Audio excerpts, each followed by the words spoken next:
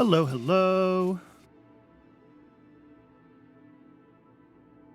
Hi, Starfighter. Space music is working, so your fix held up. Yes. The fix is that I need to remember to, every time I reboot my computer, open the right file. I should probably learn more about Wire Plumber and set it up so that OBS automatically connects to all the monitoring ports that it needs to be connected to, but I haven't bothered to learn that much about Wire Plumber yet. So I've got a file in a DAW that restores all the connections for me, and I just have to load that every time I reboot my computer. I have to load it and restore all the connections for OBS. It's great.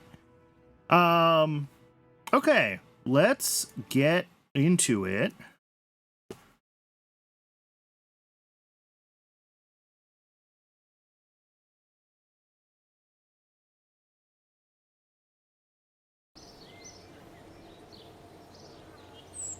All right, what did we achieve last time? We're working on early satellites. Okay, which is pretty much done. Except for this Sun Synchronous Orbit. Right, we were working on the Sun Synchronous Orbit satellite.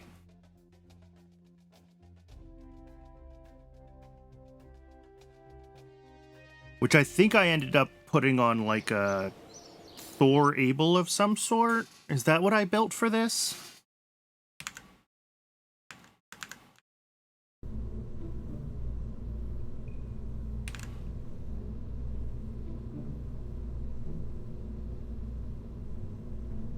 Go Sunsync. Yeah, this is the sort of Thor Able I was building.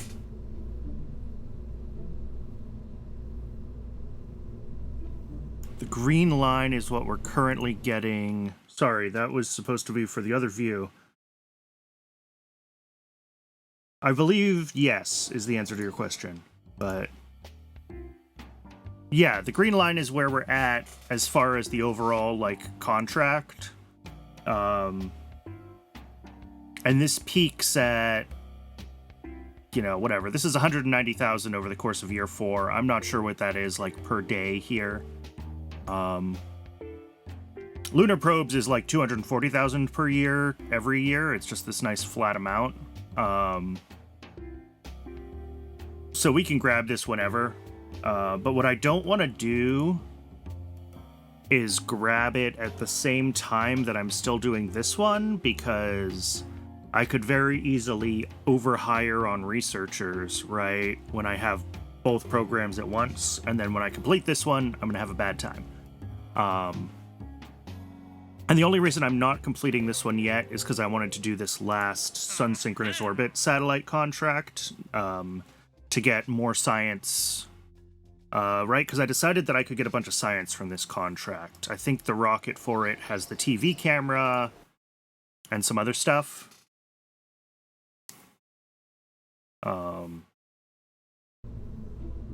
Let's see, open this. Look at the probe. Configure experiments. Yeah, we got the TV camera and the magnetometer boom. Which will get me a bunch of the science. So something I was thinking about after last stream, whoops, is that the way this is programmed right now, we're very much treating the Able as a second stage, and then, you know, the GCRC as a kick stage, which is fine. But I was wondering, thinking about the script, because the way this works right now, let's go over to the code.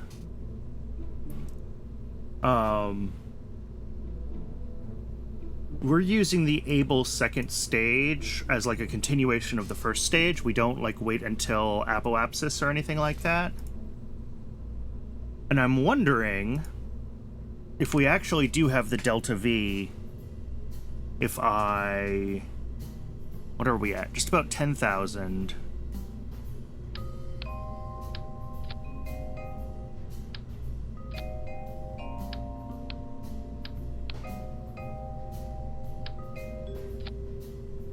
Yeah, 96, 92. Okay, I don't think we do. Okay. I was wondering if we fired Able later, if we could get away with an orbital insertion, but I don't think we can.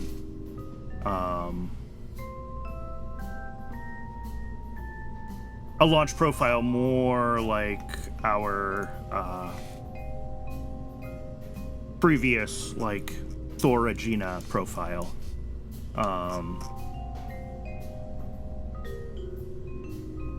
Alright, so looking at this rocket, this is a 62-ton rocket.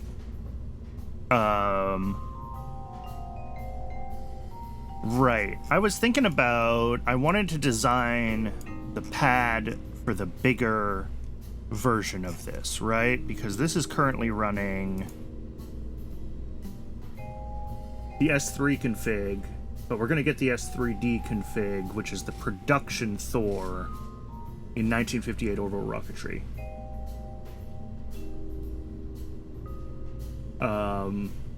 You know, we're going to just keep getting upgrades to it. So maybe it's not worth it, and I just upgrade the launch pad later. I was thinking it might make sense to just design the launch pad for, like, the next iteration, but I'm not sure that it actually does.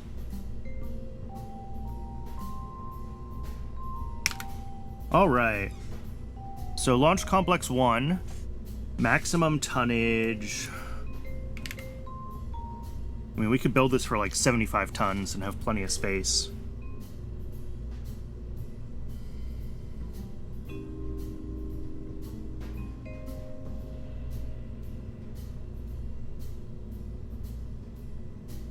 $255 max engineers. We'll go up to like 80 tons. 268. Okay. But this is actually, this doesn't take that much longer to build. 148 for the 80-ton version. 147. Yeah, let's do 80 tons. Minimum is 60. I don't think we're going to fly anything lighter than this exact rocket on this pad. So I think minimum tonnage of 60 is fine. 268 engineers is great. We'll be able to build things quickly. Height limit is easy enough to adjust over time, so I'll leave that at 28. Go up to 30. Oh, ooh, not 40. 40 is too much. That adds a lot more days than I expected. Alright. We'll build this. This will be our launch complex. And I think we can decommission the redstone launch. Well, no. I don't want to decommission that other launch complex yet. Because I do think that we might fly...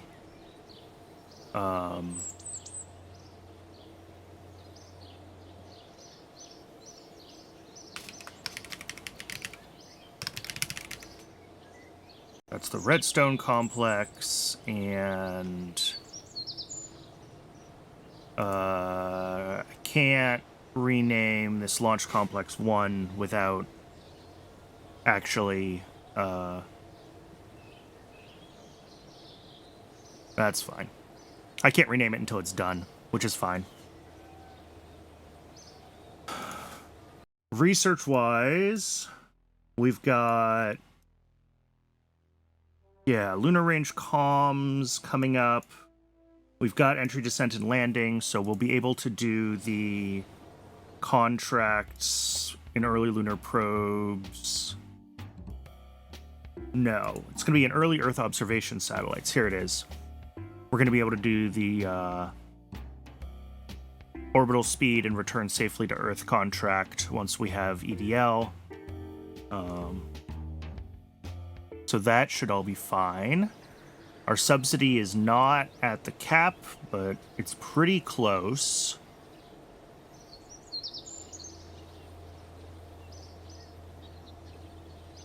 I don't think I have any other missions that I can fly except for this Sun Synchronous Orbit satellite.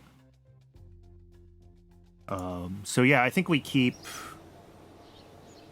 fast forward to this launch complex being done, unfortunately.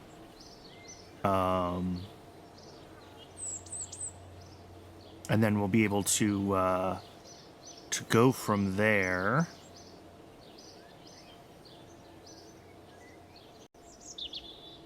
Yeah, the entry, descent, and landing tech. Insufficient funds to continue construction, huh? Oh.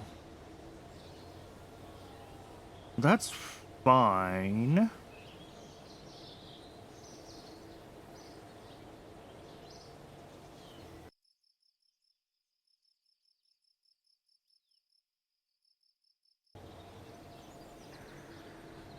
What is going on with my funding?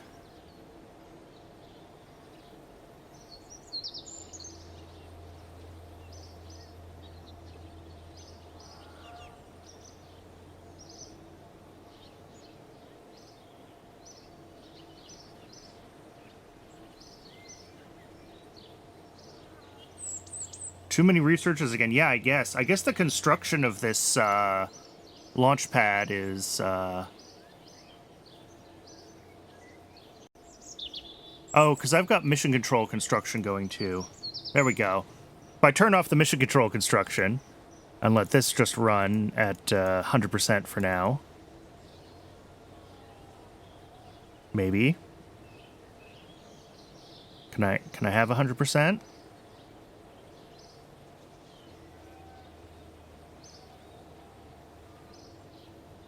Oh my god. There we go. Yeah, if we turn off mission control for now, we can run it and get this launch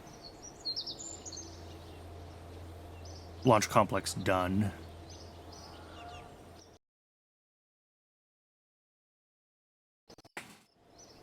And what is it? It is currently... Yeah, it'll be March of 58. Okay, that's not terrible when that finishes up.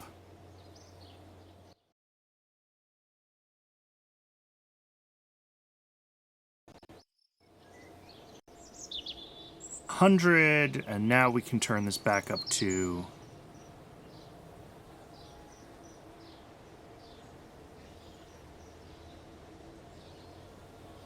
Oh, that's still too expensive. Alright, well, we'll turn mission control upgrade off for now. Let's go ahead and staff up the new... Well, first of all,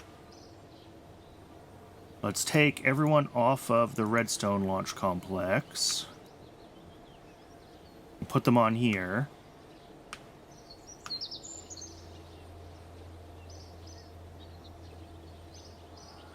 We can put 20 more engineers on here. I just auto-hire this. Reserve funds of like 5,000. I probably just hired too many engineers because we need a little bit of money to actually launch this thing, which I didn't actually consider. Alright, this is a lot to tool because this is all new stuff. Let's make sure that we're doing right. There's no fairing decoupler, there's no pedal hinge. On this one, there's no pedal hinge, there is a decoupler. That's fine. All of the tanks look correct. I think we can tool this. Yeah, and it costs a little over 5,000 to launch. So let's get ourselves up to...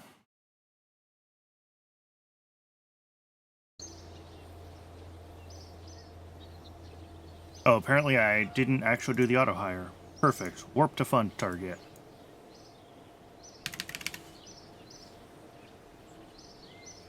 Yeah, 11 days. Let's warp.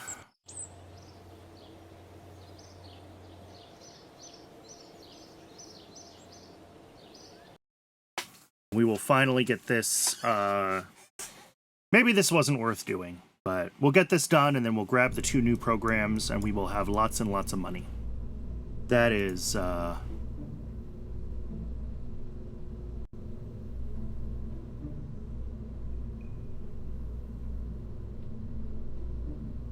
we go. Added Sun Sync to integration list at Launch Complex 1.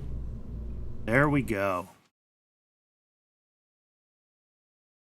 And I'll resume that mission control upgrade once I have the new programs grabbed, because those will be...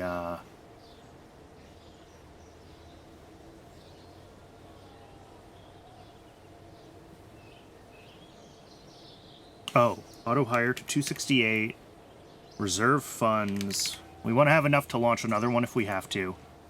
But this will just start hiring engineers for this launch complex as we go. All right, we're currently not running any research, which stinks. That's a waste, but...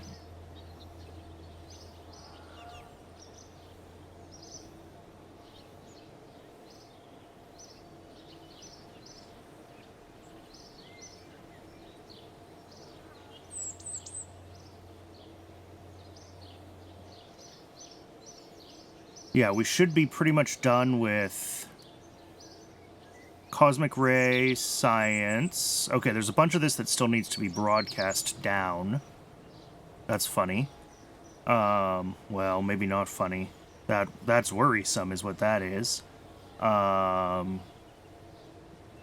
Magnetic scan we haven't done yet. Earth space low. Only if the batteries hold, yeah. Well, I think the one that's up there is solar, right? Don't I have a solar one up here that's supposed to be doing a bunch of science and sending crap to me?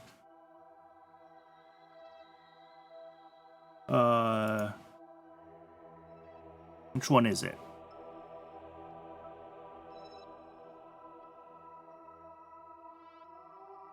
Is it the P?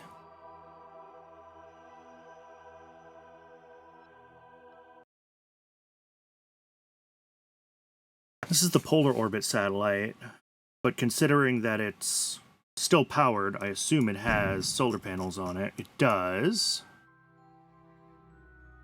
It's got no science on this one. All right.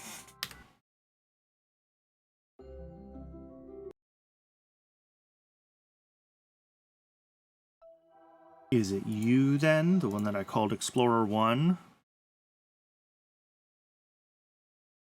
The reality is just that Kerbalism has trouble with high time warps. Yeah, Cosmic Ray Science still hasn't broadcast all of it. I'm going to fast forward until this is in the sun again, just to make sure that Kerbalism doesn't do anything awful.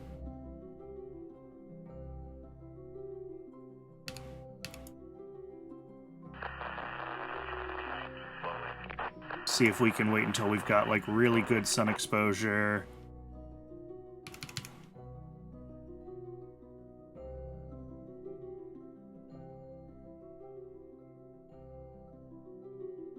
But yeah, there's a couple weeks left on this, and then...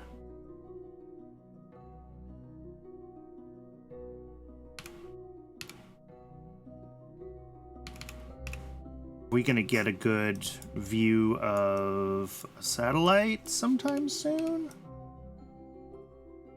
Maybe this one? Nope, not that one. Oh, we're also near AP here.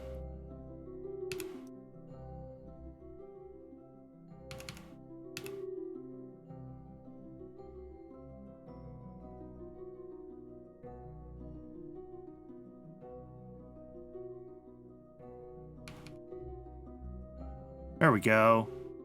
Perpetual, and we have signal. And it's trying to transmit as best it can. I think this is the best situation I can leave this in as far as Kerbalism is concerned.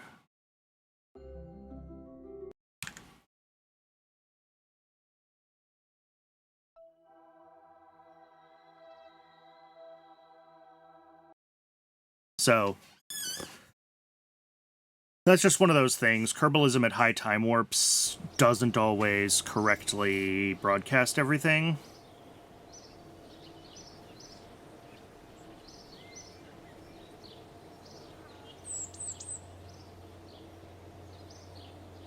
Yeah, 63 days to transmit all of that. Not ideal. All right.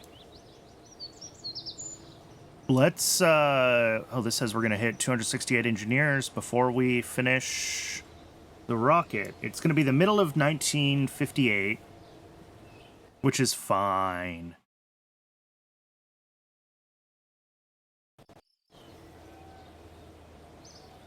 All right, and if we check our engineers now, our staff, engineers, we've got 268 on this launch complex.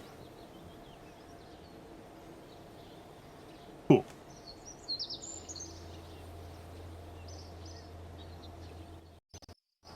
So let's just roll this out. I have lots of money even. All right, let's resume this mission control construction. Is our budget still positive with that running? Absolutely not. It's negative 400, but that's okay because we're about to spend, you know what? No, I'll wait. I'll hold off. What I can do is go into researchers though.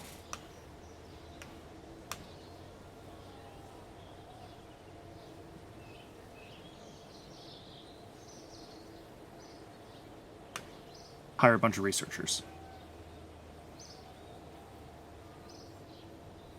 Auto hire up to 500. This is what I should have done, but that's okay.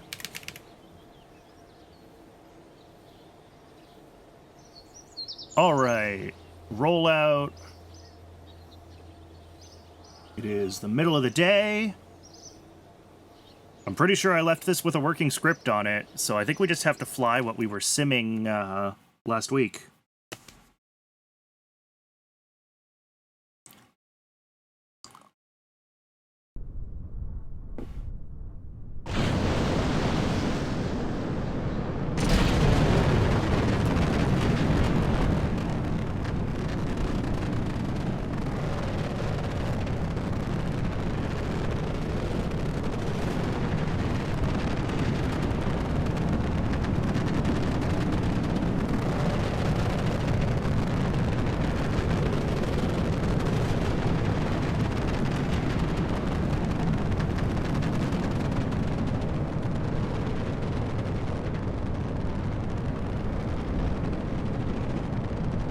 What an awesome crackle. Yeah, the sound effects on those caster boosters are pretty fantastic.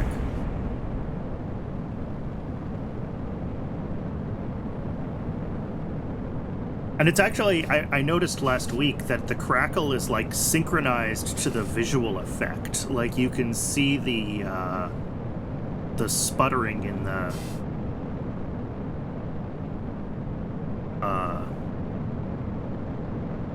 exhaust plume.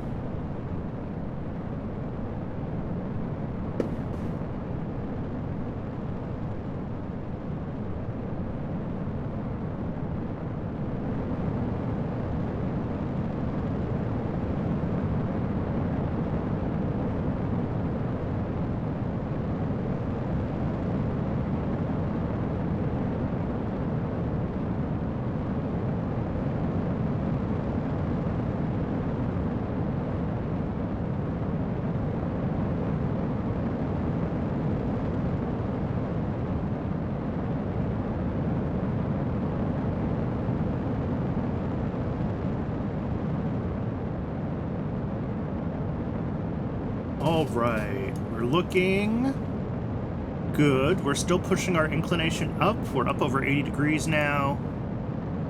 We need it to be between 95 and 99. This is a slightly retrograde orbit. And I think we'll be fine there. And then pushing AP up. No issues there.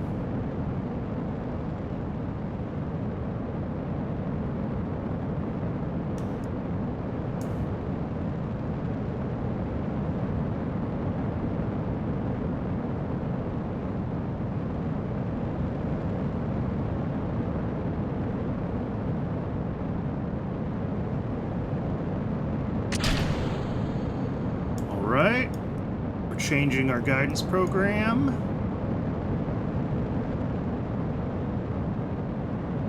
That little wobble is gonna happen.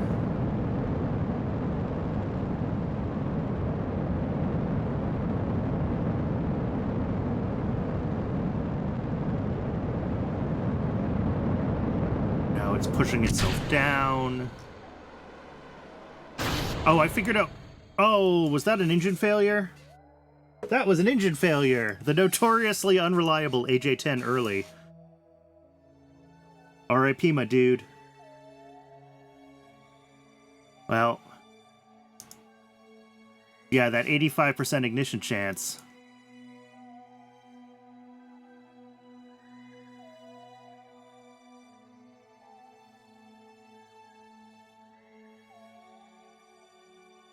Well, we may as well let this float up to AP and transmit any science it can transmit.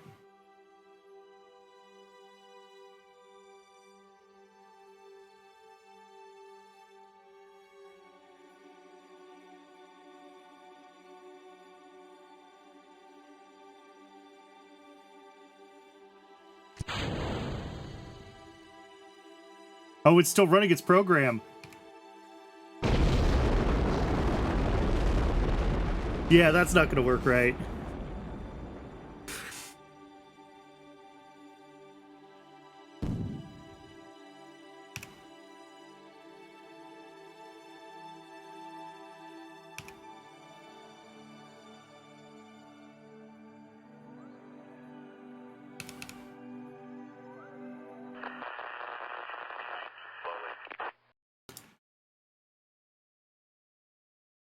It's all right. The AJ-10 is notoriously unreliable, and it will build the second one a lot faster because the launch complex is already fully staffed up, etc., etc.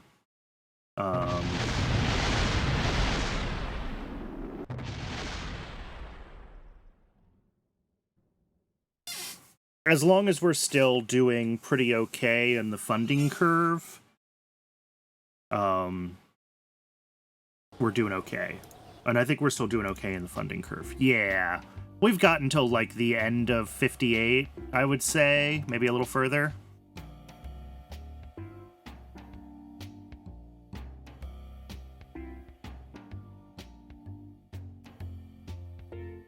And I can complete this program at any time as well. I had just, you know, wanted to get this mission done because I thought it would be easy. It would be an excuse to build some stuff before we started the clock on our other programs, right? Oh, I didn't check how much money I had because I spent it all on researchers. Yeah, we don't have enough for this.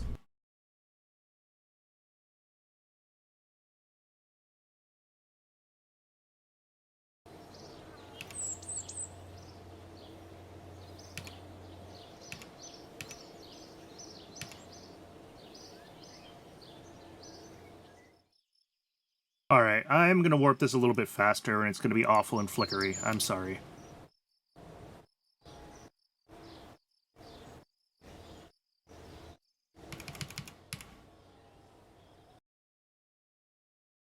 And then if this fails again, then I think we just complete the program and we move on with our lives, because we're not getting any science or anything. Like, the whole point was to run an extra contract and get our science done, but we can't actually fly the darn thing, then it doesn't matter.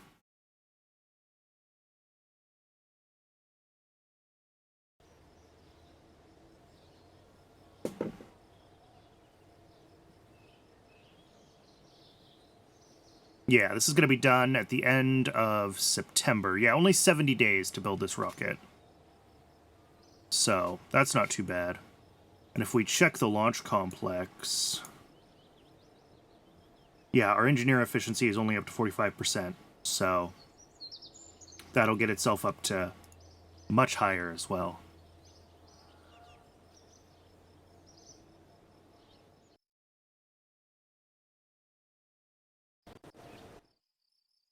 All right, 500 researchers.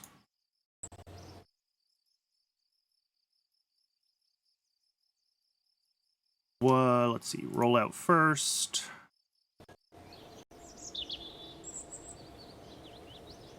And let's try this again.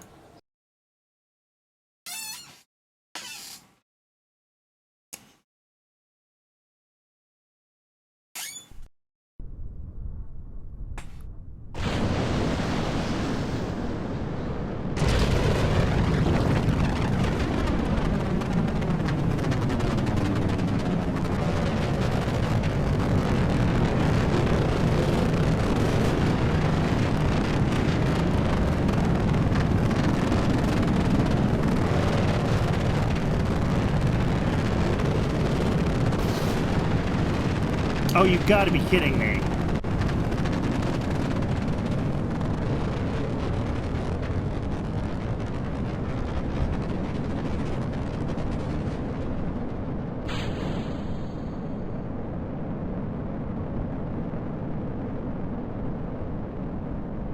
Doing a proton. Yeah.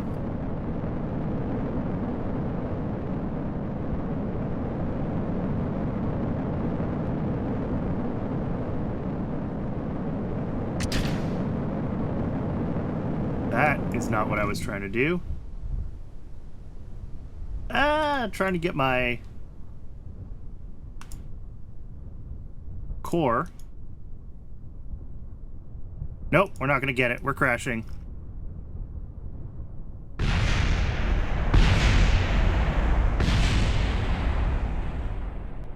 Did I install the gyros upside down? I wish.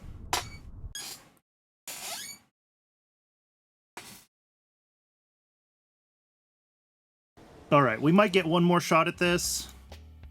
Yeah, we've got like one more shot at this. I don't mind getting the data, honestly. Like, data's good.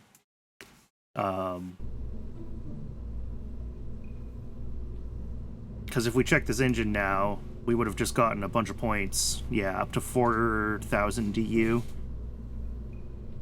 The failure rate on these things should be pretty low on the Thor, but it is what it is. Alright, last try, and then we give up, we wrap up this program, and we move on to other frickin' things. Because we need...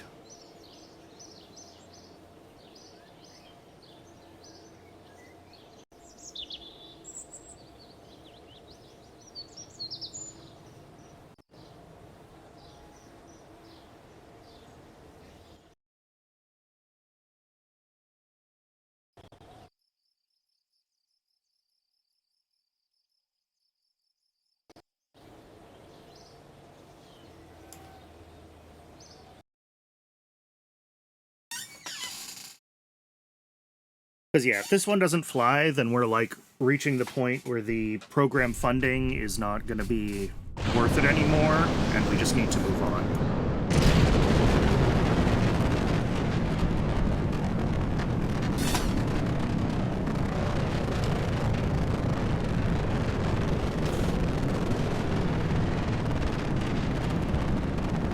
Here we go! Oh, did Twitch approve that new emote yet? Let me check my, Oh, not yet. Okay.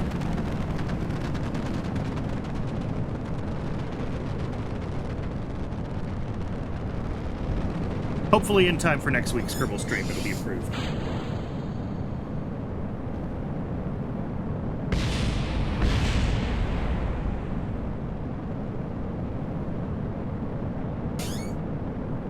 Okay.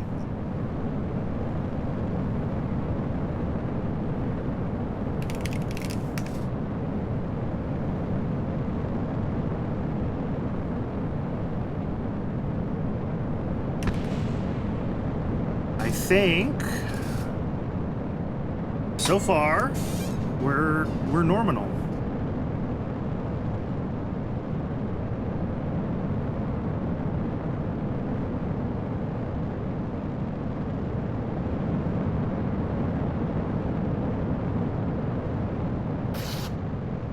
Ooh. That's okay. We can survive the loss of one of the LR-101s.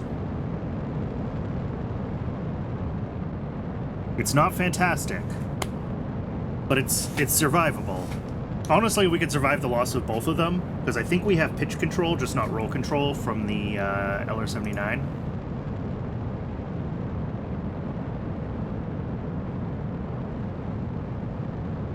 Right? Yeah, this has gimbal.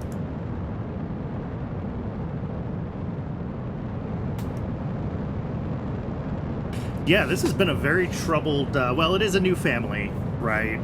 And even taking into account the data transfers from previous engines, that's just the reliability, and both of these are basically prototype engines as well. We don't get the operational versions of the AJ-10 or the S3 until the next orbital rocketry tech node. No, which I could start, probably. I probably have the research for it at this point. Speaking of, how are we doing on that? Mass spectrometry from space low. Micrometeorite detection from space low is done. Mass spectrometry from space low is done. Okay. Cosmic ray science from space low. Still transmitting.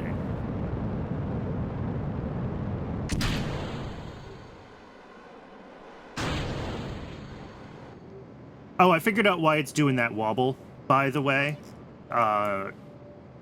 It temporarily locks itself to prograde before it starts its pitch program, and what it needs to do instead is to lock itself to its own heading. So that's a quick fix to the Able stage code. I just wanted to get this launch done, and I was like, oh, well, we'll work on the code when we design the next mission. Let's just get this prototype version launched and flown and get the science. And now it's been a whole thing. We're sitting at 97 degrees inclination. Yeah, between 95 and 99.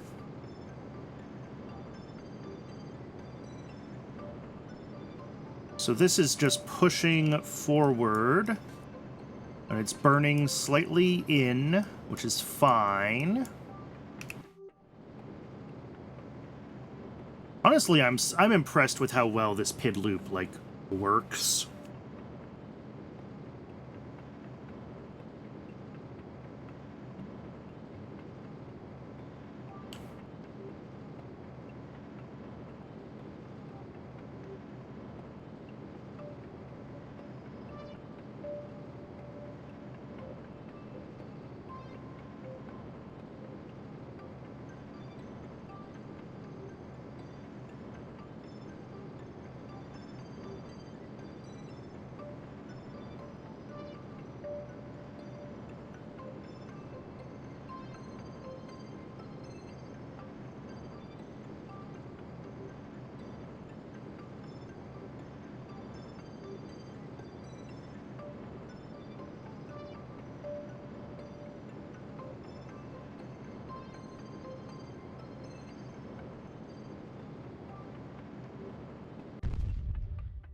All right. Upper stage is burned out. I think we coast to... What does the code say? Wait until ETA AP is less than 30 seconds. Okay, and I should have put a time warp in there.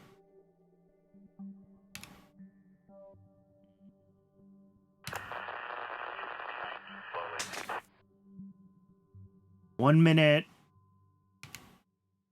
40 seconds. All right, so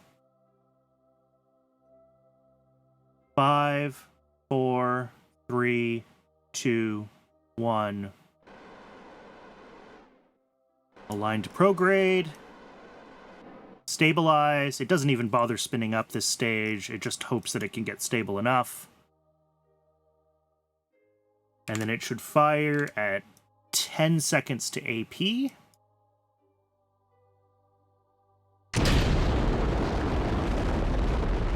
PE above 300. Eccentricity 0.031 out of a target of 0.04. Beautiful. We are in orbit. We did it. Finally. The stupid thing worked.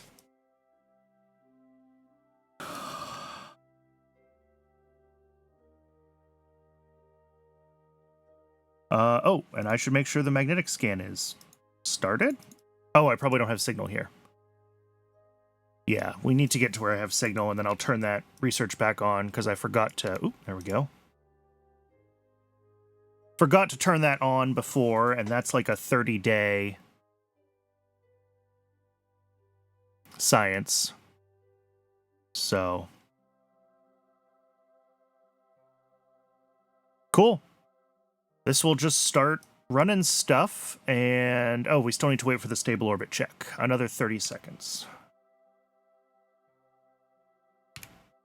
There we go. Now the contract is complete. Little extra subsidy, which, I mean, we lost a lot more waiting and time warping to this point than we got from flying this mission. But we managed to stretch the program out, which was really the goal. Here's where we hope that the vehicle doesn't somehow accidentally fall out of orbit. We saw that once.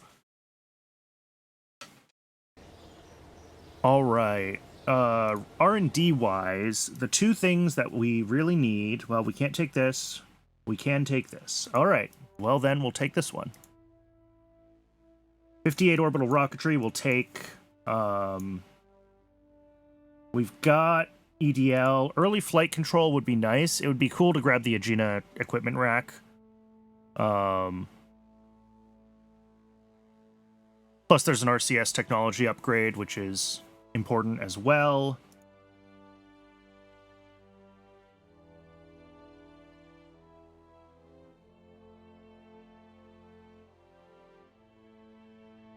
Ooh, that's cool. That's worth grabbing when we get into 60s tech. But yeah, the 1958 orbital rocketry node is going to get us better versions of the AJ-10.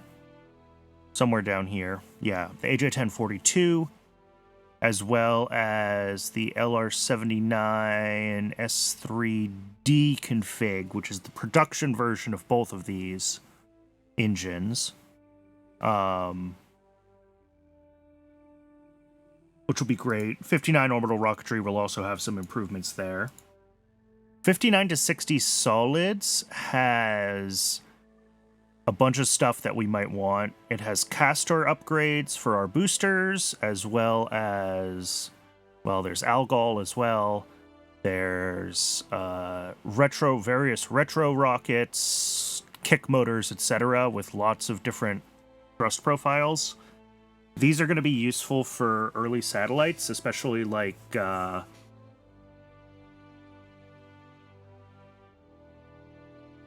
for our early return capsule missions. We're going to need like little solid motors to like kick our payloads out of orbit, right? And those will work well for that kind of thing. We're also going to want to get this basic avionics and probes because the procedural deep space avionics can hibernate, and we'll want that for long-term missions that maintain their ability to control the vessel. But I think I don't have, unless I want to grab planes, and I don't. With the force science I have, I can't do much. So 58 orbital rocketry will be done in 59. That's not great.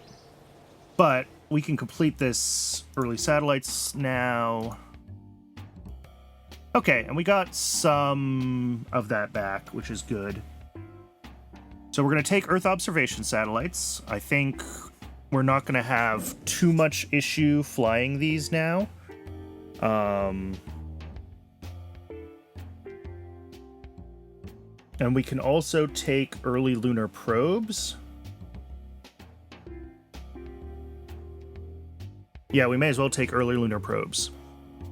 We're not going to be able to necessarily launch this immediately, although Thor Able could probably get a small flyby or a small impactor up there.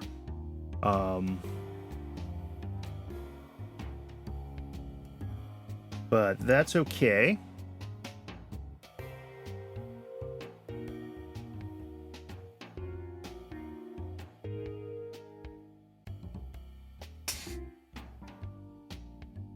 So yeah, we've got 4 years on this to get these things done.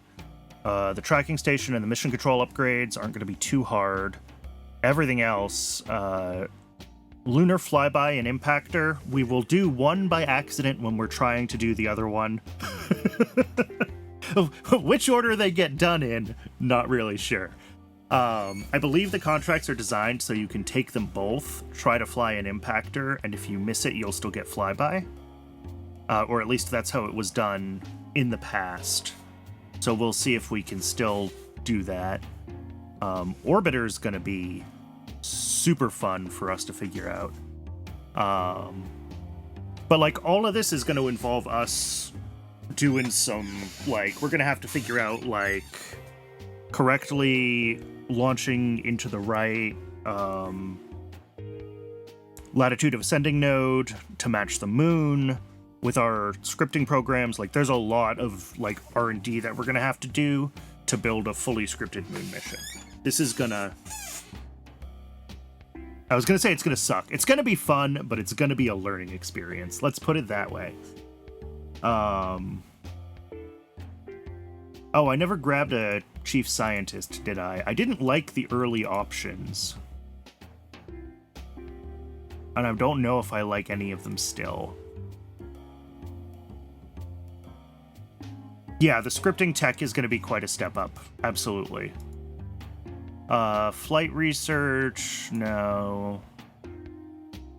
RCS,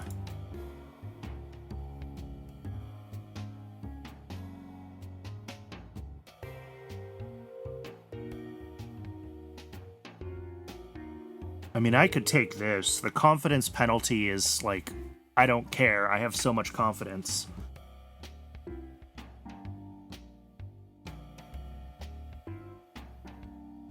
X-planes, X-planes, X-planes, solids.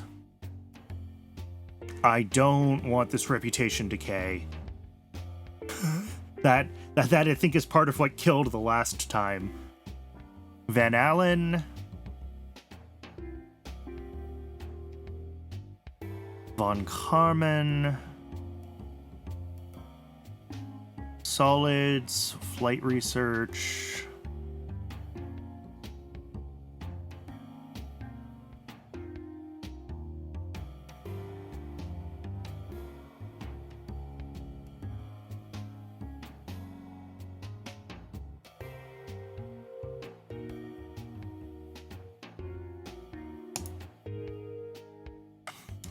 I think of all the negatives, this is the least bad negative. And, like, cheaper avionics is great. It's going to be a thing that we care about. Especially for longer running missions. So I'm going to go ahead and say yes. Okay. So I should be able to... Well, we can... I left-clicked instead of right-clicking again. I don't know why I have so much trouble with this. Why my brain refuses to remember that right-click exists when I'm trying to upgrade my buildings. Alright, upgrade tracking to level 2. Only middle clicks from here on out, yeah. Alright, with both of those running... No, we cannot run them both.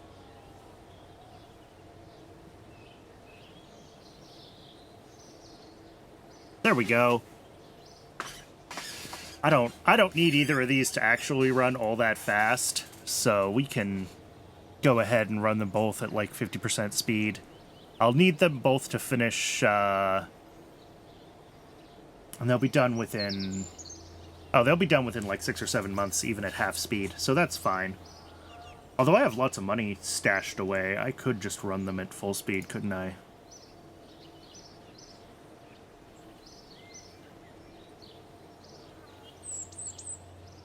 Here.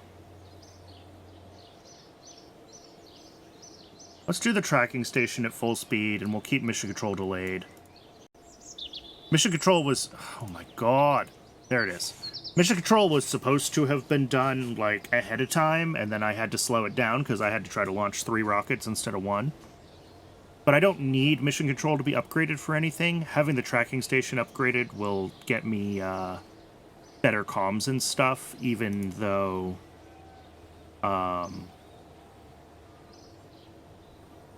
we can't do maneuver nodes until we also do mission control. So that'll be that. We'll let that run. In research, since we did finish lunar range comms, comms tech level 1, purchase. So we want to be, so we have upgraded comms now, which is going to be good. And then in mission control, we have options. So I think this cosmic ray satellite beyond LEO is, yeah, here we go. 45 days, transmit cosmic ray science and video imaging from high Earth orbit. This should be really easy to do, I think, even without upgrading our Thor. So we need a PE above 200 and an AP above 36 million.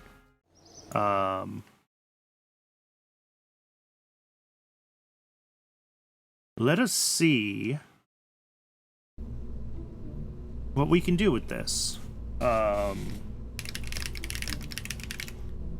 orbit cosmic ray is what we're going to call this. If I, let's see, open this.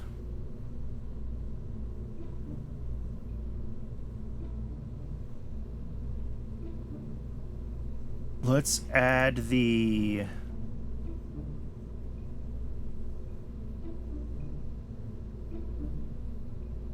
radiation detector.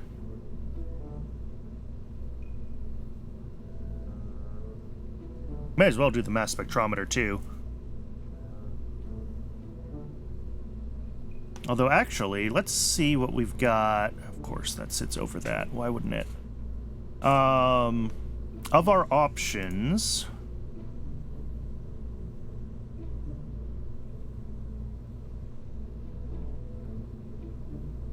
yeah, space high for cosmic ray science is like 14, so we definitely want to do that. Magnetic scan, space high is only 8, not huge. Mass spectrometry, space high is 11, that's not bad.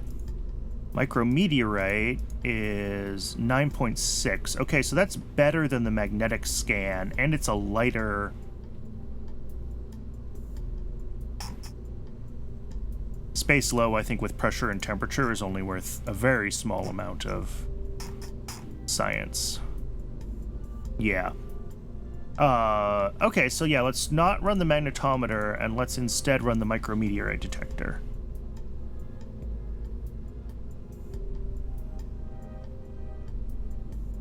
And this should be able to get a bunch of stuff from space high. If we go ahead and we run this at like full, and then if we change our target inclination to 0, that sounds so scientific. Which part? Temperature scans in space? Oh, just a surface-mounted microphone. Yeah. The micrometeorite detector? Yeah, probably. Yeah. Yeah, basically it's just a vibration detector. It just picks up... Calling it a surface-mounted microphone is an understatement, to be clear. It's technically correct, but, you know.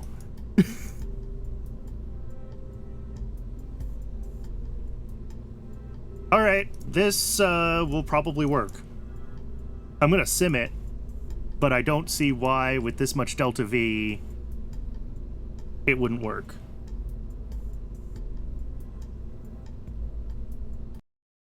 This is basically exactly the same rocket that we just flew, except it's going into a flatter orbit, and...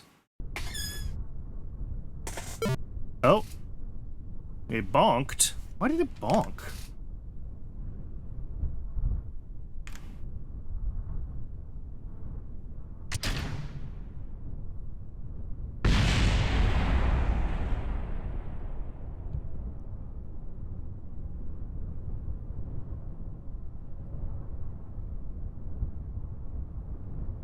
Oh! Yeah. So that... Oh, of course, because we can't go into a perfectly... What's our minimum inclination at KSC? That's the issue.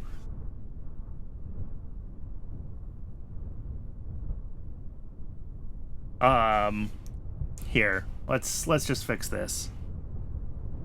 Because launch azimuth takes, what? Ship latitude. There we go. So we will set our target inclination, instead of 0, ship latitude. There we go. That's what I want, right? Because we can't go any lower than that.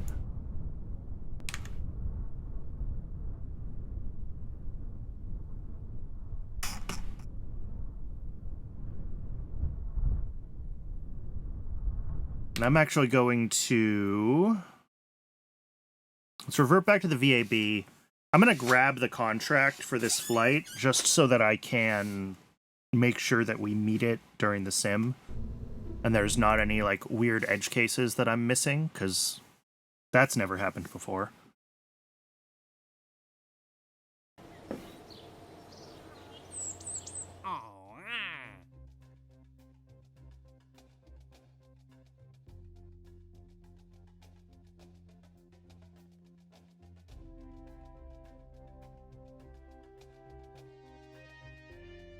Might aim at the ascending path. Oh, maybe. Yeah.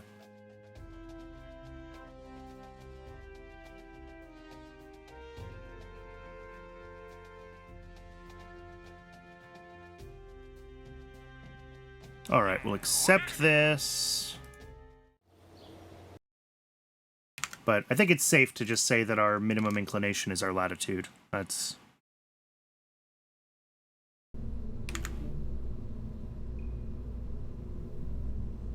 No, we shouldn't need a minus there. This already handles... It expects a 90-degree inclination as a polar orbit. Because our target inclination for the previous one was 97. So I think it's correct for it to be a positive number.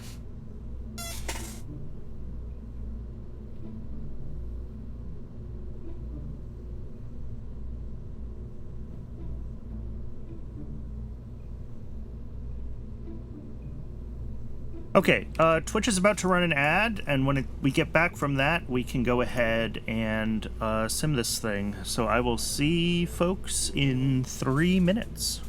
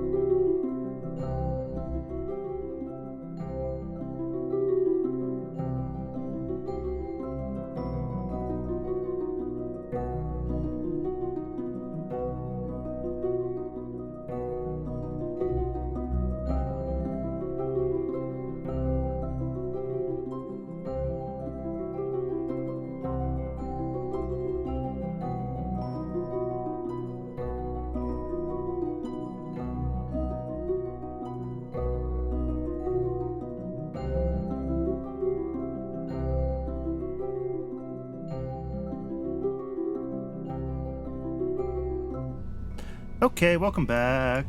Let's sim this thing. Hopefully it will manage to launch itself into the right latitude.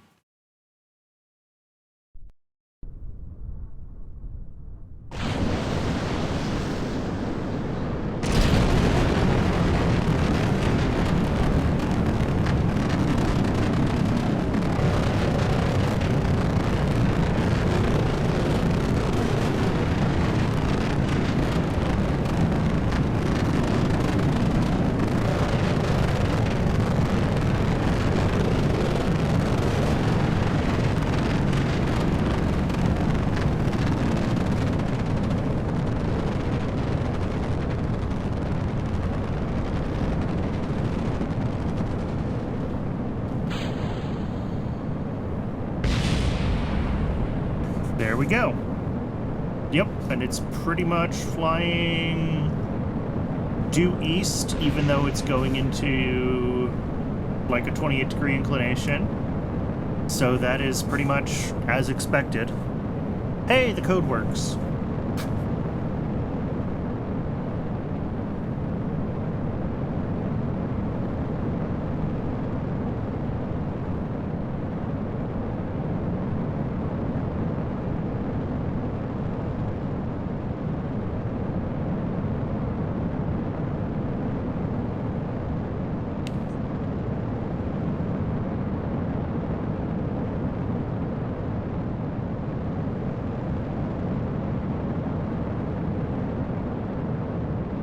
Check this. Yeah, we could actually lower our target altitude for the initial launch if we wanted to, if this comes out low, or if it's not quite hitting its AP requirement for the Science High. But I think we're going to be okay. We have a lot of Delta V left in this thing, and this is a low inclination orbit, so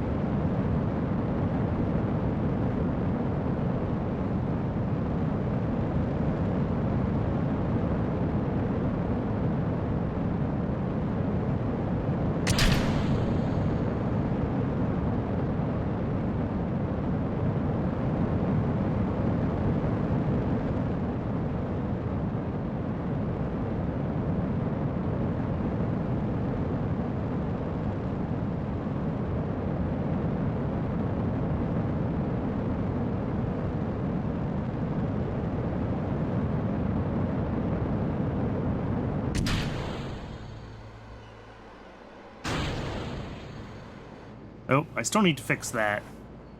And then I also want to adjust the pitch so that it pitches down more. Although this seems like it's kind of correcting itself okay, so maybe we don't need to.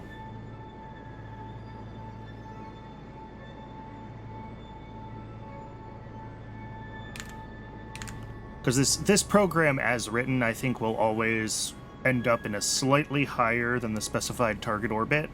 It's just the way it works.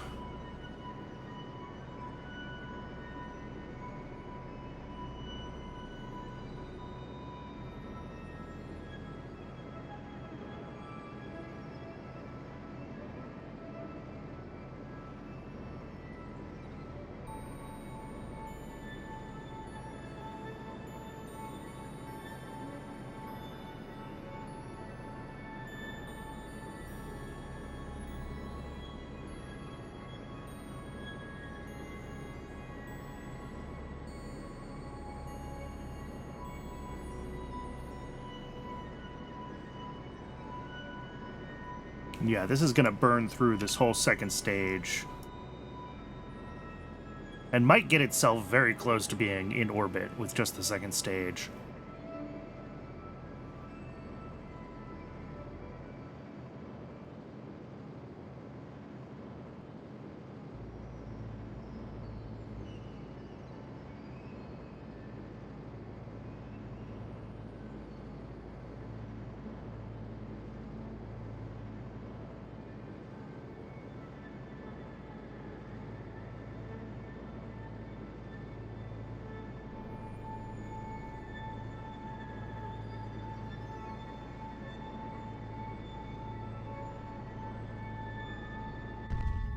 Not quite, but dangerously close to being in orbit. All right, let's fast forward this.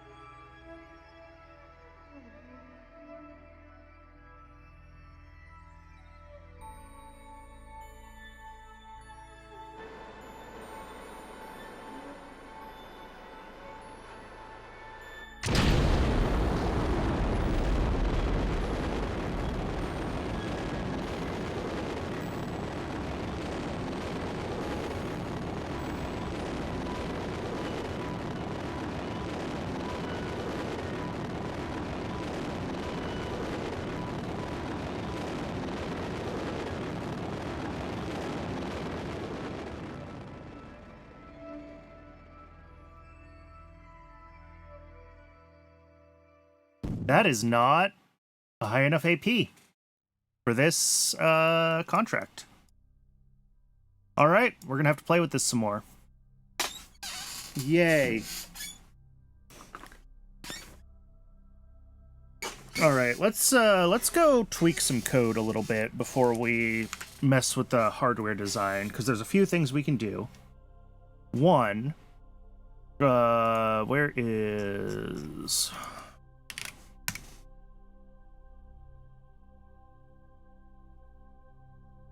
time warp.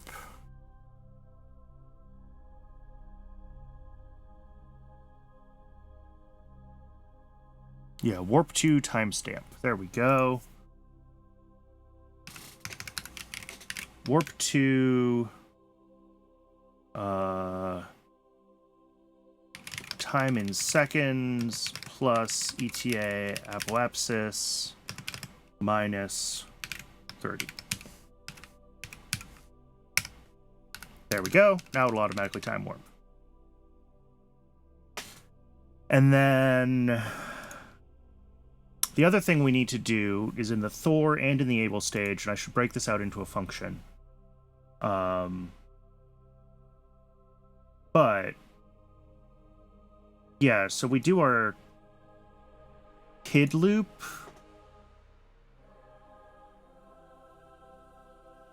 But we do our heading is at just the pitch that we want. But this is pitch relative to, like, neutral orbit pitch.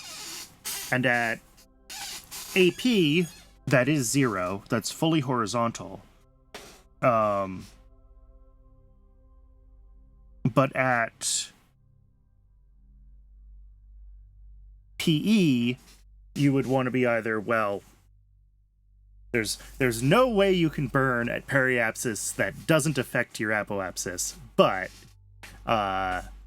closer to radial in or radial out, right?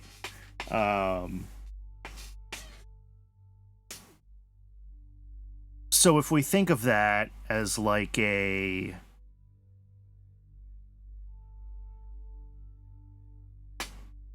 we can do it linearly. So we're going to have, what do we want? I'm just going to write this down.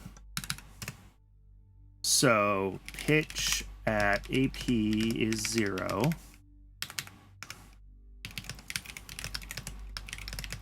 And we want to be radial in for most of our process, because we want to be pushing our orbit ahead of ourselves. So I'm going to say we want minus 90. We want to be pitched in. And then...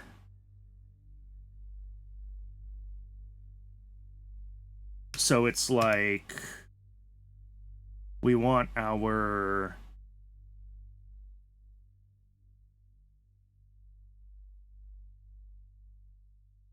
Is it just true anomaly over 2 minus 90? Because when your true anomaly is 0, that's PE, that gets you the minus 90. When your true anomaly is 180 at AP, that gives you 0. Yeah. Okay. Okay. So we'll do, like, local... Yes, anomaly is in degrees. That's what I want here.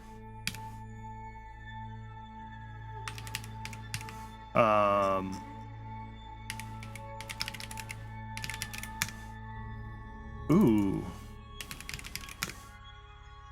Of course, there's no underscore.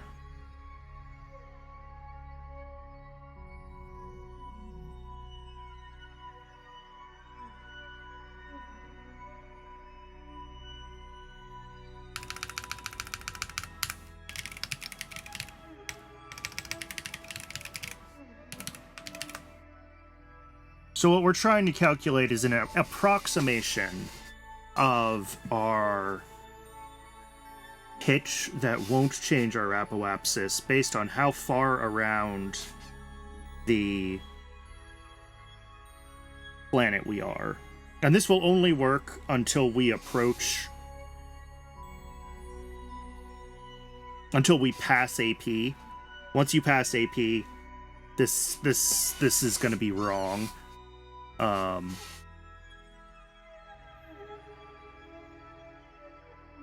But what this should do is it should cause the ship to pitch in much more aggressively.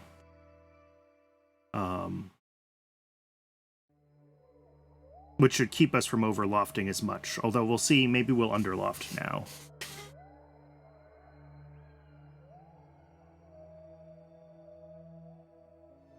Because true anomaly goes from, I had a link in my notes. Copy. Just want to copy the link. Is that not an option? Apparently not. Can I do it from here? No. Alright, fine. We'll do it this way. New tab. This tool window.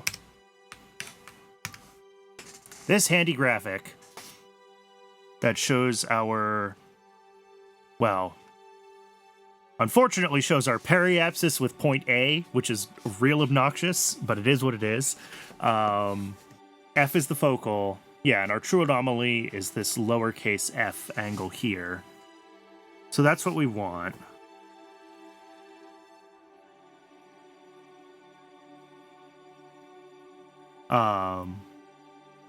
Yeah, whoever named these things, well, this is from the math pages, not specific for orbits, but still it is unfortunate.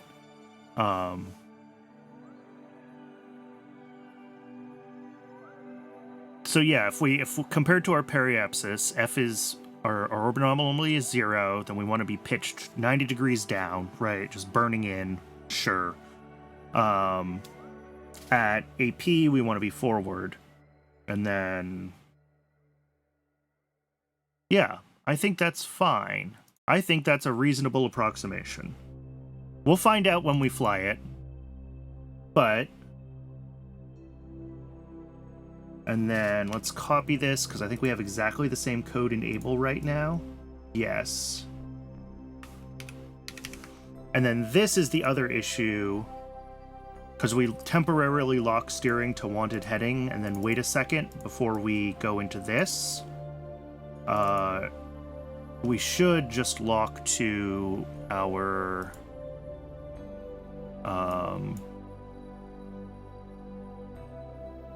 let's see, where's ship?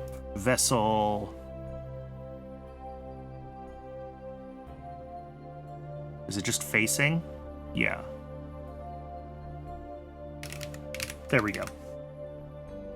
And this should say, like, don't do anything, right? Because what we want is for this, like, couple of seconds where we go through the separation procedure, the engine spin up, etc. We don't want to be trying to maneuver. We just want to be doing ullage and getting the motors fired. So I think that's what we want, is to lock to ship facing here. Plus this updated PID loop for pitch control.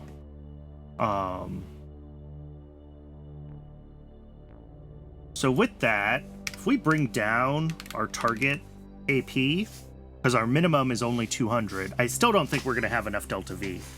We're going to have to do some other things with this ship to get it to complete this contract at the hardware level.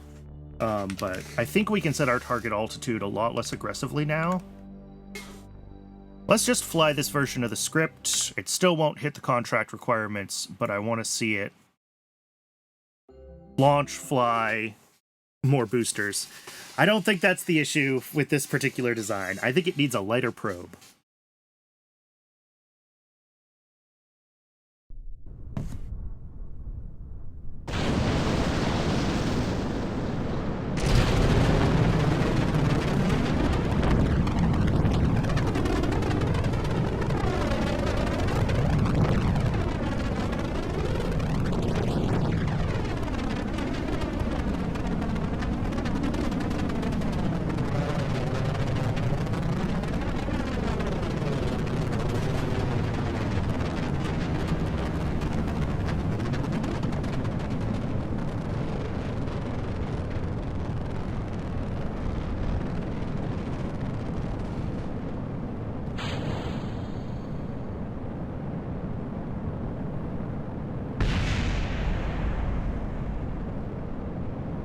Wow, that thing is flying off. Goodbye, booster.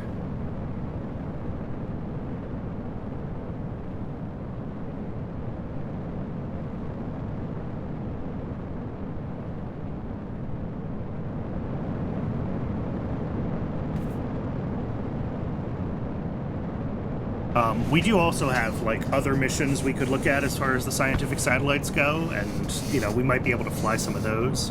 I could also just put less science on this thing and still hit the contract requirements. I'm going a little crazy with trying to pack as much high orbit science as I can into this one flight. So there's options to get this thing to be able to hit the contract for sure. Because all we need to do is have cosmic ray and video imaging, so everything else is gravy.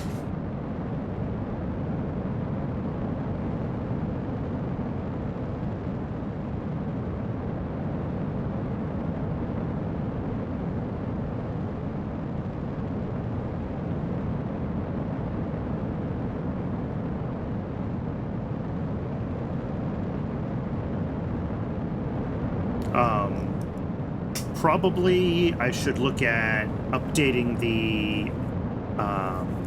Oh, I need to update the antenna on this, because we have better comms tech, and I might be able to use smaller batteries with a better antenna. So that would help significantly with... Not that the batteries on this should be that big, but I didn't exactly spend any time messing with that stuff. Okay, so yeah, we're going to be over-lofted by the time we hit 100. Oh, and we bonked.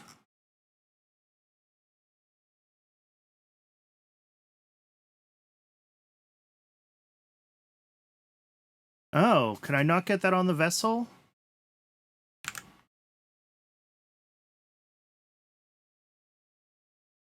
Orbitable.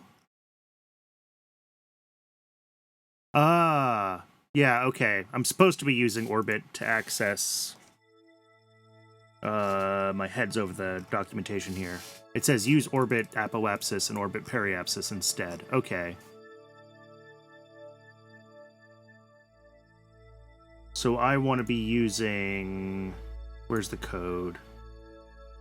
Not ship true anomaly, but ship orbit true anomaly.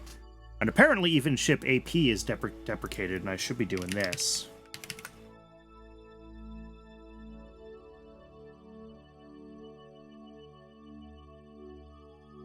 My bad.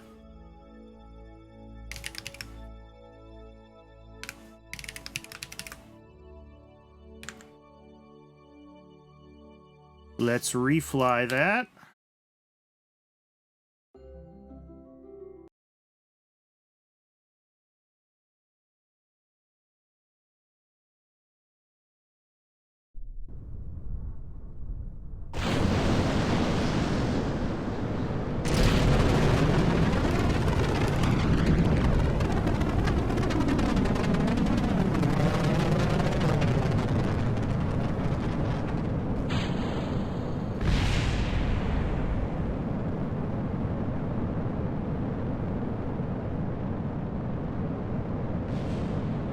But we should see this pitch back in much more aggressively to bring down its AP once it overlofts itself coming up out of its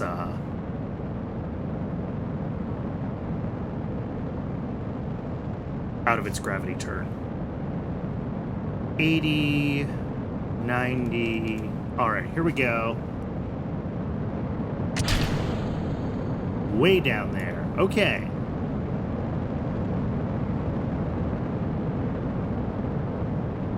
Yeah, it steers down, and now it's kind of bringing itself back up. Whoops.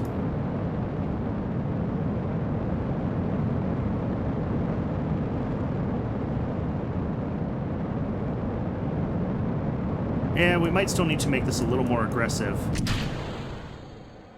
Hey, that's not pitching up anymore. That part worked. Oh yeah, and then this is pitching way down.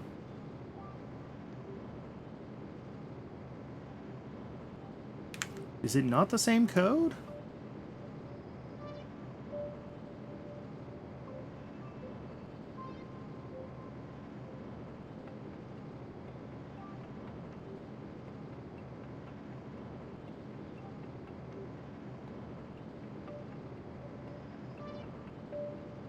It is exactly the same code. Is the PID loop the same?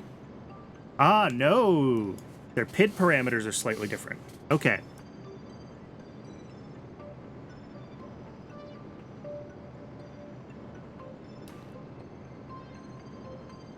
That's the issue.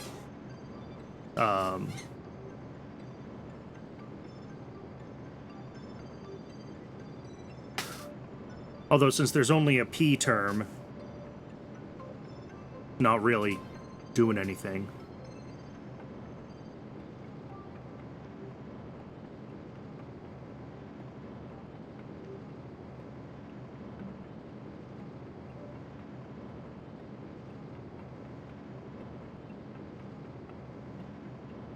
But yeah, this is still doing its darndest to bring the AP back down, which is great. And you can see that it's also coming in a lot closer in time to its apoapsis.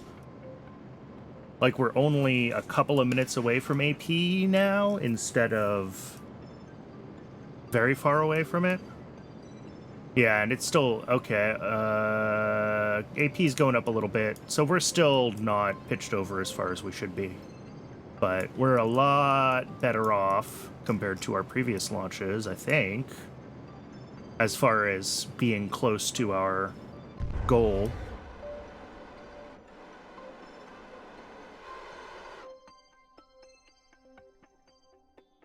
I'm not sure what that maneuver was.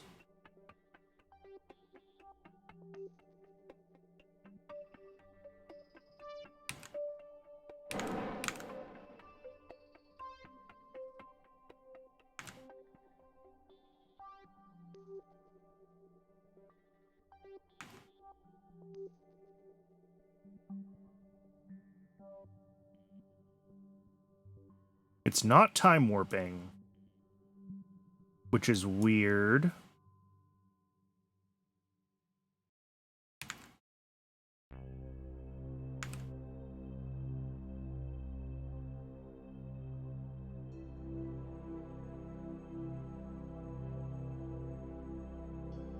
Oh, I don't have any debug code in the upper stage.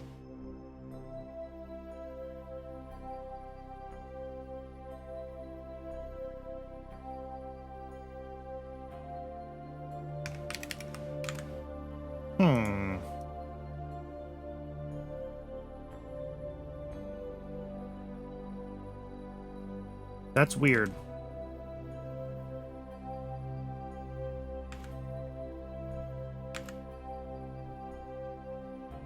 I wonder if it doesn't think ship thrust is 0 because RCS is on. So it's like... No, but it locked throttle.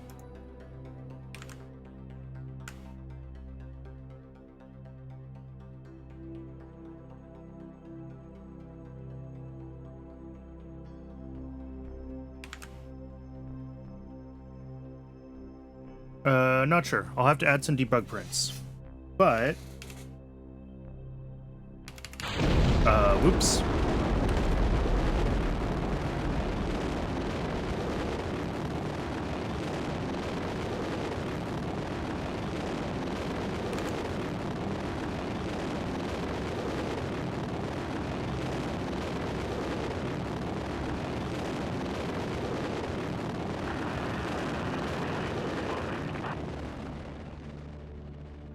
I mean, we did get a few more kilometers on our AP in this flight, but it almost seems like it did this part here. Like it skipped the... Oh, maybe I still need to wait until, even though it's a warp 2?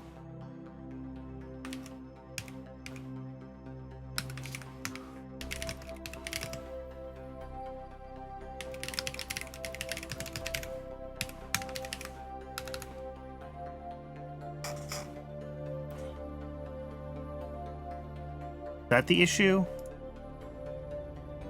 I don't remember if I ever actually figured out if warp works correctly with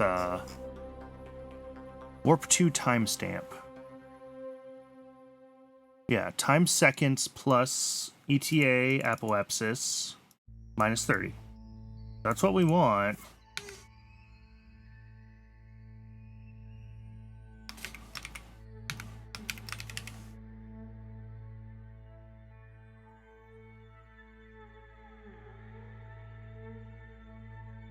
It should be, but it seems like it did this, like it locked steering, right? We saw it realign itself to prograde, and then at 10 seconds, it finally launched. It staged. So, like, it shouldn't have done any of this part until it was, done warping.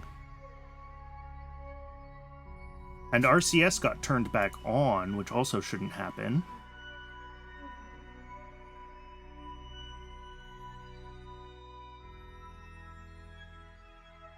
I should probably do this, just to make sure we're on the next physics tick at the end of every stage, so that the stage... We don't ever have to worry about the state that the system was in from the previous stage. And actually, this is a... Why do we have a wait 1 here? I guess that just waits for the engine to spin up before we start pitching. I guess that's fine.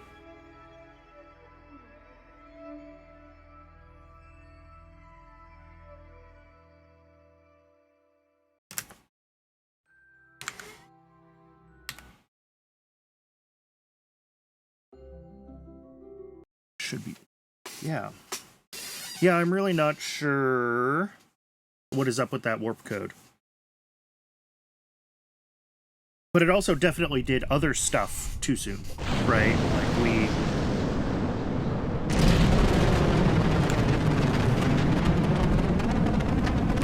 It absolutely locked itself to prograde with like 3 minutes until apoapsis left, and it did a bunch of things, so...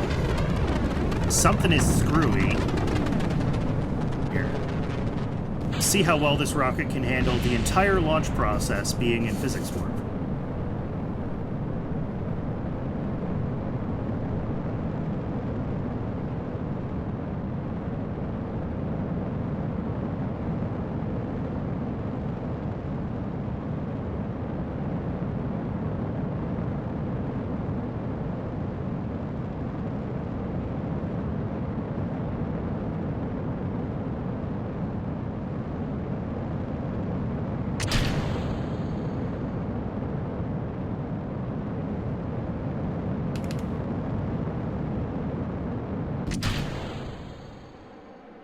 Stage separation is fine. Engine spin up.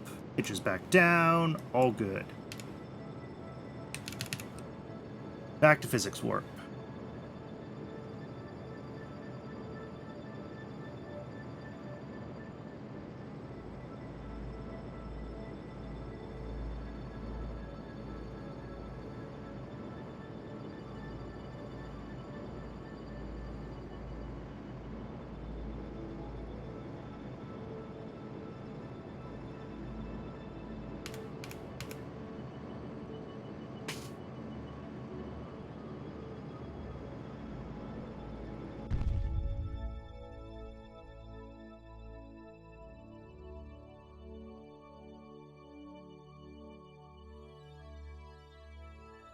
Well, it burned out and it didn't warp, and I don't know why.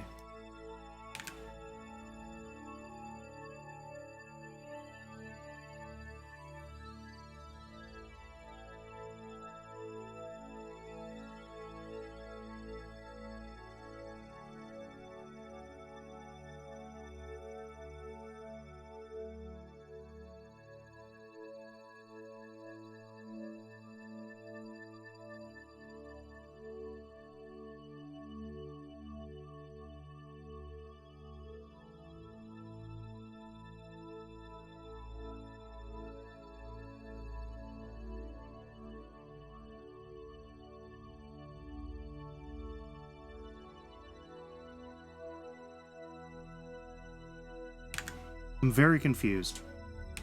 It's just not warping.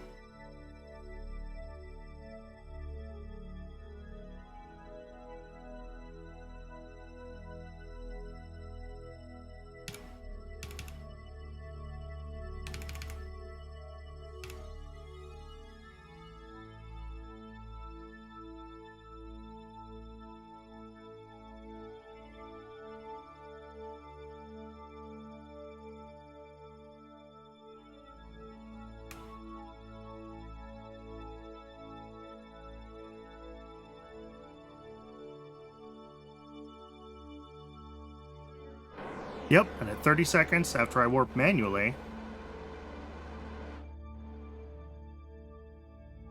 it'll totally realign itself and it'll do its whole everything.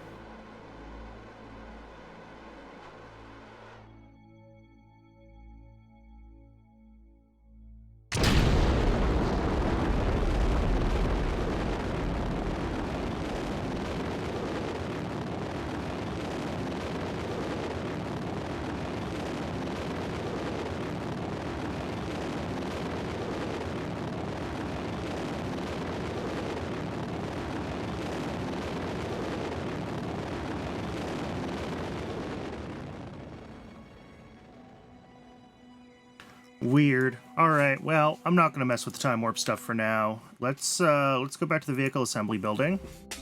Let's see if we can get a couple more 100 meters a second of delta V out of this thing. And if we can't, that's okay.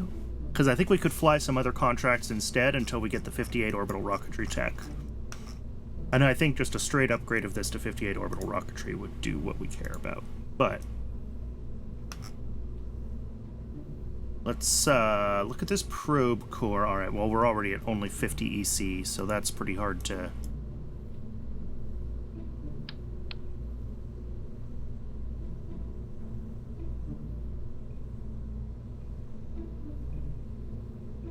Oh, our, let's see. Communication. Tech level 1. UHF band, antenna planning. Go up to like 40 megameters.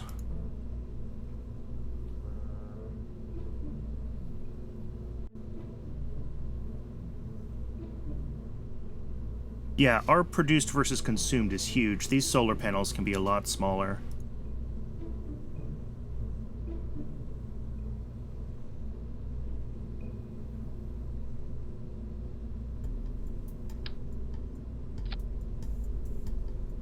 Which did not save a ton of... Well, because our antenna got heavier, I think. It did not actually save us a lot.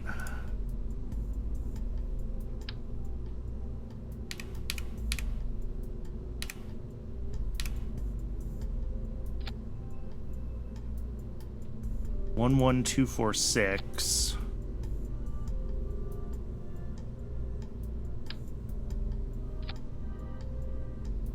$11302. Yeah. These are only minor savings here, unfortunately.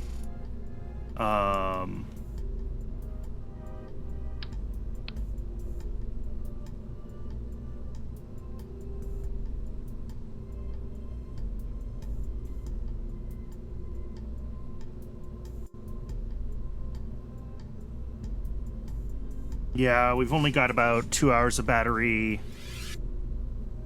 without the solar panels, so that's, I mean, fine. We could make that battery a little smaller, but we'd only be shaving a few grams off. I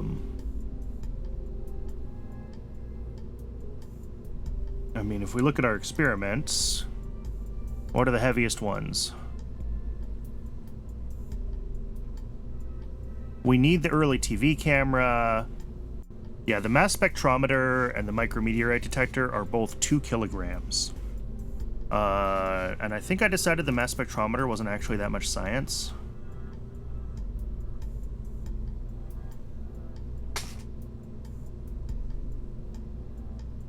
Oh, mass spectrometer's 11. Micrometeorite detector is 10. Okay. So both worth doing eventually, but, like, not necessary for this mission.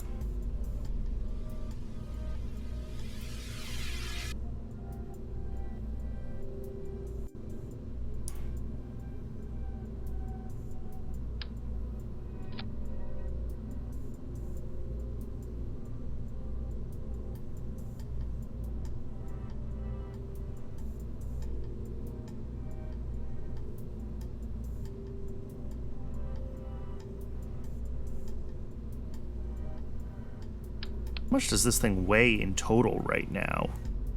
71 kilograms. Okay, so a couple of kilograms was definitely worth shaving off. 11374, huh? 10 watts. Okay, so our non-solar... Yeah, we're up to over 2 hours. So, like, we can go down to, like... We can shave some hundreds of grams off here. Every little bit helps. A couple more meters a second. But we're not getting the, like, hundreds that we need, I think. We might be able to do something with a better kick stage. Yeah, the GCRC is just... It is what it is. Probably not, though. Alright, I think... we need to shelve the high orbit until we get the 58 orbital rocketry tech, and we need to see if we can pick a different one that'll get us someplace reasonable with our current tech level.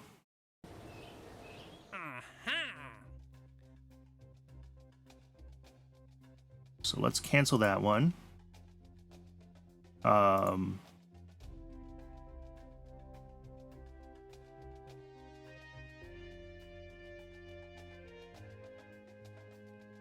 This one needs a higher energy orbit. Yeah, this was launched on a Thor Able star initially. And it needs a fairly precise orbital insertion, so I don't see us doing this right now. This one we just tested.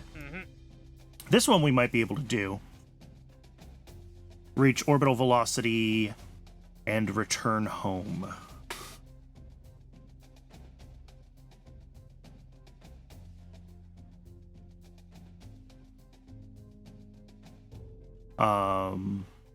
Or maybe the infrared radiometry?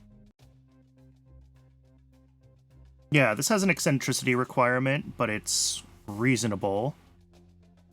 But I might not have the infrared radiometer experiment yet. Did I take that, or is that the next science node? Yeah, that's the next science node, so we need a little bit more research to take that one. Alright, I think it's going to have to be reach orbital speed and return. which is fine.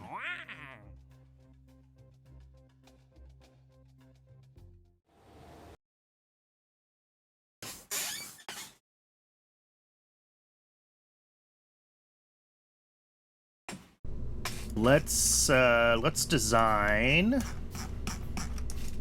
totally different probe.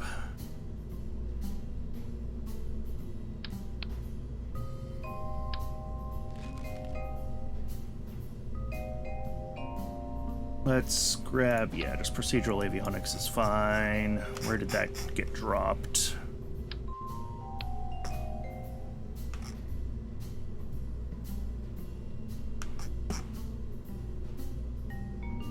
So we're gonna have, on top of this thing, we're gonna have a parachute. And actually in between, we're gonna have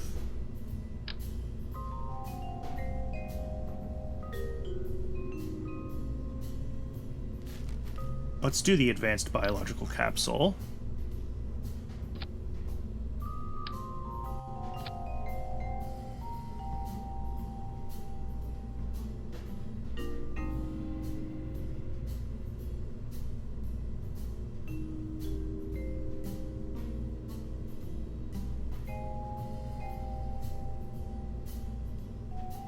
Alright, so this is going to have to be a science core. 0.3 tons. Resize to fit. Oh, I need energy.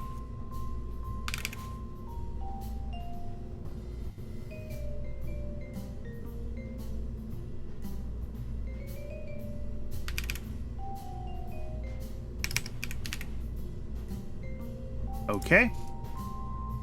That is longer than I would like. What is this dimension? How wide did I make these? 0.8. Okay. And this is... oh, also 0.8. So that's just the same dimension. And then if we put a heat shield on this... sized at 0.8. Well, one, a bunch of this stuff is sticking out the top. And two... so let's go to 1, and let's do... this thing is a cone. The bottom is 1. The top is 0.8. There we go. That's more of a capsule shape.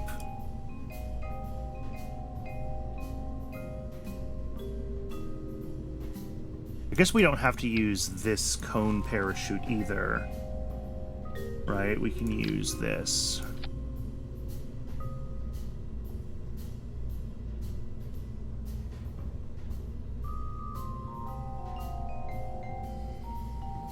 Don't really love either of those.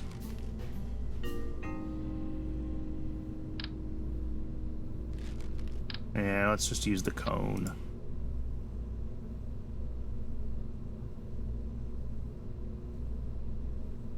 Okay. And single chute model doesn't really matter. Silk. 0 spares. Touchdown velocity 9 meters a second with 1 parachute. Fly a bunch. Double check our overall mass, 0.241. Oh, and I've got way too much. Yeah. Well, actually, 20 hours. How long does this actually take to run?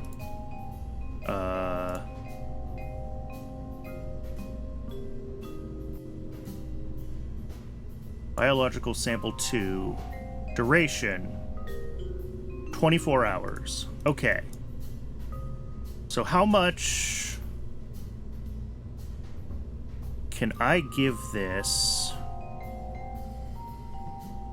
Okay, with this running, It's only like 15 hours, so we need like 9,000. There we go. 1 day, 6 hours. Reapply the parachute because it's a little heavier now. What's our mass? 0.262. What's our controllable mass? 0.3. Okay. So this, in theory, can get itself back from orbit.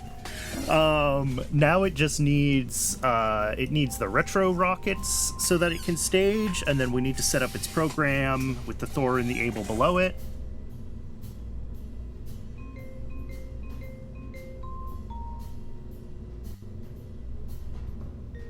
So if we look at retro rocket options, I don't actually have great... Oh, and this also needs RCS on it, and an RCS tank, of course.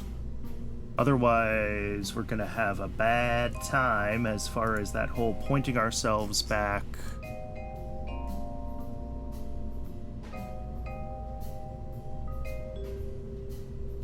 Towards Earth thing goes.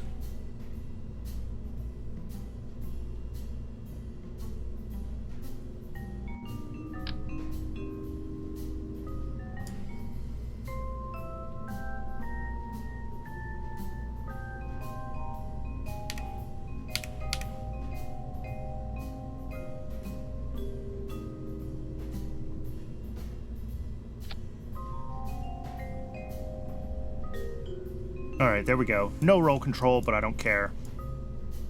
And then, let's give it a small tank right here.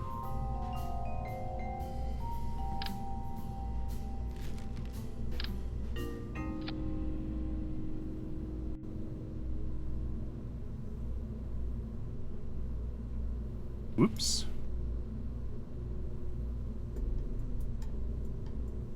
High pressure aluminum. And we're not going to use nitrogen on our jets. We're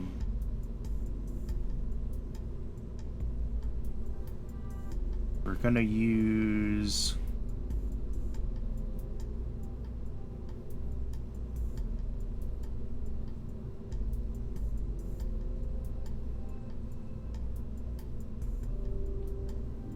nitrous oxide. Sure.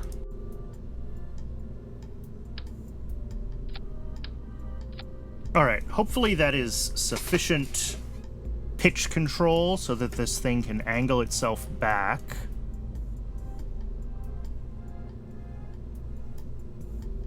And then underneath it, we're going to have some kind of retro rocket.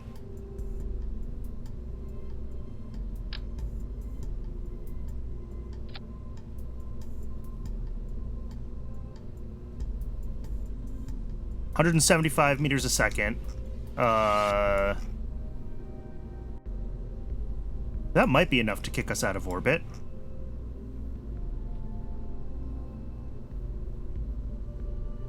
And then let's get a coupler.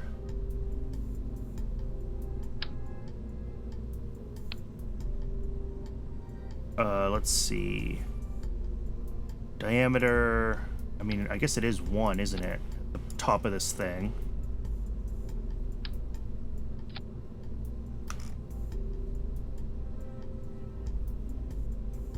Alright, let's double check of all of our staging.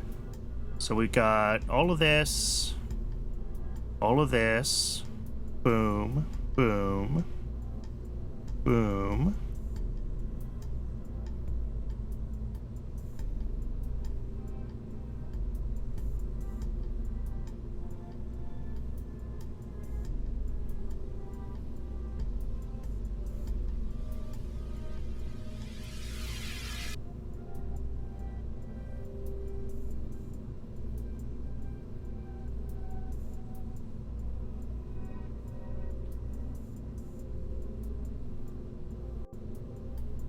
Alright, so this will launch itself all the way up to orbit effectively the same as any other flight. And then at the top, it basically needs to wait until it's been in orbit for 24 hours. Or I guess wait until the science is done? Is that a thing that I can query? Let's find out. Miscellaneous vessels and parts. Science data.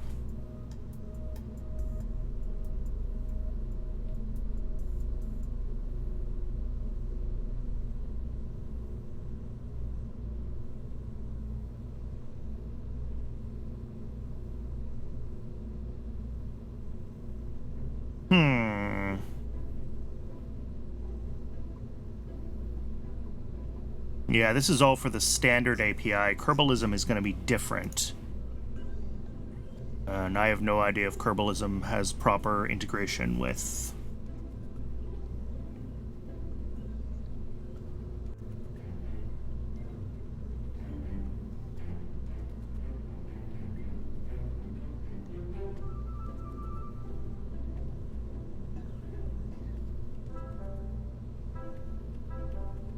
And then the other thing that I'm going to need to figure out is how to do data transfers.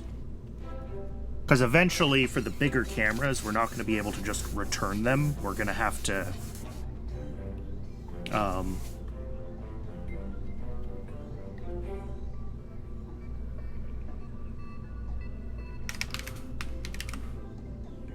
we're going to have to fly them as...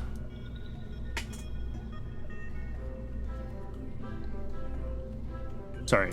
For the bigger cameras, we're not going to be able to return the whole camera body. It's going to be too heavy. So we're going to have to figure out how to script transferring the data to the probe core and things like that. Or we might have to do that by hand if there's no way to script it. I will accept that if we have to. But in this case, looking at the script... So we wait until ETA apoapsis, we stage, wait, I don't know.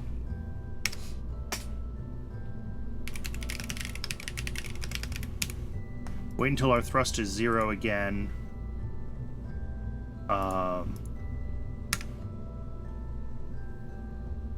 Lock steering to ship retrograde.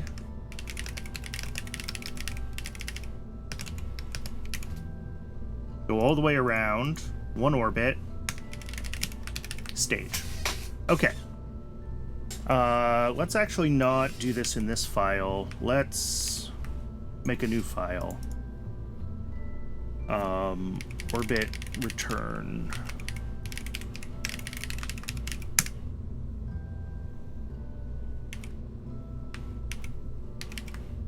Get rid of this part. And this should give us... Yeah, wait until we're... I mean... Even we could wait until 1. And then stage there.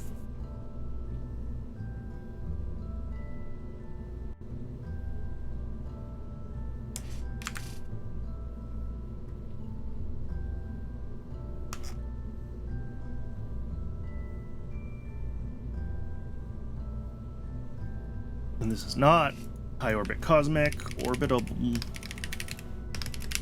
return bio. Hopefully I didn't overwrite high orbit cosmic. That would have been sad. 9,300 meters a second, some of which is our return. This is going to be very tight to get into orbit, actually. But let's, here, KOS, reread boot folder, open the fairings. We're going to set the boot file to... Reread the boot folder, please? Nope. Alright.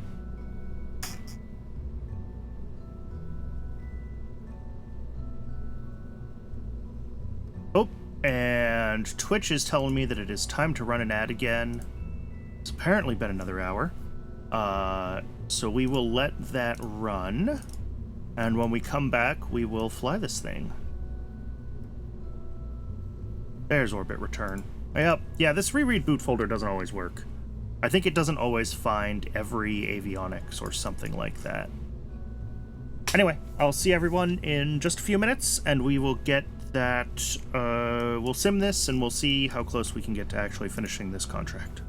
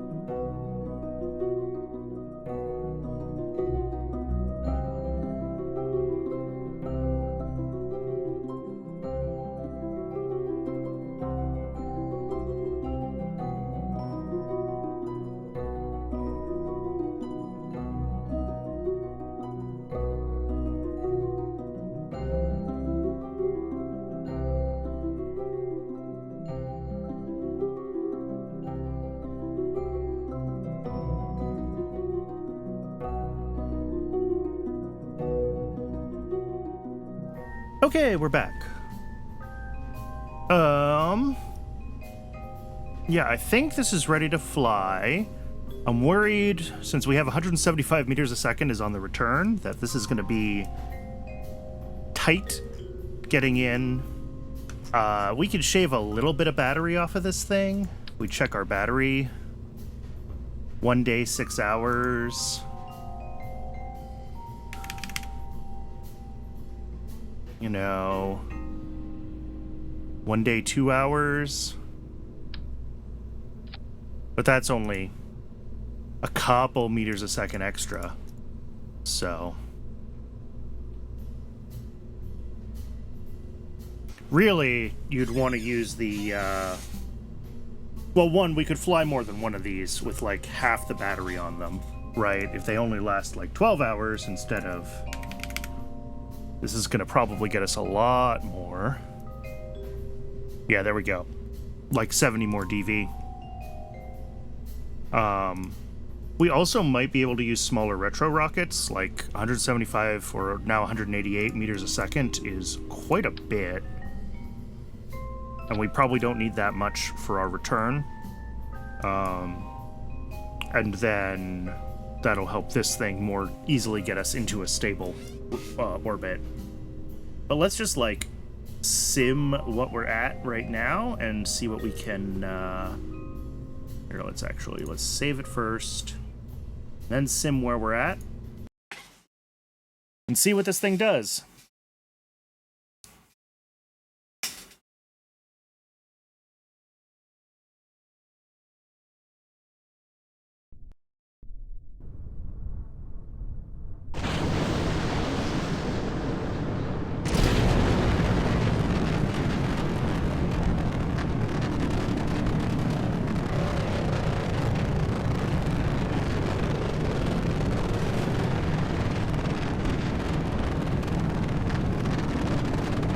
Yeah, those boosters are definitely helping in this launch.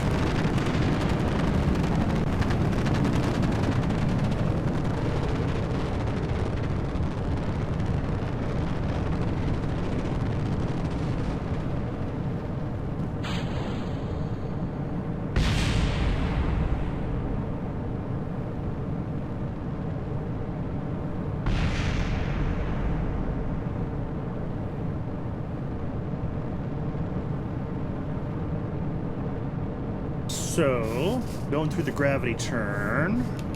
Here, let's time warp through this part. We'll see how over or under lofted we end up. This is a pretty heavy probe, so we might not actually end up all that over lofted.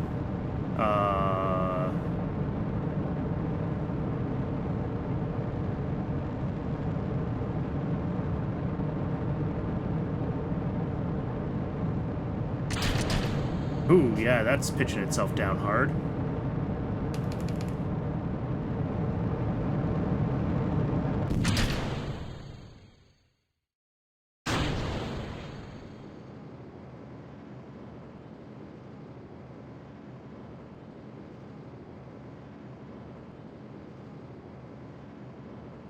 So yeah, this is gonna try very hard to start bringing down its AP.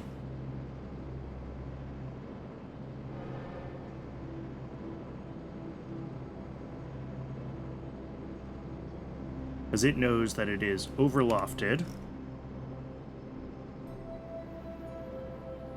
Because I set the target AP to like 160 or something like that. Yeah.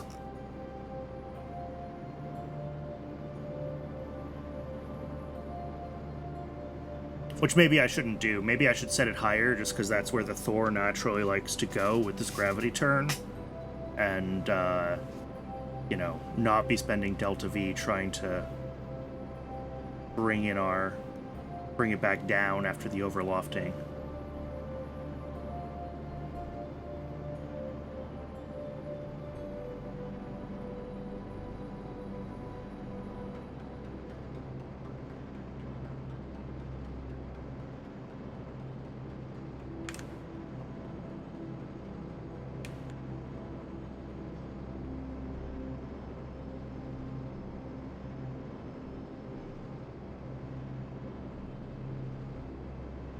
Ooh, yeah. This is definitely a problem. Because we're passing AP right now.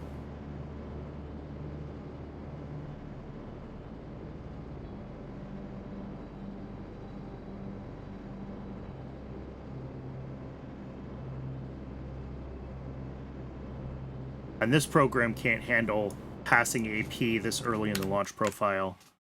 Alright. Let's set like 200 kilometers instead of 150 then as our target AP. Let's see if this handles that a little bit more smoothly. Because yeah, that AP is just too low.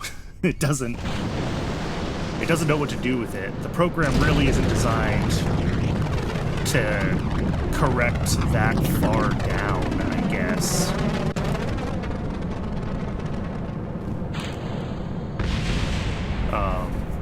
I don't know what the minimum we could set it to would be, but...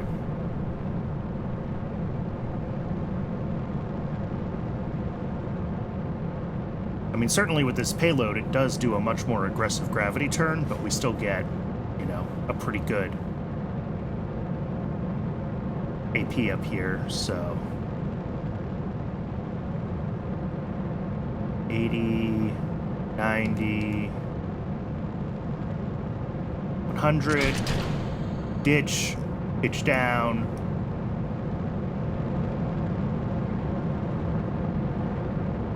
So yeah, it can pretty much get itself where it wants to be with this stage.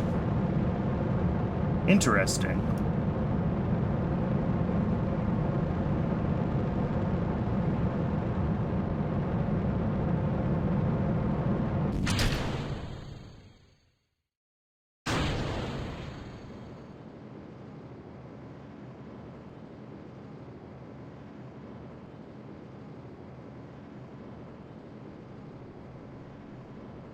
Yeah, and then this is going to try to bring it back down to that 210. That is so weird. Oh! The avionics on this stage is too small for how big this payload is. Oops. I didn't design this avionics to handle how ridiculously oversized this is. That's something to consider.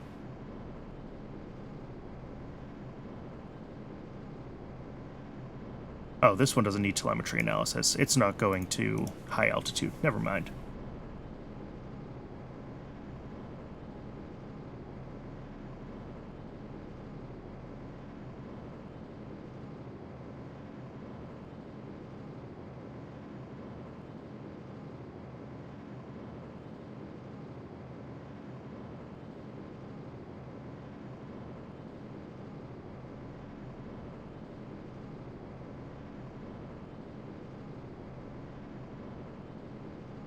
All right, and yeah, this is much closer to AP at this point in the orbit, which is making all of my approximations work better, shockingly enough.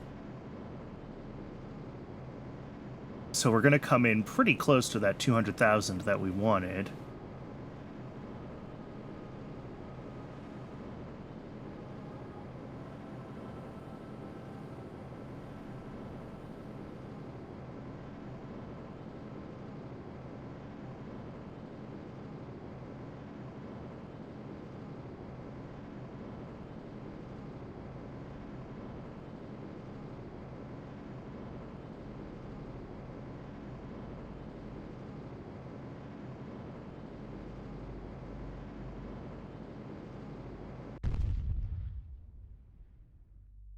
Yeah, it just says time warp stopped, so it's never actually warping. It's like it... Either the way I'm putting the time in is wrong, or screwed something else up. But, we only need to skip ahead about 15 more seconds here. And...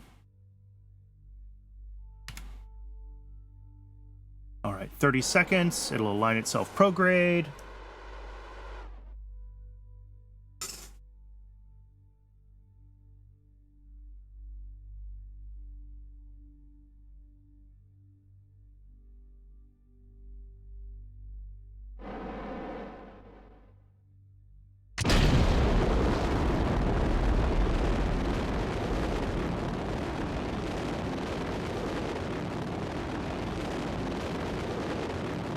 And this does look like it'll get itself into an orbit.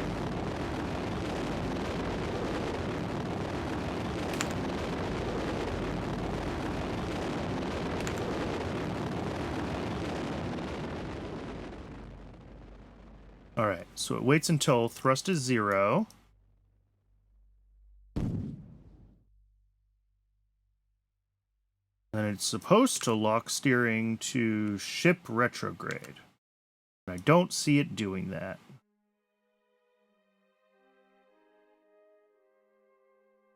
Engines are enabled, right? Yes, RCS is on.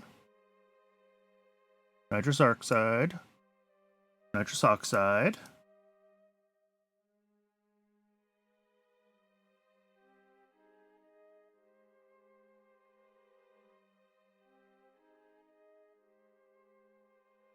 Rust to 0.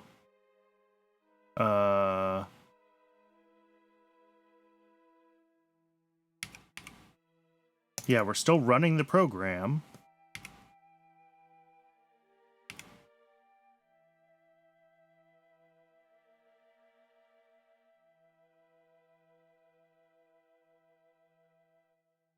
Alright, well, that means that this is not ever gonna...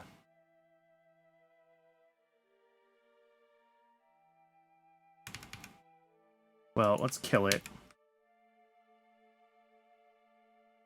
Let's look at our orbit.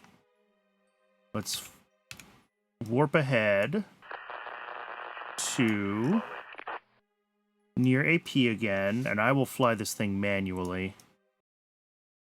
Assuming we have.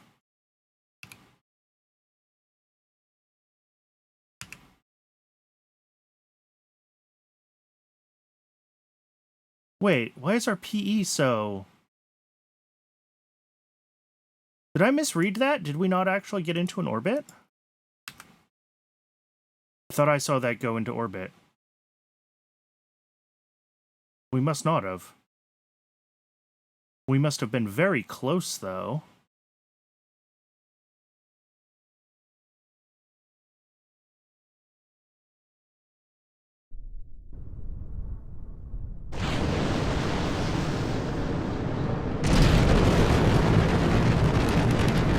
Alright, let's try this again.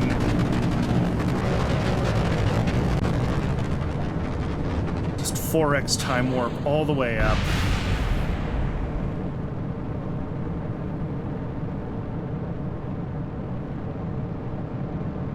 Because, yeah, minus 4,000 periapsis is...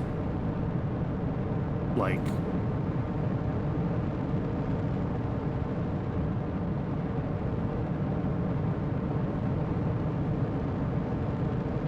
We should have been there by the time the GCRC even fired the first time.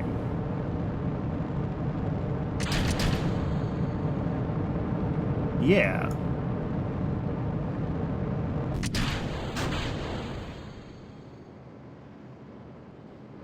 Yep, okay, and I gotta fix the avionics in this able stage for sure.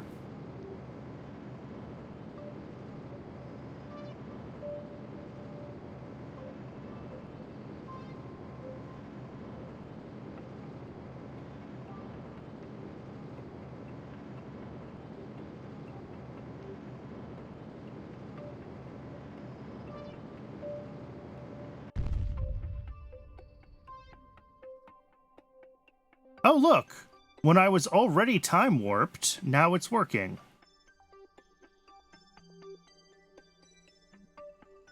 So it must be too small of a time warp period, and it's choosing not to use physics warp, and it's like, oh, 10x is way too fast. So we're not going to do that.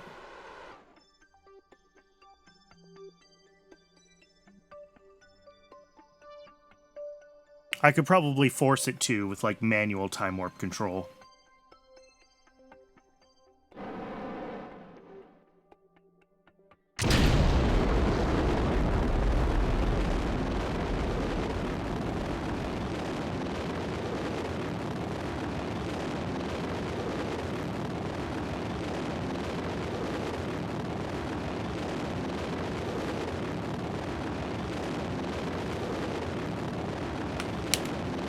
Yeah, we're going to abort the program here. Oh, it really does not quite get into orbit, does it? I didn't realize it was... I wasn't paying close enough attention.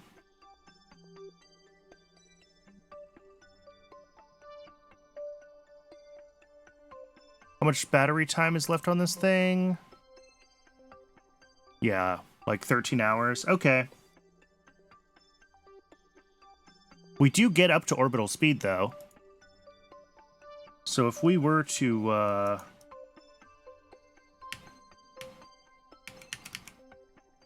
do I have control here? I do.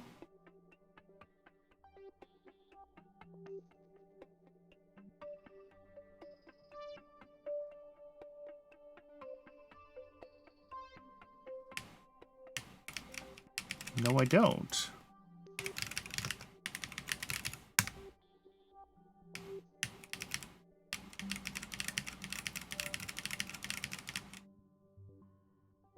Oh, you know what I bet? I bet if I do this... Do we have steering now? Nope.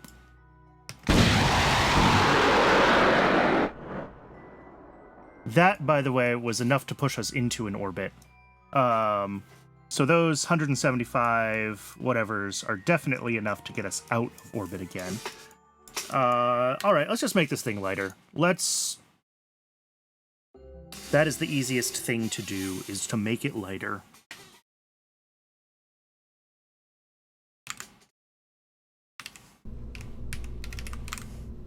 All right.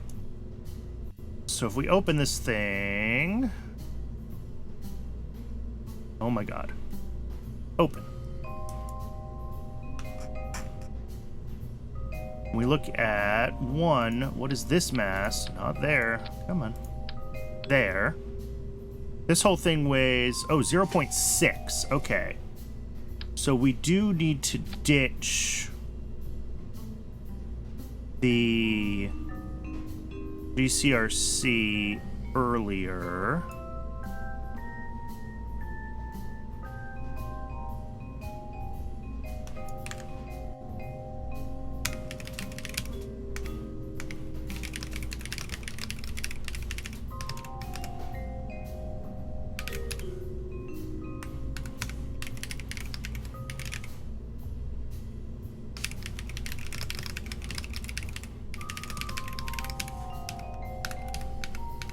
Alright, so what we're gonna do, we wait until the GCRC burns out, we stage, we warp to... here, let's turn RCS off here so that we definitely won't have any RCS thrust. And then we do it here. Then we point retrograde and fire and stage. And then I guess we need to wait until...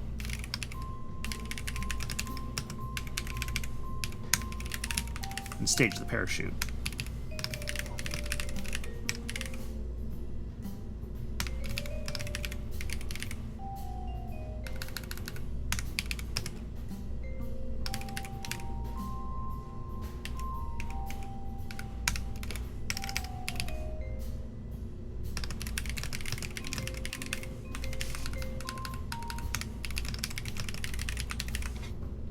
Okay.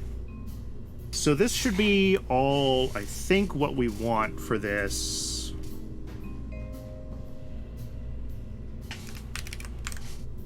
All we need to do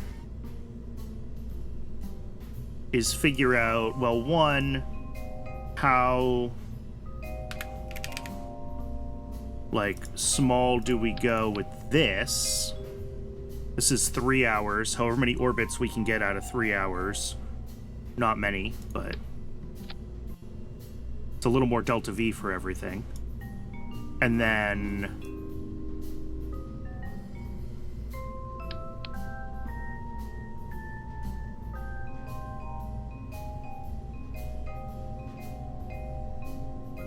you know, whatever else we can do to make this thing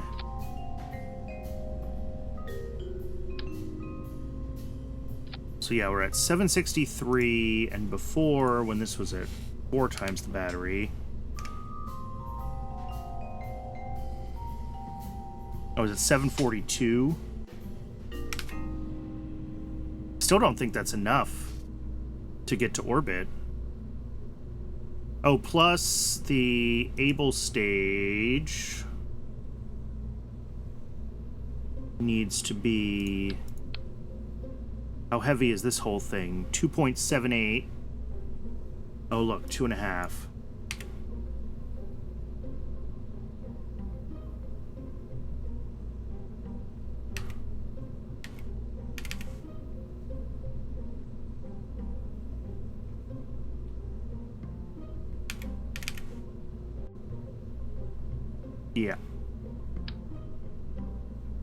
So So we need the slightly longer avionics core here for the extra mass, although...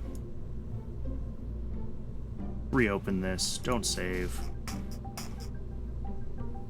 Orbital return bio.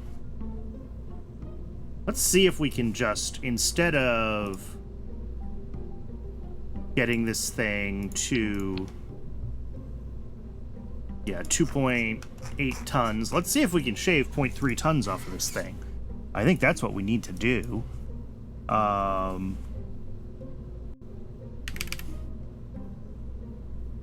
mean, if we do like 500 there...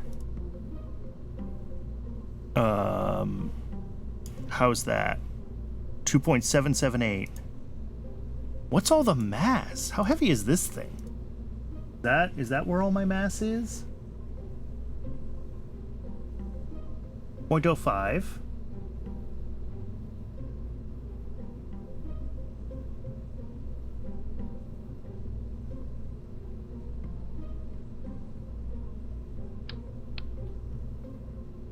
Because, yeah, I mean, I guess this section on its own is is like 600 kilograms.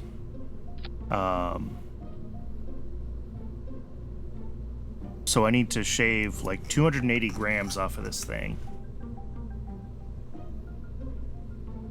I've got the battery down to like...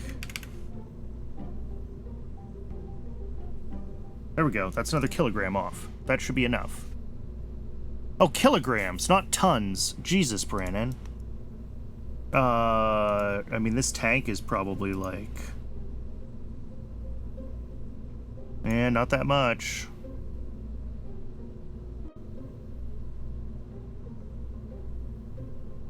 Alright, so maybe doing this for 2.5 tons was just too aggressive. I mean, yes, let's try to shave some weight off the top.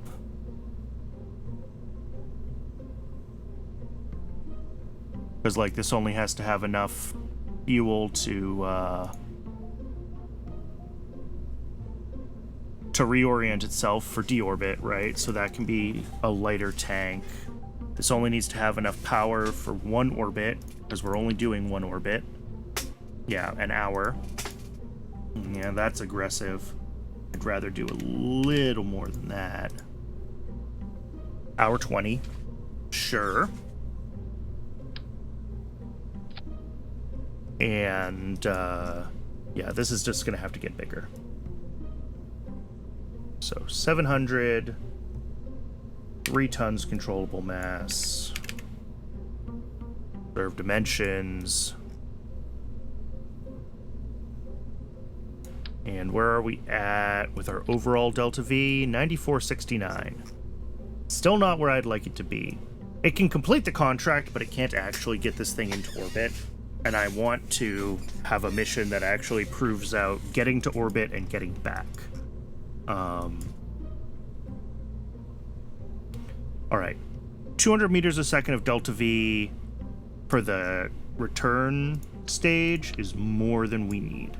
So let's do like 3 of these engines instead of 1, or instead of 4. And that gets us a little more delta V out of the other stages. So we're down to like 9,300 to get us into an orbit. I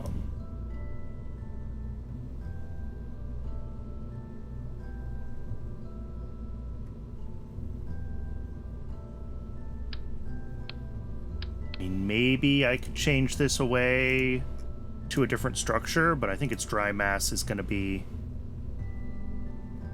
I mean, dry mass is 10 kilograms out of the weight of this whole thing, which is 200 kilograms. Yeah. I mean, it's the avionics, right? Is the, like...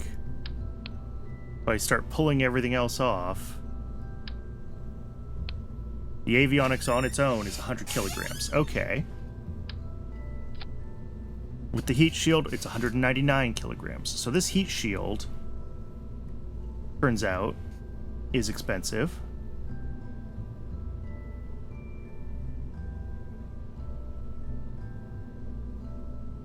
Oh. Interesting. I'll use the paneled heat shield. I like it better. Yeah, we don't have better heat shields yet.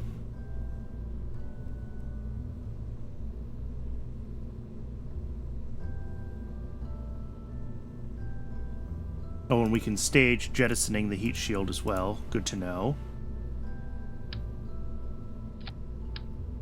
But yeah, like, ultimately, this is... I don't know how to get this thing lighter. This heat shield is just, like... It's as light as it gets.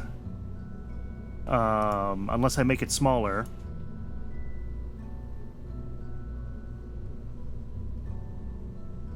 That is an option for this. Instead of... Well, then I have to figure out sample transfers, which I didn't really want to do, although maybe I should. Here, let's turn off the boot file here. Let's go into the simulator. And we're gonna play around with seeing if we can figure out data transfers in kOS.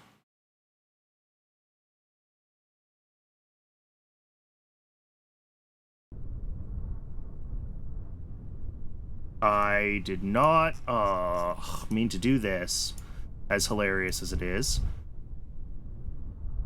I forgot that I still had the other stages disconnected, which means I saved it with them disconnected, which means that I've lost the whole fucking rocket. Which I guess isn't too bad, because everything below this was pretty standard, but still. This part is... Doesn't have a name tag. Yes, it does. Biocapsule.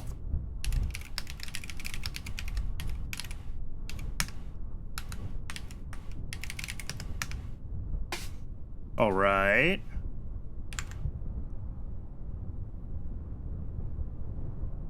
.get module, or can I just list the modules?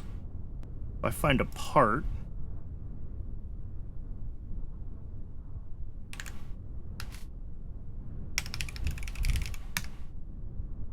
Cool.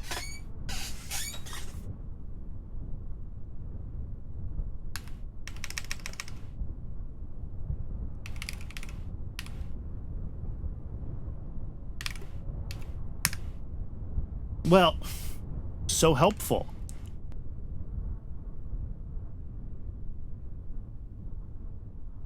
Let's see. Part module.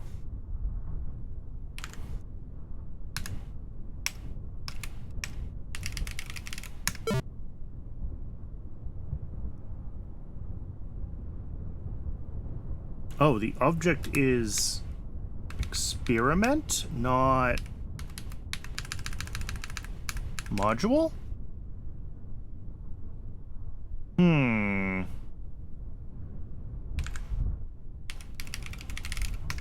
Yeah, this doesn't have the module suffixes.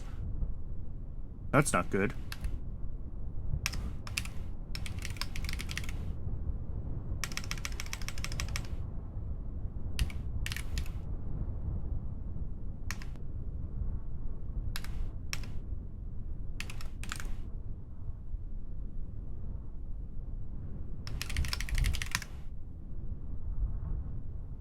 Yeah, how do we do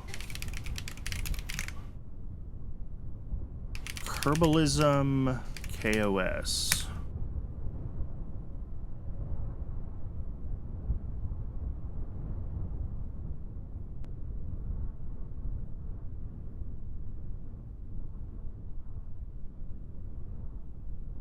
That's not helpful.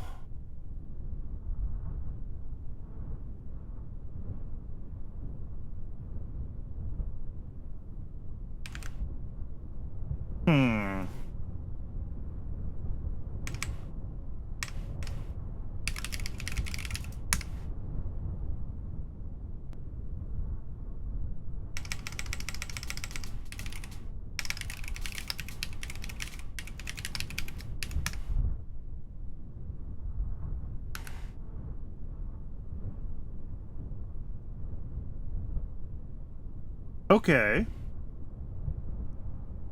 Get module of experiment is returning something different than what module at index 5. Oh, because it's a string. Okay, I'm an idiot.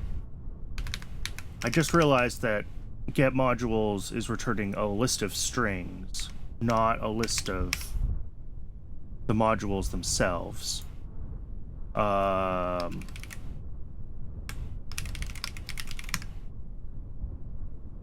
Hard drive containing list of 0 items.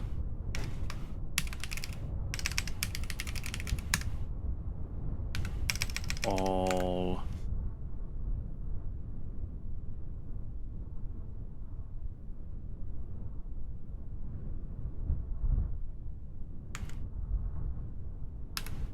but go back to the experiment.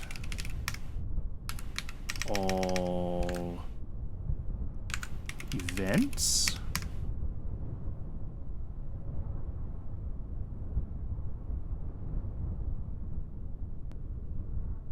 Okay. We do have events.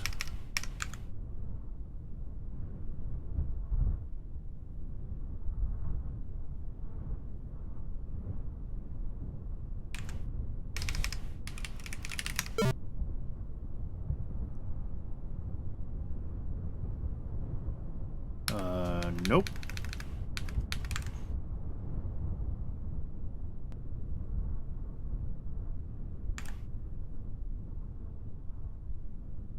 Has data of object type part module. Yeah, that's not what I want.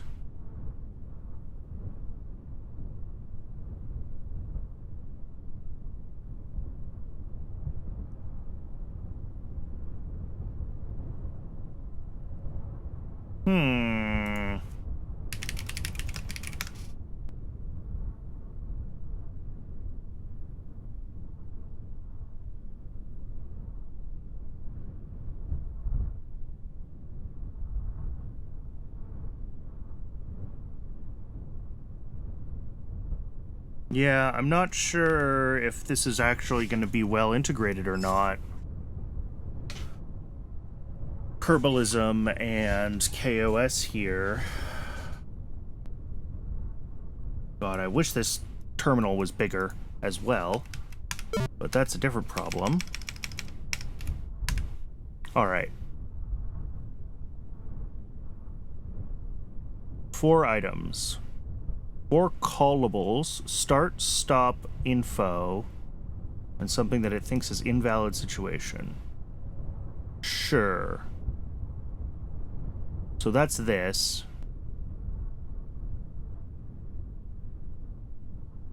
Which, like, fine, yes, that's the experiment module. But how do I get the data from it? Maybe that's the hard drive module?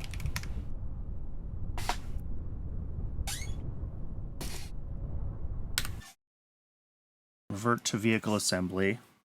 Let's, what do I want to do to test this? I think we gotta just get this thing into orbit. Course, I broke it. Load high orbit cosmic. No, let's open... orbital return bio. Let's load high orbit cosmic as a merge. Toggle open. Grab that. We're gonna throw all of this away. We're gonna re-add coupler here. It's below it. Okay. Then we're gonna fix all of our staging because it's all broken.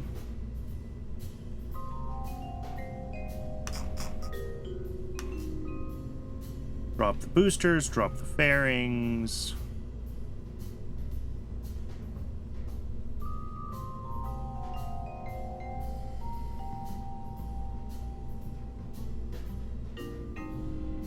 And then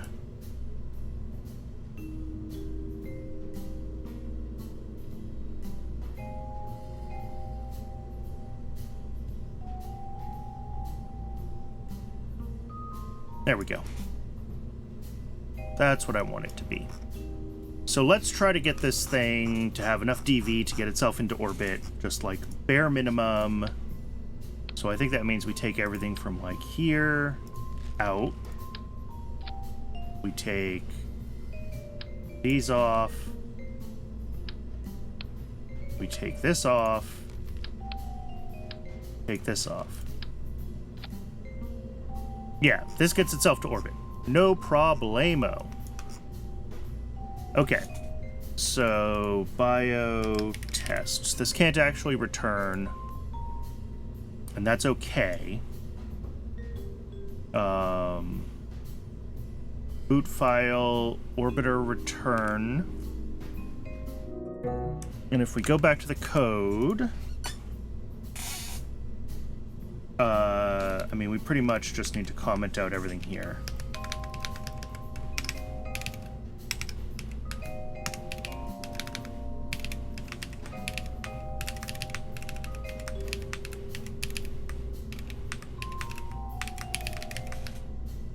And that should just get us to orbit. Wait till the kick stage is burned out. Drop the kick... Well, it can't drop the kick stage. There's no staging after that. But... and how long does the upper stage live for right now? An hour. That's more than enough time to do some experimentation. Alright, let's fly this thing, and then we'll get into the KOS terminal, and we'll see if I can figure out how to get the data out of it that I need.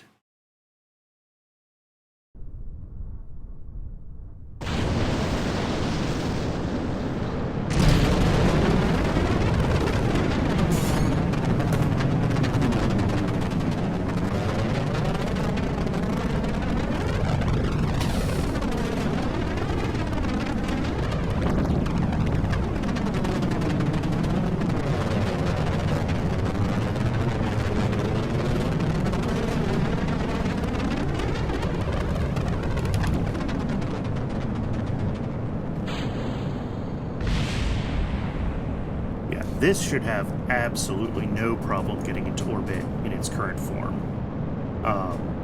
That heat shield is really causing problems, so I might be able to get away with a smaller heat shield. If I can get data transfer figured out, then we can do a much smaller return capsule, which is what I'm kind of working on now. If I can figure out the right commands to transfer science from one part to another, then we can do that.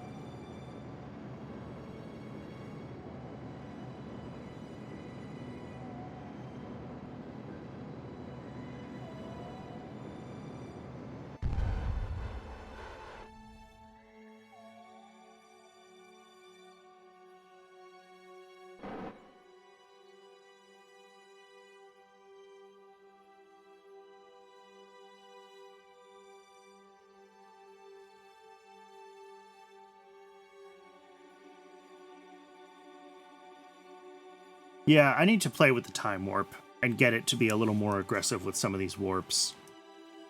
Because, like, doing 2x for over a minute of in-game time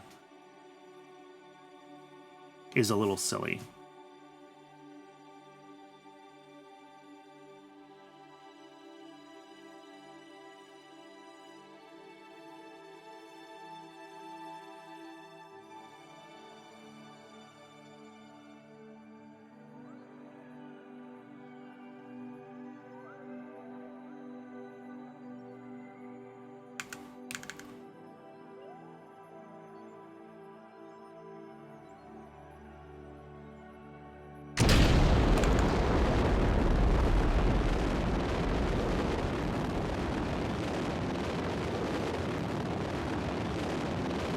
Yeah, and you can see, with a satellite that is half the mass, this thing gets itself into orbit no freaking problem.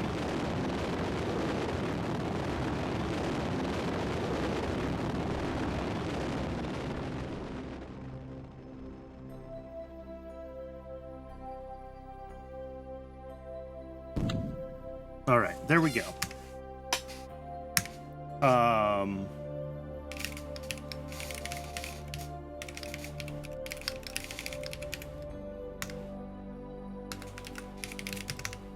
Okay.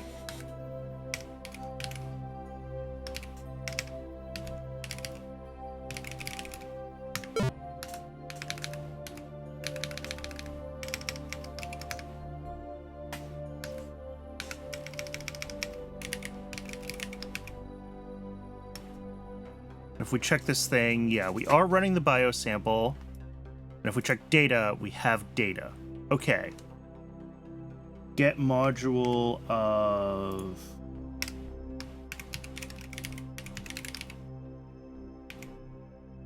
We can get the experiment.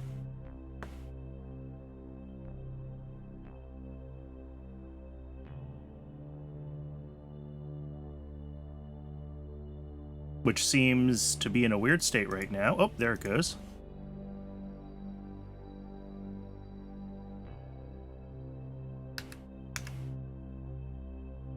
All right.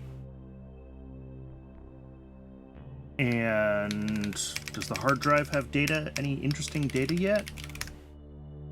No.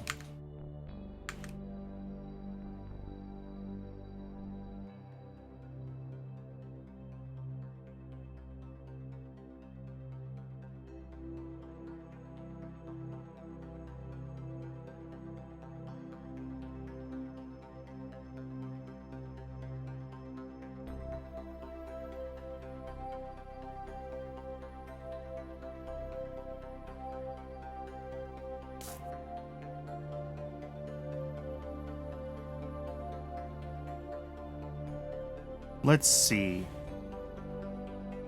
There's notes in here. A lot more fields that are usable KOS. Oh, of course. So it doesn't expose anything internal.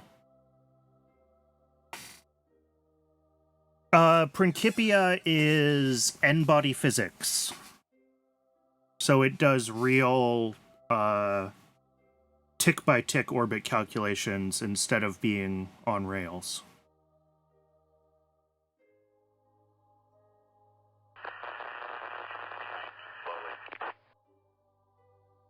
Okay. So my issue might be...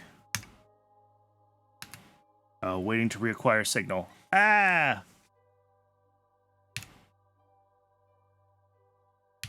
Let's try to warp until we have a signal then.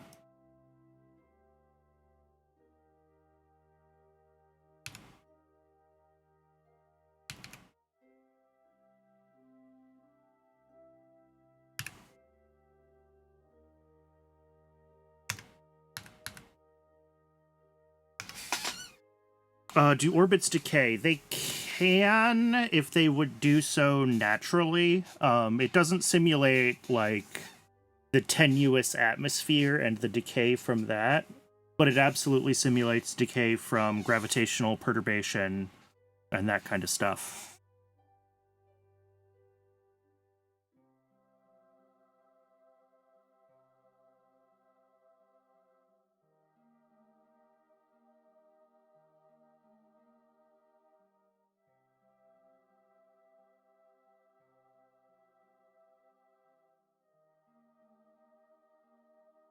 Oh, maybe that's all I have to do, is hit the transfer data here from the science module on the avionics, not on the module of the science part. Okay. What is this called? The name tag is just procedural avionics. Okay. Ship. I think people have done stuff with Lagrange points. I'm not smart enough to do that. They should work in Principia. It's a precise enough simulation.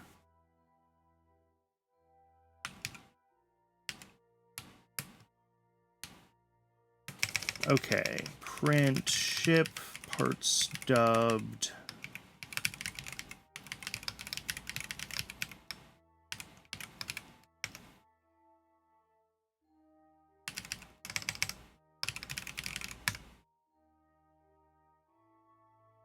Oh, that is too many modules.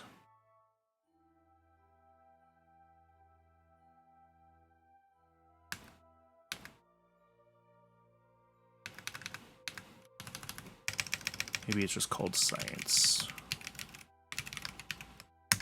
That's not a module.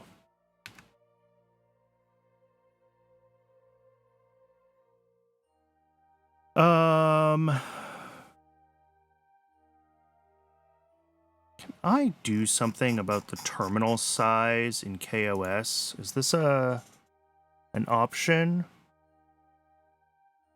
To turn it on. I can make the font... Oh, I can make the font smaller, but it makes the terminal smaller. That's not what I wanted.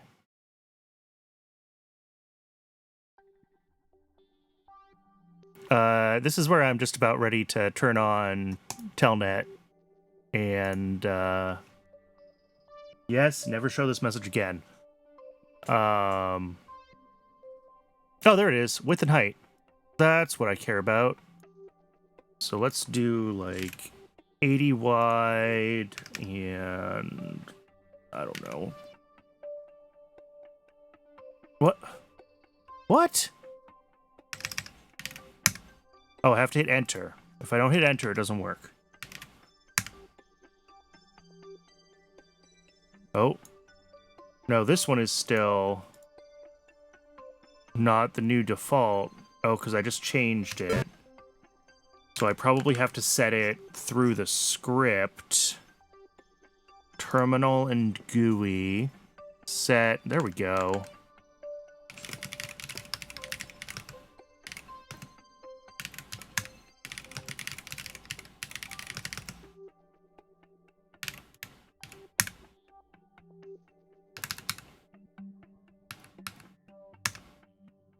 That's still...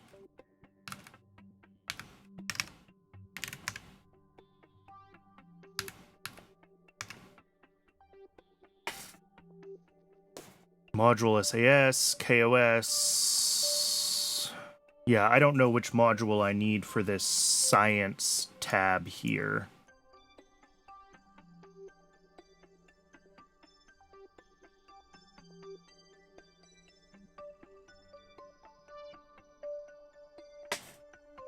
All right, let me see if I can put a terminal here.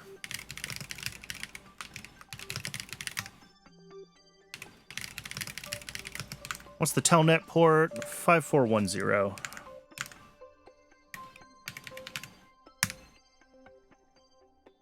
There we go.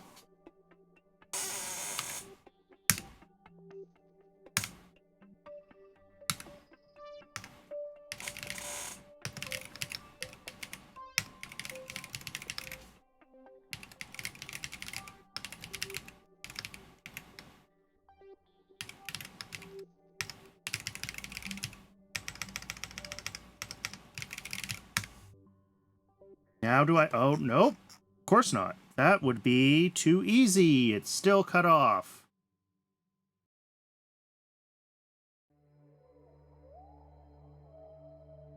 Can I do this?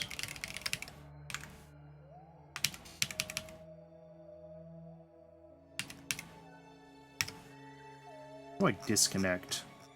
It told me and I forgot.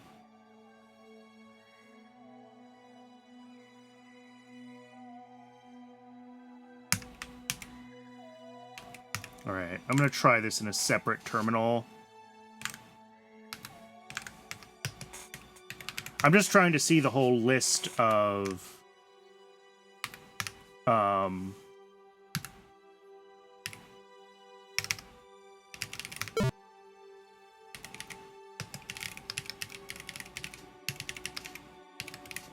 of modules on the avionics unit, so I can figure out which one I actually need to access.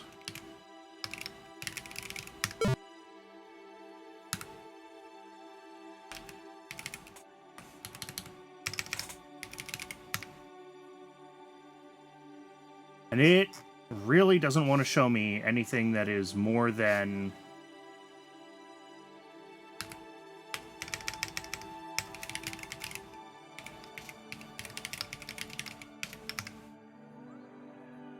Okay, it is the hard drive module. I figured it out. So if we go back to the game... No, it actually shows what I was doing in my terminal, because of course it does. It's resized to what I was doing. But yeah, I could see the transfer data here, which is a KSP event. And then if I do that event, ship, parts dubbed. Let's disconnect from here.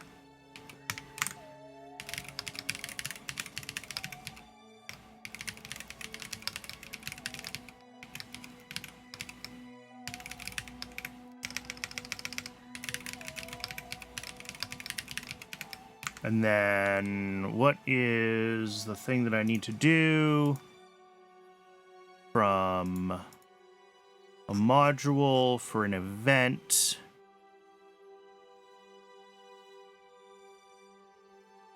And let's just do event. Okay.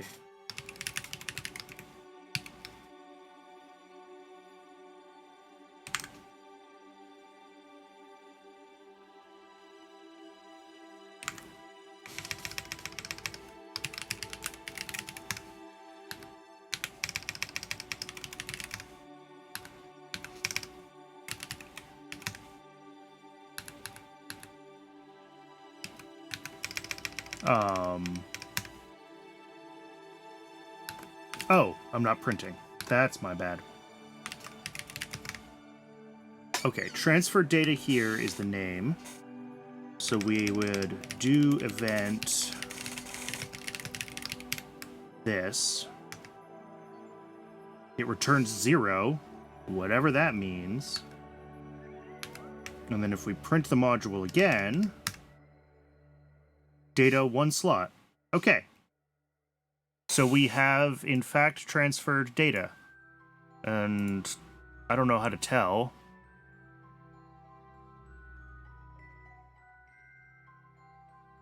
I mean, we can see that there's 2 samples, one with a little bit of science that's static, and one that's still counting up. Cool. So I think that's doing what I want. I'm going to set this back to its original, like, 36 by 50 or whatever it was. Okay. So I know how to transfer data out. So now all I have to do is try to build the return probe.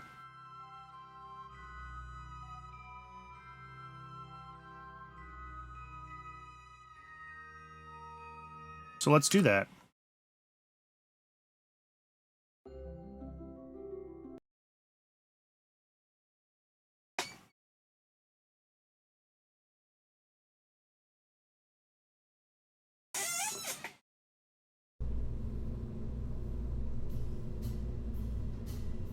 Alright, so we don't need this to be the weird cone shape anymore.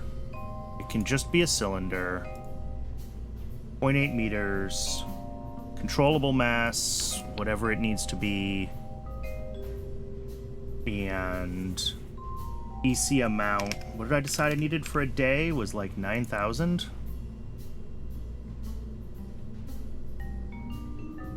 Oh.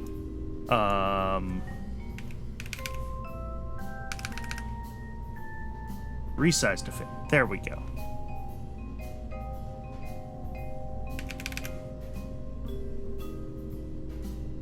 Yeah, that's a little over a day. We could probably do 8,000.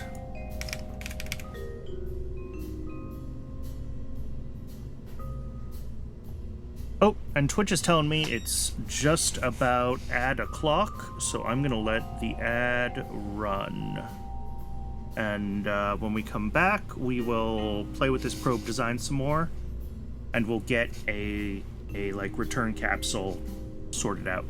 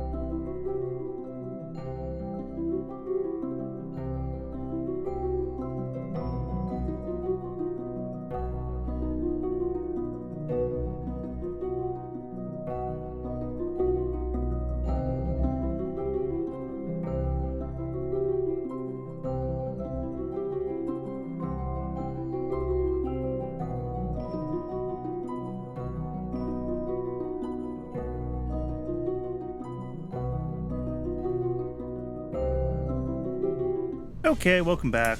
I just started working on the return capsule a little bit. I've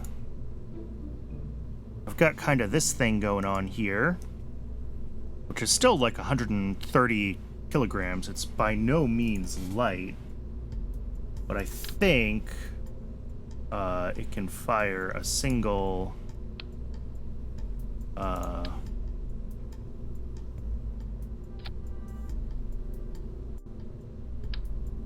if I could get this to be actually in the center. Wonder if the Pioneer adjustment motor's enough, because that'll center. That is 3 meters a second. No, that is not enough. As funny as that would be, we're just gonna have to try very carefully to get this close to the middle. I might actually be able to just do this with, like, tool move, right? Because it'll want to be in, like... There we go, now it's centered. And yeah, this has, like, 3 EC, but that's all it needs. Even if I set active transmission time to 100%. Okay, maybe it needs a little more than that. Well, this won't ever actually be transmitting data, so it should be fine.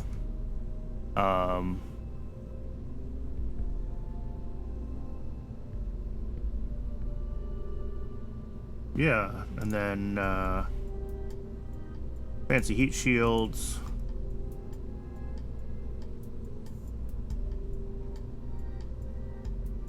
Standard core texture. There we go. Bring this down to the right size.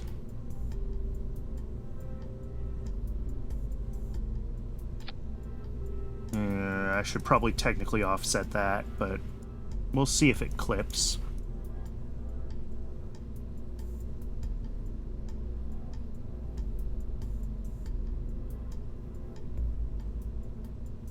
And then this procedural avionics has enough power to run the experiment for however long. And this upper stage has... Okay, so we've got like 100 meters a second in our kick right now. Yeah, and I haven't even put RCS on this stage yet to be able to point retro. So we're probably... What's our upper stage weight? 2.7. Yeah, and I'm still going to have to make this upper stage 3 tons. Which means going up to the next size.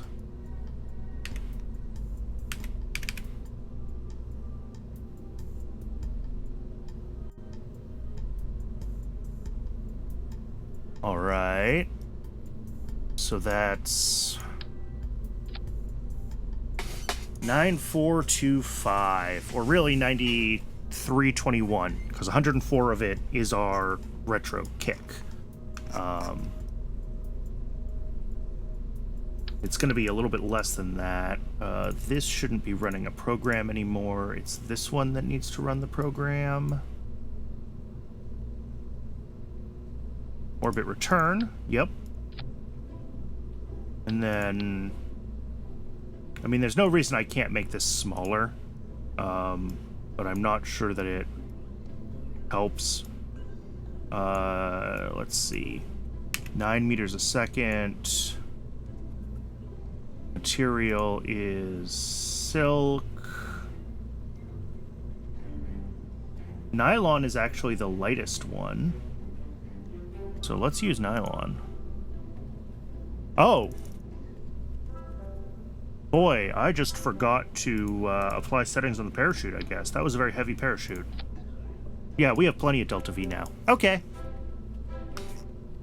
I don't need to nickel and dime this thing after all. Let's get, let's see, one of these tanks in here is, yeah, our RCS tank. We'll just copy and paste that in place.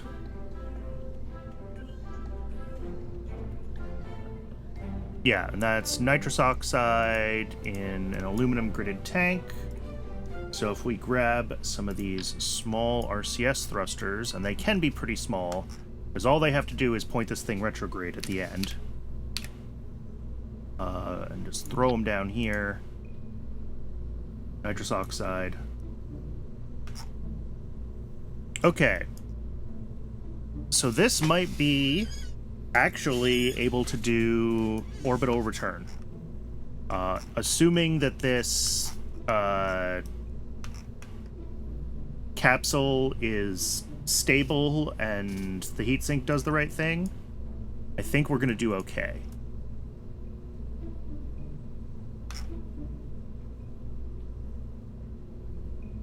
This avionics needs to be... How much does this whole thing weigh? 0.276. Yeah, 0.3 tons. Really, this is just a lot of battery, because it's running this thing for 24 hours. I'm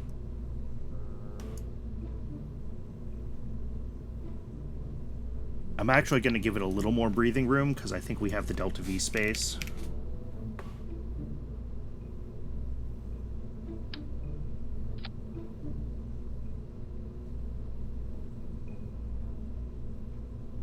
And then I didn't jot down what all of my experimentation was, so we'll need to figure that out.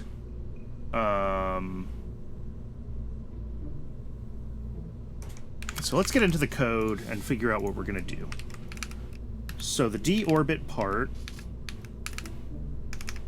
So we're going to have to warp for like 24 hours. So we can, I think, do that pretty easily. Warp to time seconds plus...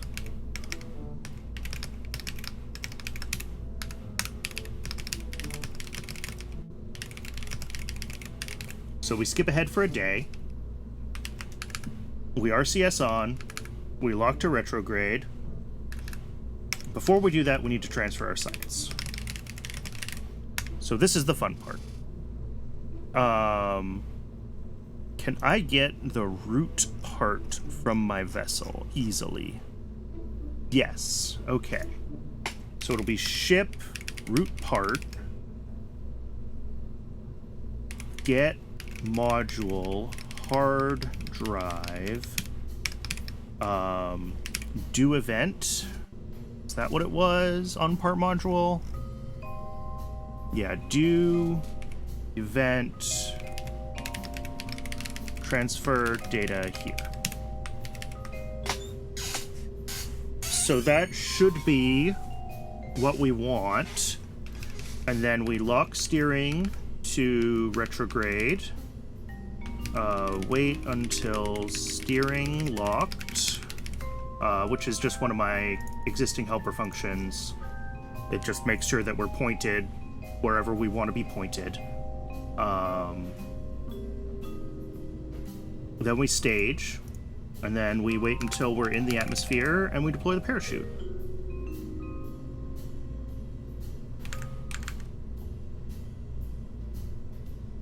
So I think...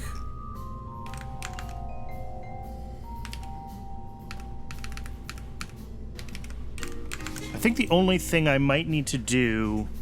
I just deleted that stage command, but I actually think I want it. I think I want a decoupler here. I just grab this ring decoupler. Drop it. Hello? Hello? Oh my god. There. So we launch... We ditch the boosters, we ditch the fairing. We activate the Able stage, fire it, fire the GCRC, ditch the GCRC. Okay, and that'll be wait until ship thrust 0 stage. Then we skip forward for science collection. And I should actually do like unlock... steering, unlock, throttle. RCS is already off. Let's do it here. Actually, we'll do it here. And then we wait 0. And all that the wait 0 is just telling it to wait till the next physics tick. And that lets these commands take effect. And then after that, we've got, 24-hour wait. We transfer data to the root part, which is the avionics that's actually going to return. We point retro and stage. Well, that's it.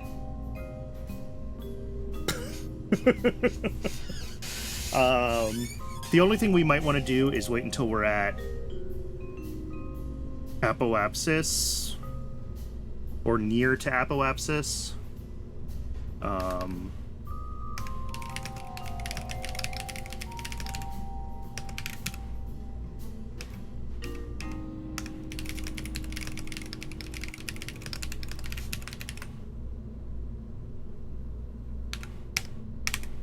Something like this. And then we don't even need the steering locked because we're doing time countdowns.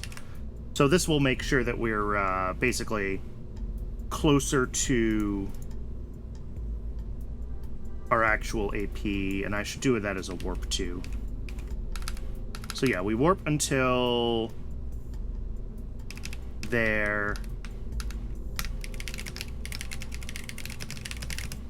Transferring data to return capsule.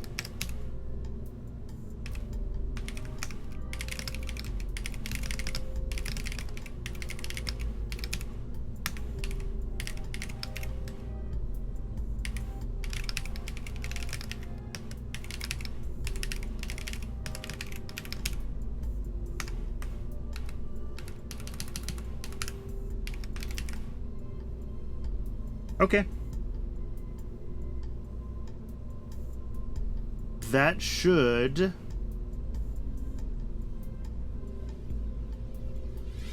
I don't know. Let's test it. I think that's what we want. Do I have the contract for this? Orbital speed and return safely to Earth. I do have the contract for this. Let us sim this thing and see what happens.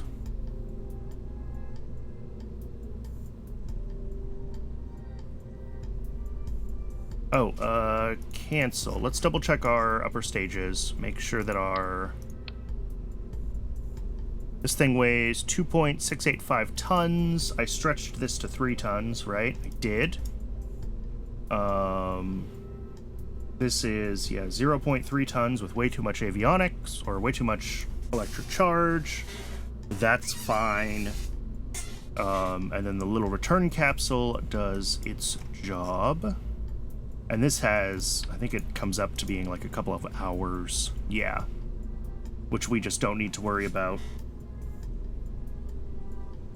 And this is so much delta V for a deorbit, but that's okay. These early heat shields are... Get the heat shield.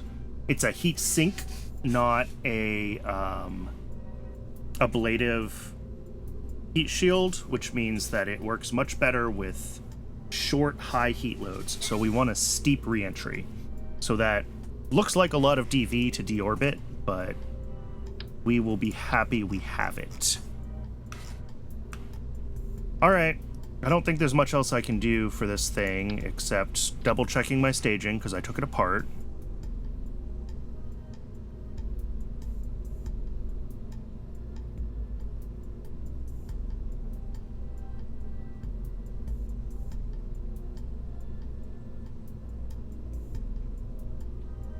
And hopefully these little RCS jets are enough to, like, align this thing for deorbit. I might have to use bigger jets. We will see that in the sim.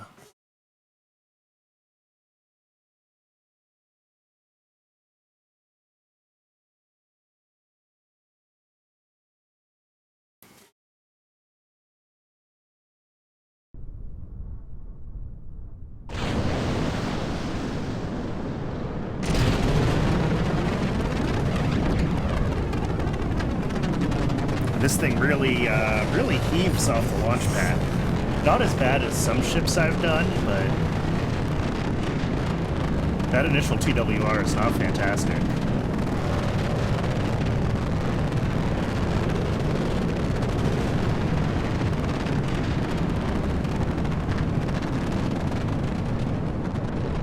Okay. Oh, I've spent like 3 hours just trying to design an orbital return mission. But absolutely worth it. Like, getting this kind of mission sequencing working is gonna be valuable eventually. And then the other things I'm gonna want to try to do, and I don't know if I want to do it for this mission or if I want to save that for the future, but like, we really should be thinking about tracking what stage of the launch or what like state of the mission the rocket is in, so that it can like reload and be able to be like, oh, I'm gathering science, let me check if my science is gathered, or oh, I'm gathering this or that or the other thing.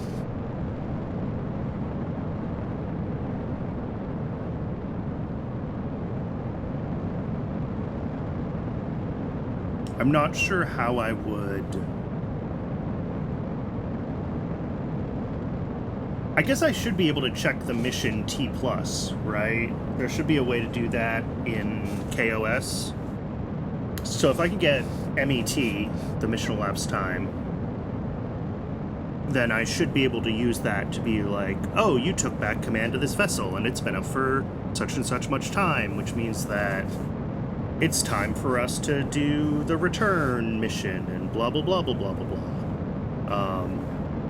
I'm also curious if I can tell, like, with the cameras, if I'm able to read Kerbalism stuff, like how much film do they have left, and things like that, so that it can make a determination about whether to return based on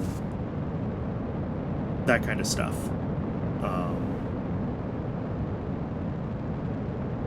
I fully expect this to fail at some point, by the way, but yeah, transfer data here is the button. Transfer data here is what I wrote. Okay.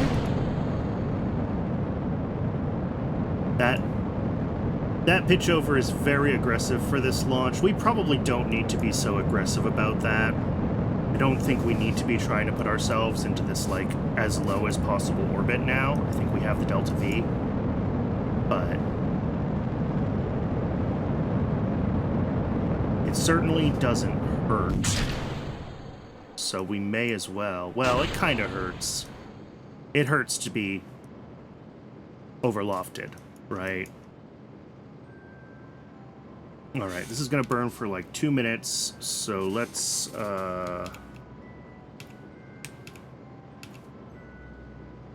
let it burn.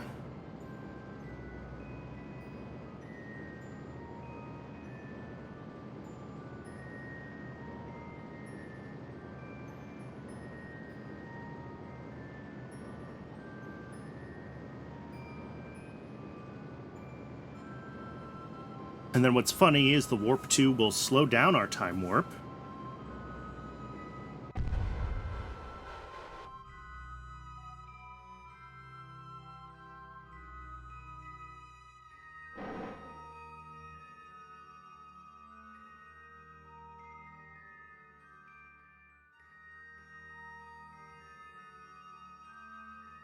And this gets itself aligned, which it doesn't actually need to do at that point because of how the warp 2 and the weights are. I need to write some custom code for time skips is the real answer here. Because what this is doing is not working for me.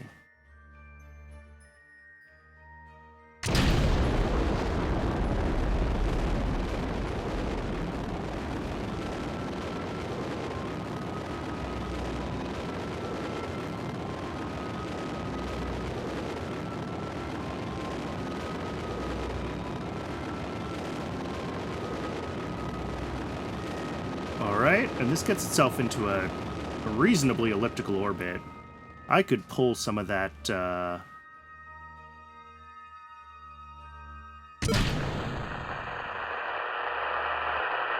Oh, that's horrible. Let me turn off Chatterer. Where's Chatterer? Mute. But I also heard this thing bonk, which means that we did have a fail. Oh, it didn't like that. Isn't available at the moment. Okay.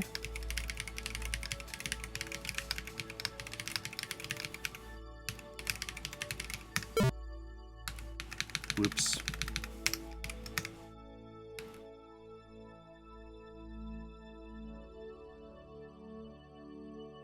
Okay, we do have signal.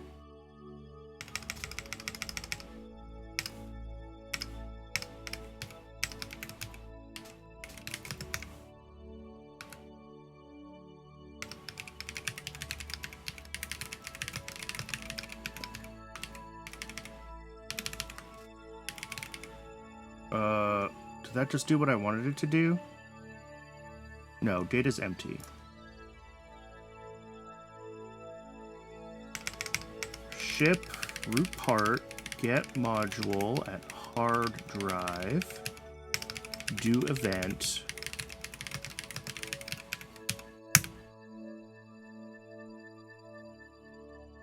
Data empty.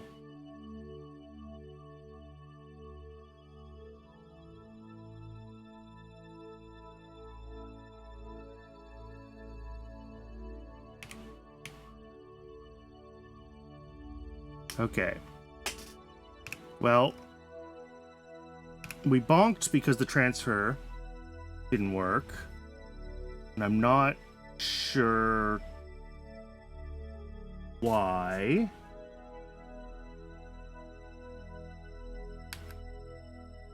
The transfer didn't work.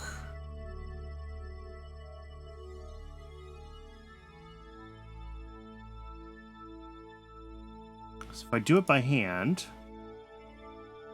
Oh, no, maybe it did work. Data one slot. Data one slot. Okay. I don't know. It worked. We got the data.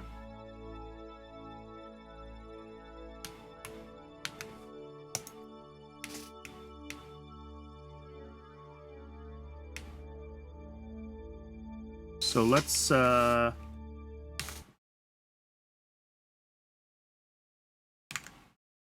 So I think what I need to do... Well, first of all, we need to warp until...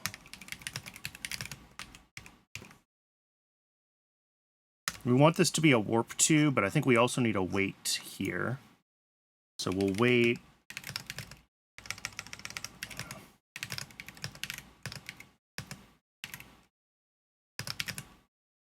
We'll wait an extra 1 second. All right, so we warp ahead and we wait.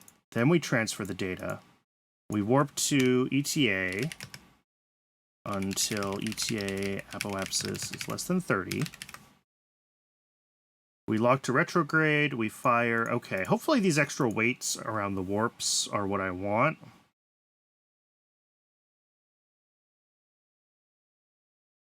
And I'm going to capitalize this transfer data here, just in case that was the problem.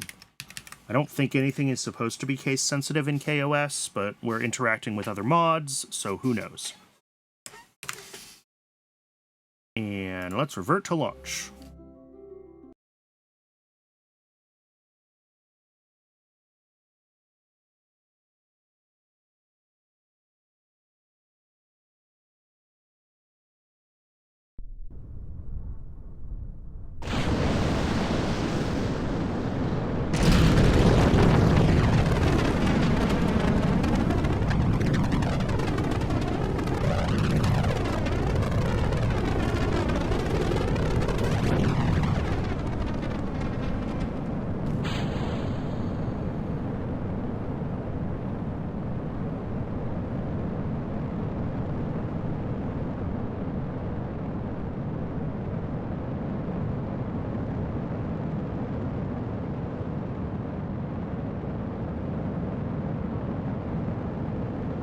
So hopefully, I worked out the bugs. We'll see.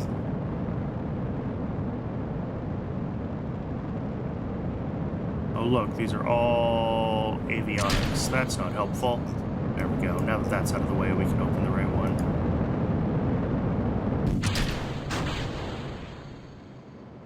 We can maybe open the right one. Open terminal. Here we go.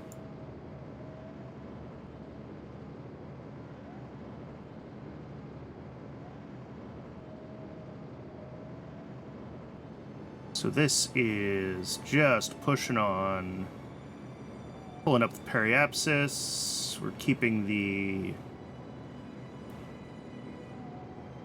apoapsis. All right, warping.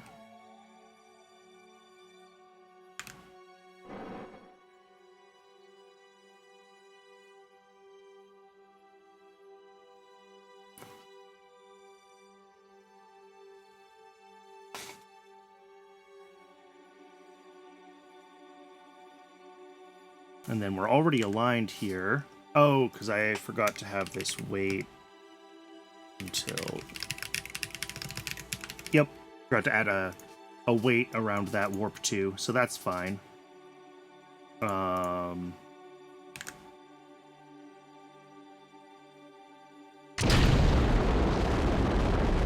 Alright, this stage will burn for how long? So what did I do?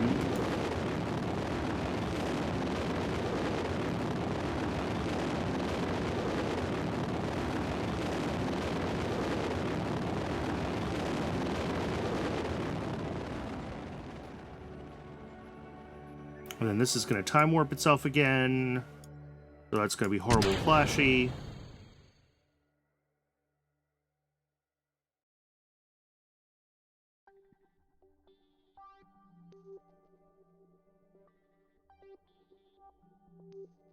Time warp complete.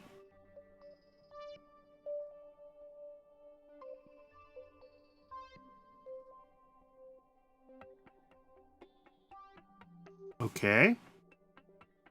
It says warping to AP for deorbit.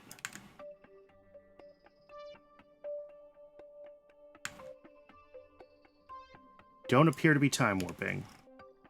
And our time to AP is like a half an hour.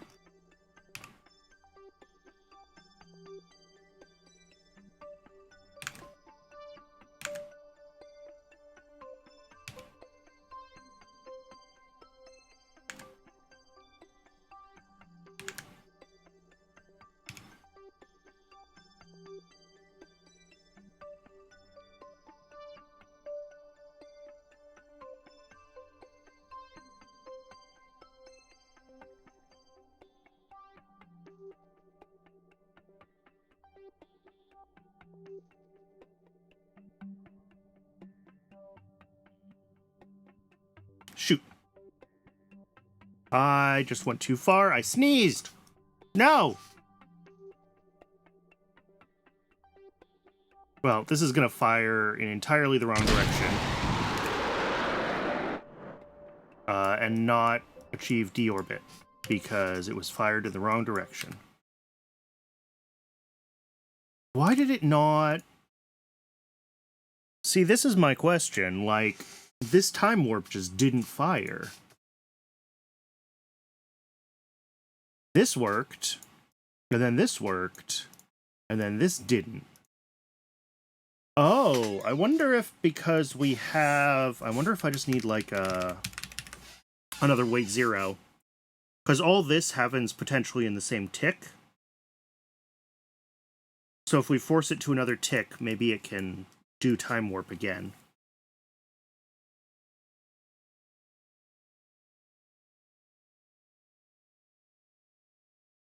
Actually, we could do this instead. We skip a day for science collection, we wait, we do this part here. Transferring data to return capsule.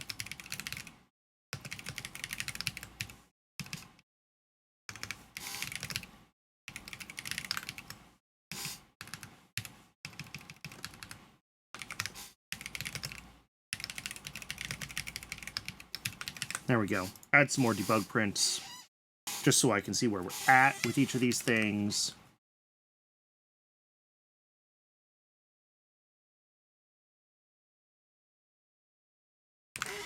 All right, and let's refly the launch.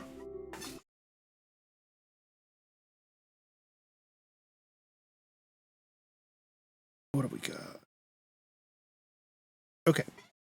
Hopefully, this is all we needed to do.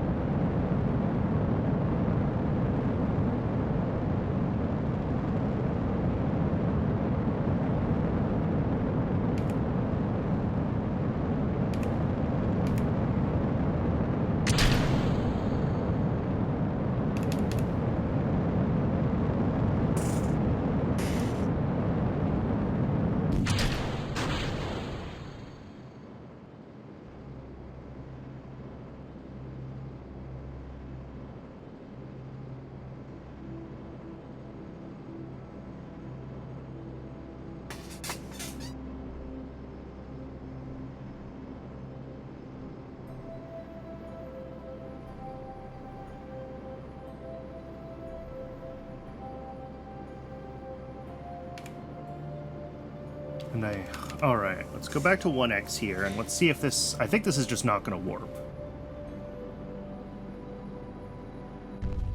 Yeah, time warp stopped.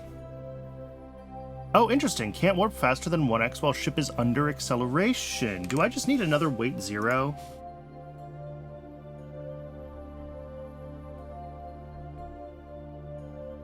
Able launch. No, we have a weight 0, and it waits until ship thrust equals 0. And then... I'm not sure. Maybe I need like a weight 1 instead of a weight 0, so it actually like waits a second.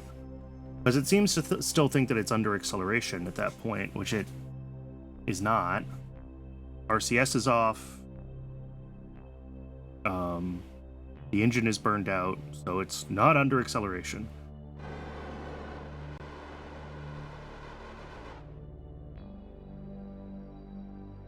But...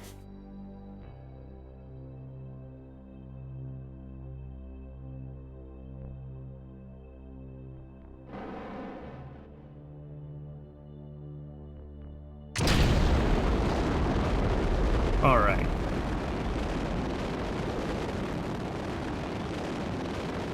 This is going to burn itself out.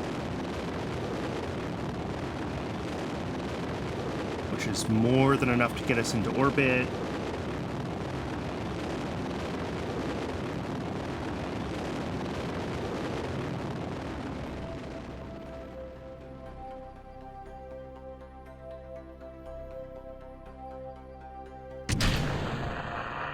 Time warp.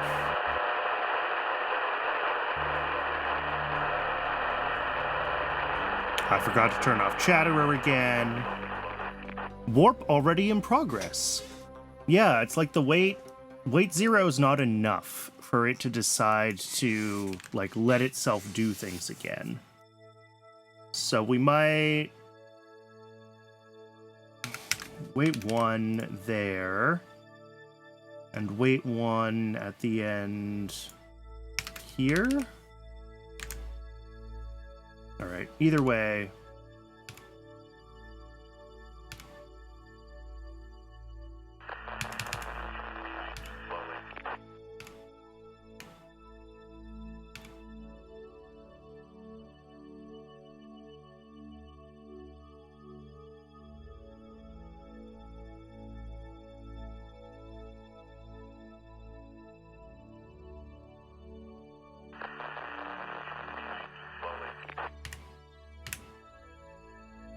Alright, and then at 30 seconds, this will point itself retrograde. Unfortunately, it's very close to retrograde.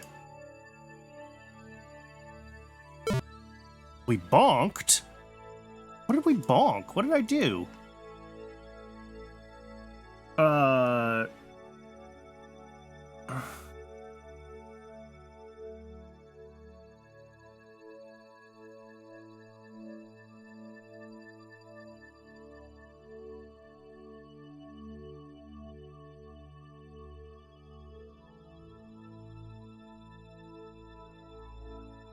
Value callable. Event on hard drive is not accessible right now.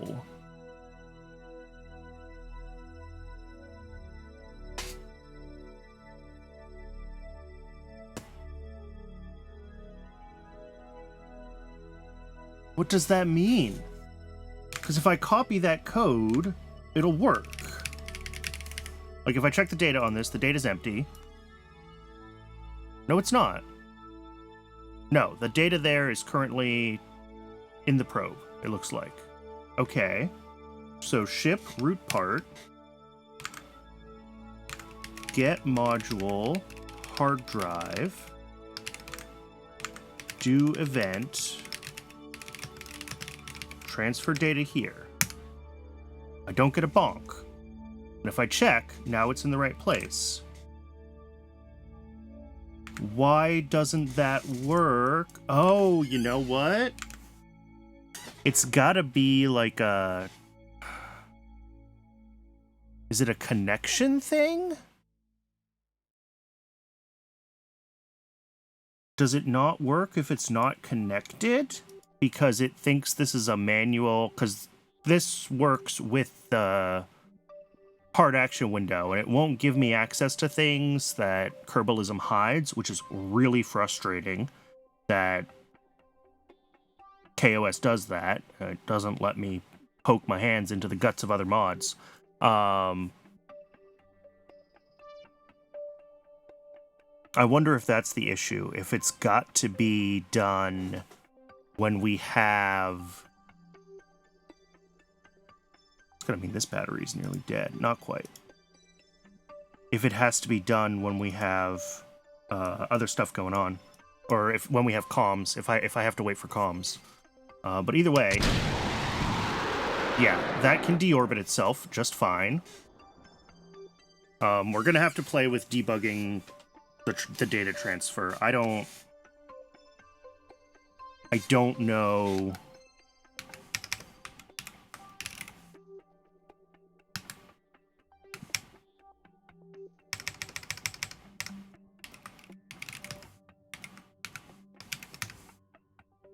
Yeah, because there's the KSP event. Like, that's what I care about, is that transfer data here event. But for some reason, I got this isn't available at the moment.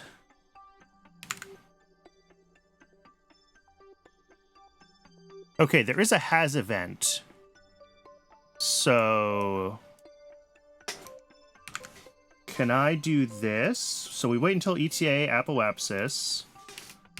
Wait until ship root part get module has event. Maybe that's all I need and that'll figure itself out.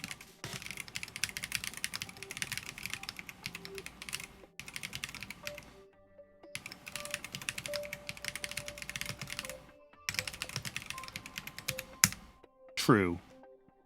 So yeah, maybe I just have to wait for that. What I'm scared about is that maybe, like, Kerbalism only refreshes when the PAW has been opened or something stupid like that, in which case I don't know how to force that from KOS.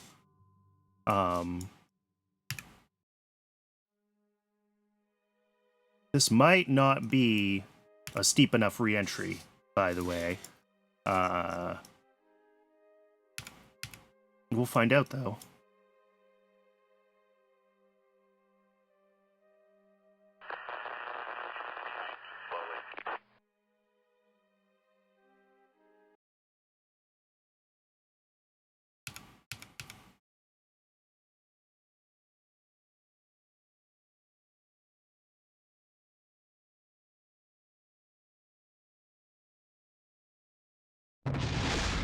That's fine. That's the thruster. No. The heatsink did not like that.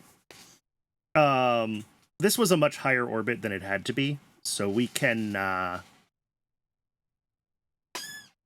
play with that. Alright, so script changes, root part, so we have this wait until the has event, and then we've got this wait 1 instead of wait 0, so hopefully it decides that it can time warp, like, again. So we skip a day for science collection, and then we warp to... Well, actually, let's do this first. Do this.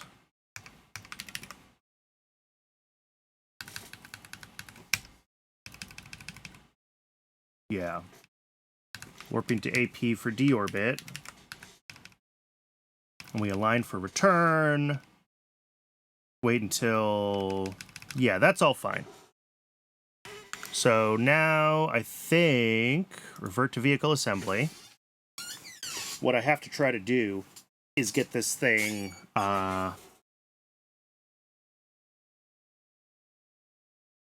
well, able to actually return itself. So part of that is going to be underfueling the GCRC again, because that's just normal for our ships.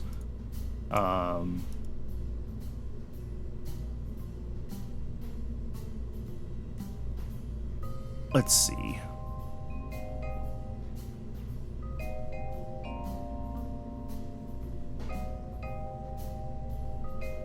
But I also might want a more aggressive return profile as well. Let's start with that. Let's give ourselves a more aggressive return before we do anything else. So if we take that off, we take this, we turn it into a cluster.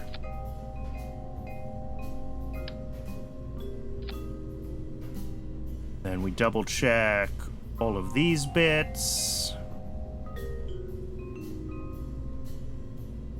that they all look good. And I think we are good there.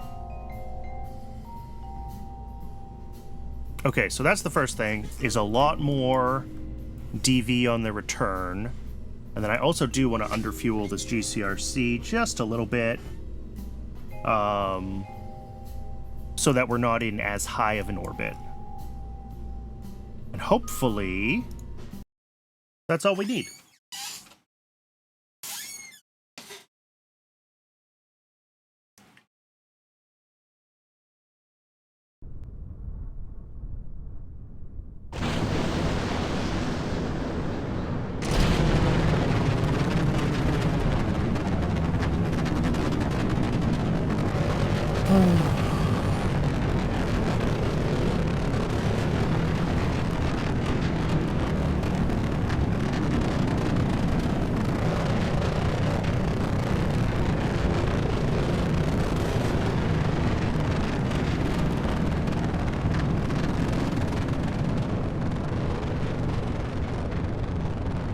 So summary of changes, I tweaked some of the weights around the time warps, so hopefully it will let itself time warp more easily now.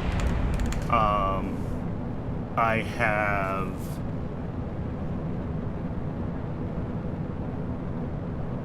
given us stronger retrograde burn so that we come in steeper, because this is a heat sink type heat shield, so steeper is better. We've pulled in the GCRC fuel, so hopefully we're in a much lower orbit.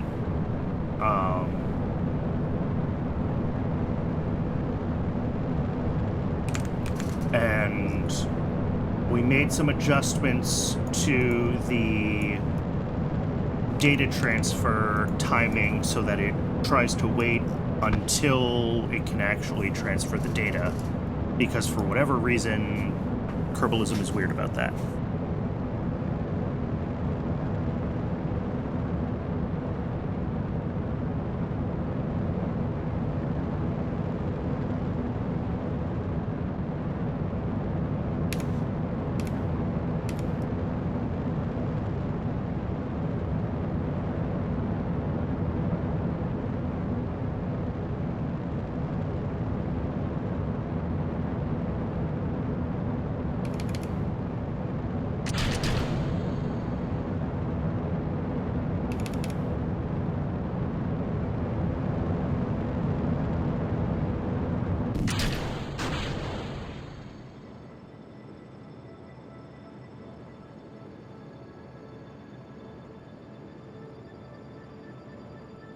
All right. This is going to burn through its whole stage as usual.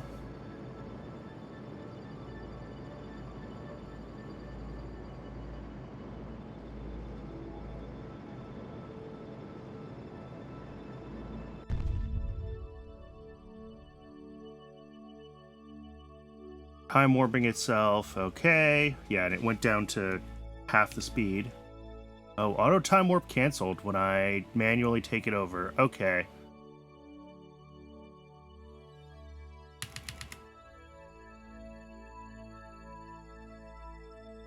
I wonder if there's a way to tell KOS to be more aggressive with its automatic time warps.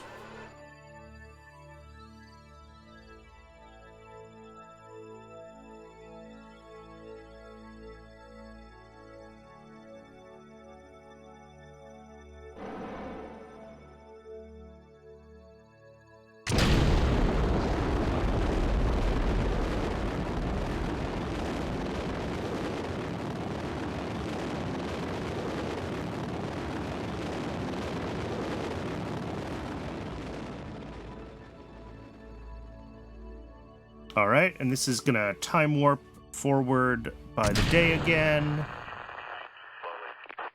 No, it's not? Oh, we're in the atmosphere. Oh, did I take too much fuel out of that and we didn't actually get a stable orbit? That appears to be what I did. Okay. I underfueled the GCRC again. That was my bad.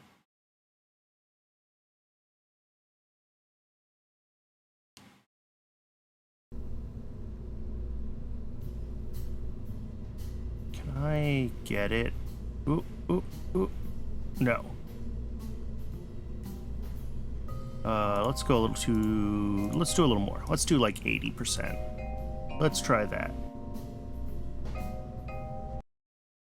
And I gotta remember to turn Chatterer off because it's gonna be a long time warp if it's buzzing every time it gains and loses comms.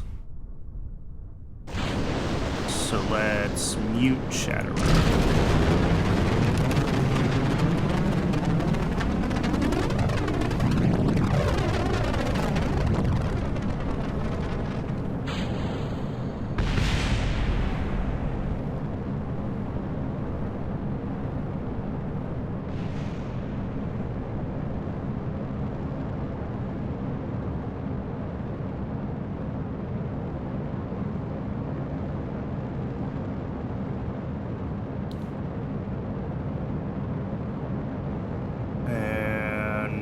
Get up to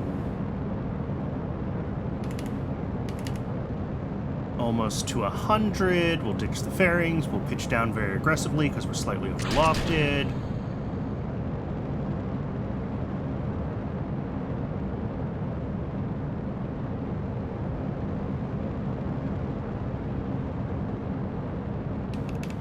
And then we can go back to 4X through this stage transition.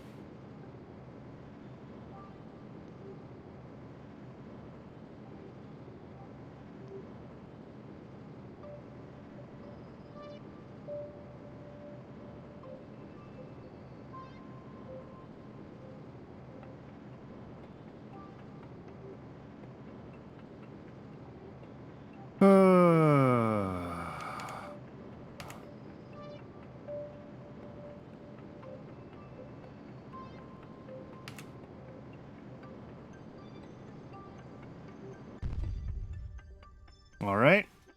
Oh, hey, this will warp to 10x if we let it. Okay. Good job. Never mind. I just have to make sure that I'm out of physics warp by the time it actually wants to fire that.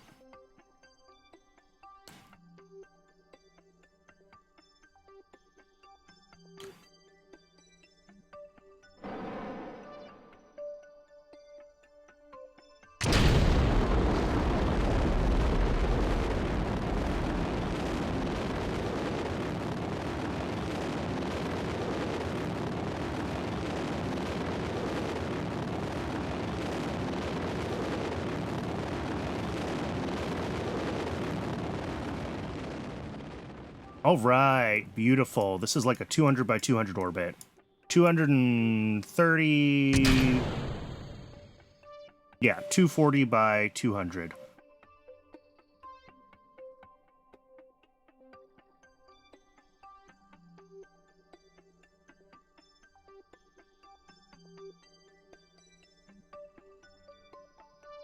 Watch this.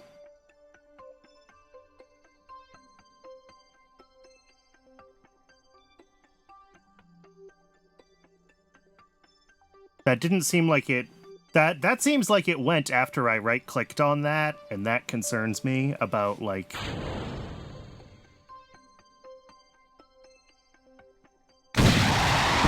What? That did something wrong with the way that it time warped to Apoapsis there.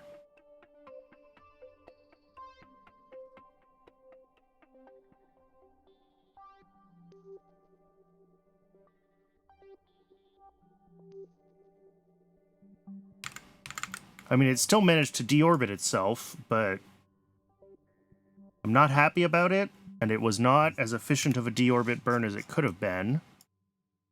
And I'm not entirely certain what went wrong.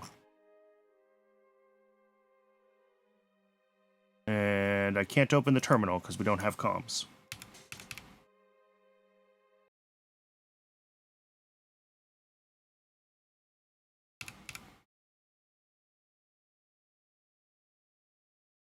And this thing is tumbling, which is especially bad, because as soon as it starts to catch the atmosphere, it may or may not stabilize, and then we're going to be in bad shape.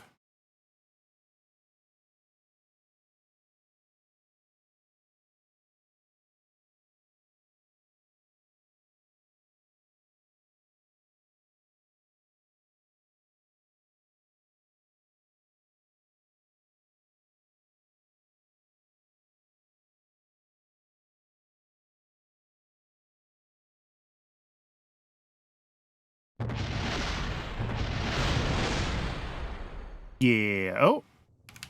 Okay. We did catch the atmosphere here. Yeah, things are trying real hard to overheat, though.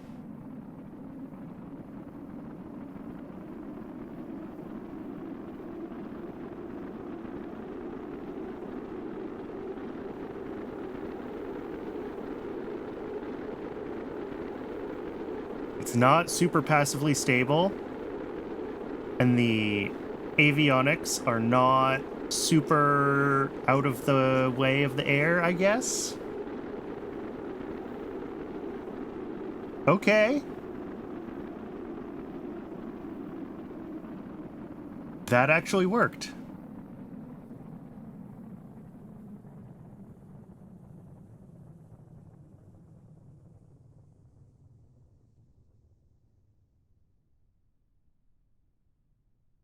Yeah, parachute deploy can be, like, lower. We'll do, like, 35 kilometers.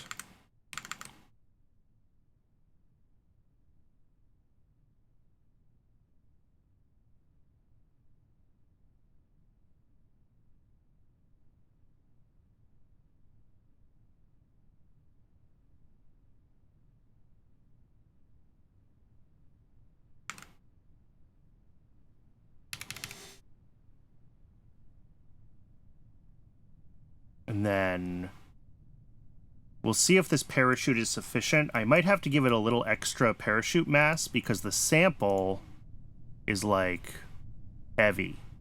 10 kilograms. So we might come in too fast, and I might have to bump the parachute up a little bit so the parachute's a little more capable.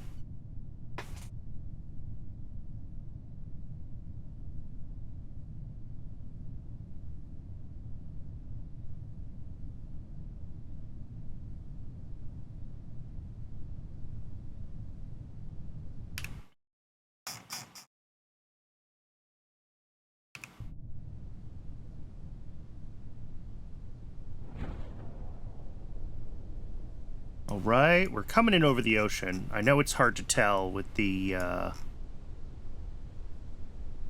stream compression and everything. I can't really control. I can launch during the day, but it's hard to control when the returns happen. They happen when they happen. And this is coming in at 9 meters a second, which is fine.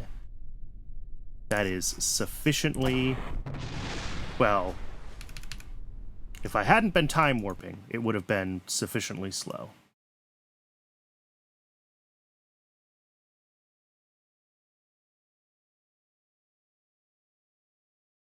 Yeah, broke apart due to G-forces, 600 Gs. I don't think so.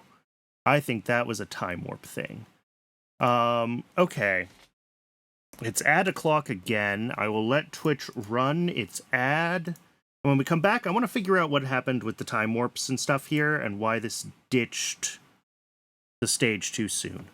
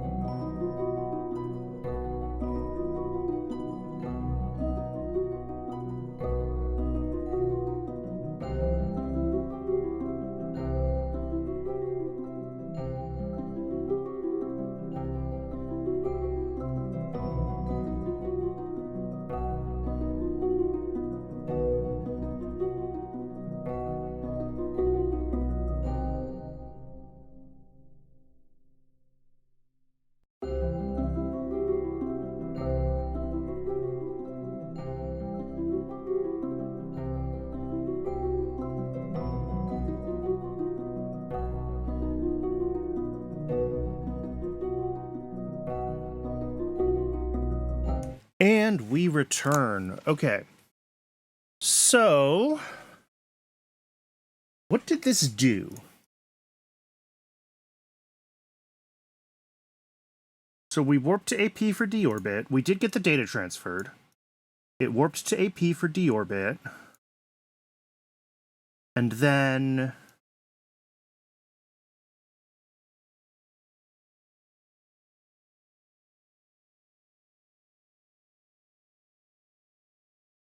it's like this part all fired before...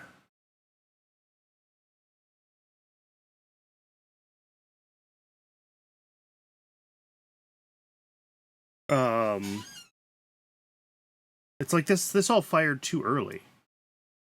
But, like, it shouldn't have? As we warp to, again, until AP is...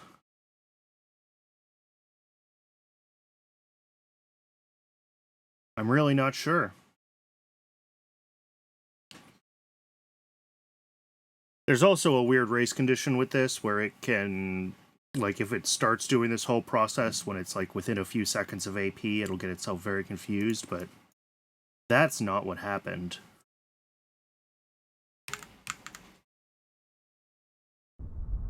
I'm gonna have to just watch it more closely, I guess.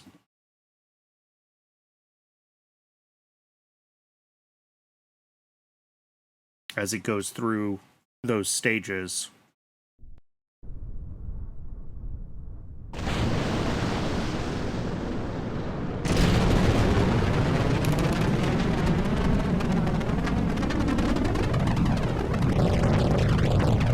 Because it did seem like it did something weird with its time warp at the end there.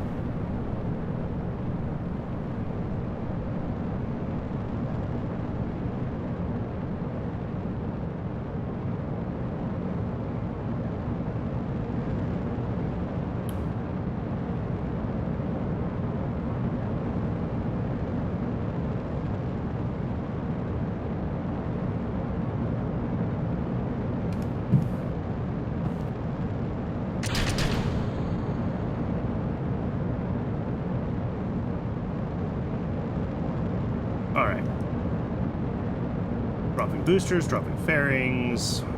Now we can see our whole log here when it comes around again. 10 more seconds on the first stage. That's fine. I don't think I have any debug prints at this point for this next stage, so that'll be fine.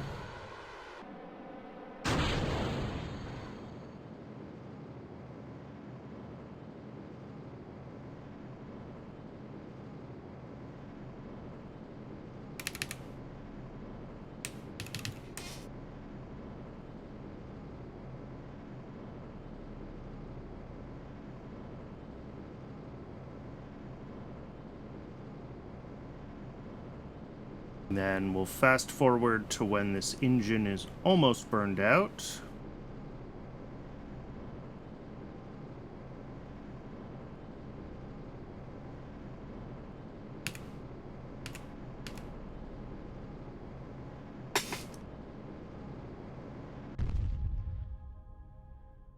All right. It's time warping ahead. Stabilizing itself.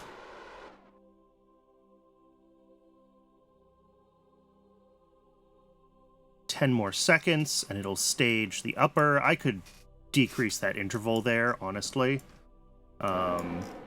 It's just approximately where it should be.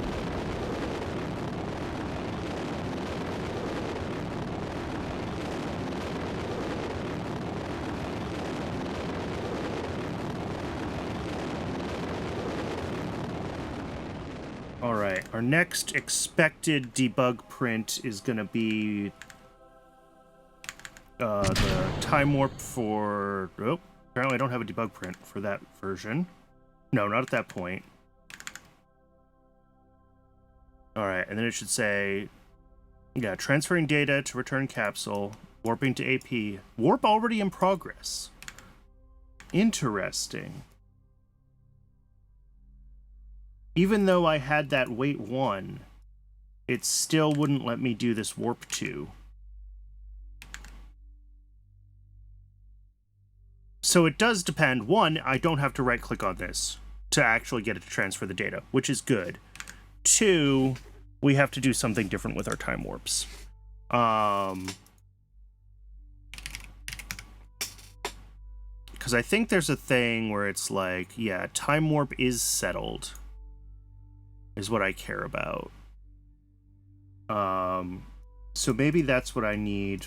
I need to do this, like, wait until Kuniverse time warp is settled in between each of my warps.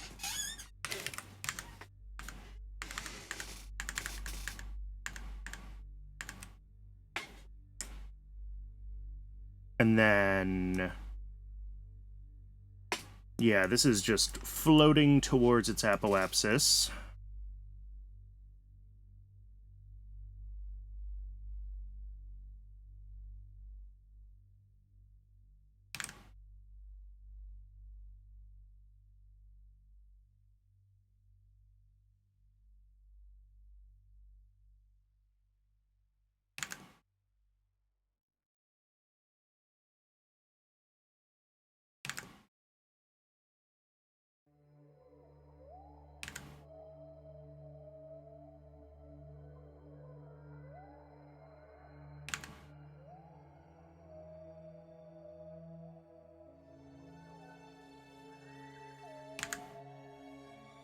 All right, while that's drifting, let's fix this bug where it might, if ETA apoapsis is less than 30, at this point, we want to go all the way around.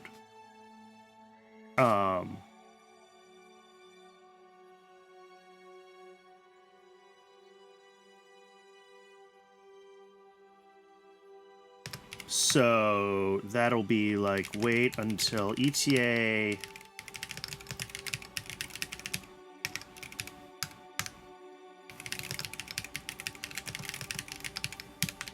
and we don't have to time warp this because that'll only skip like 30 seconds.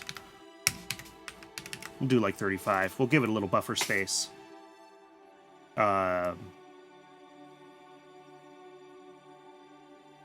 that should fix the race condition around if it transfers the data like very close to apoapsis.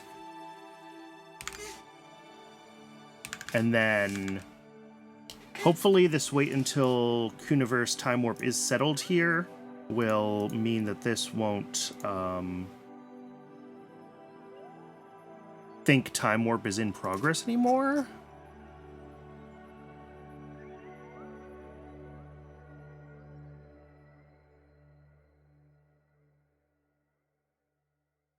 Yeah, true once the rate arrives at the commanded rate. That's what we want.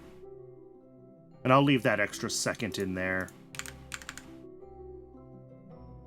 That will hopefully do what it needs to do. All right, let's warp up.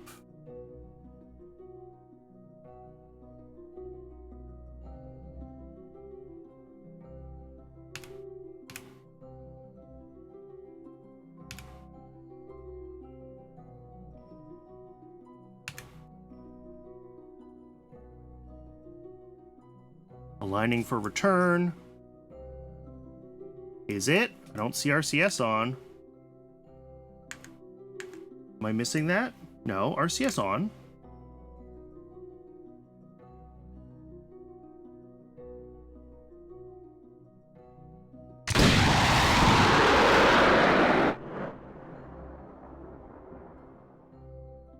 Oh, did we go over 0.3 when I... Maybe that's the problem. When I added these extra return thrusters, maybe this is overweight.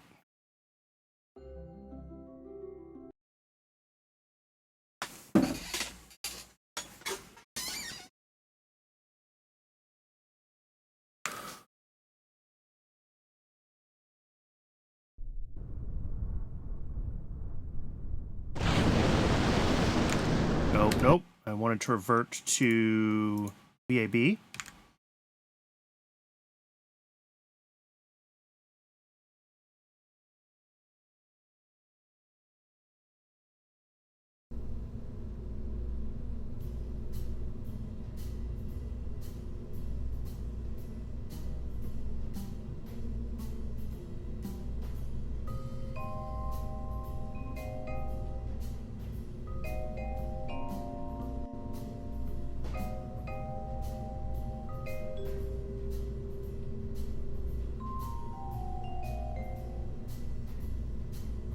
All right, let's automate some of all this time warping that I'm always doing because I'm sick of doing it.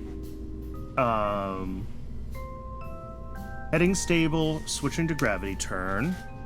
Then we can warp 3.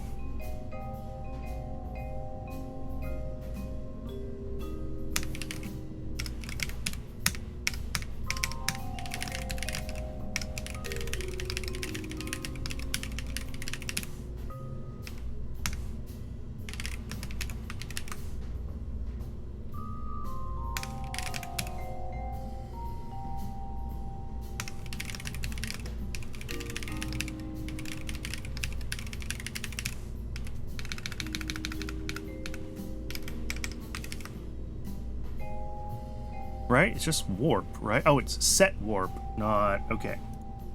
Set warp 2. It's not a...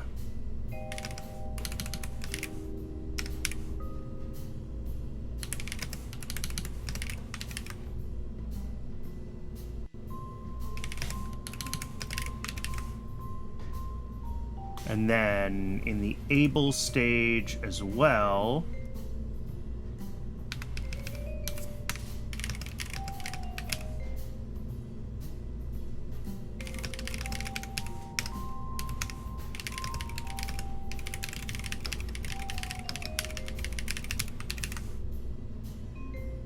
Cool. So this will...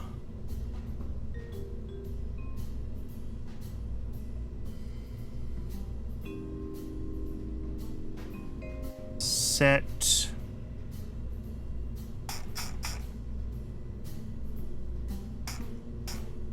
warp mode. Here we go. Set this value... Blah, blah, blah, blah, blah, blah, blah, blah, blah, blah, blah, blah, blah.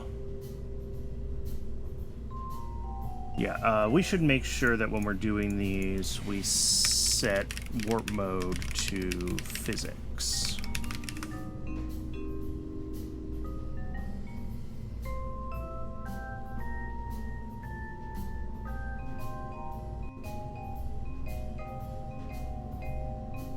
And then...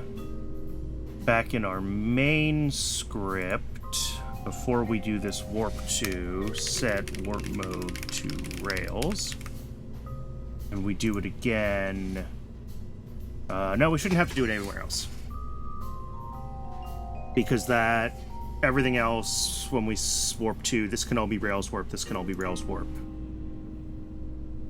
Alright, this might bonk in a couple of places for the first couple of launches, but we'll figure it out.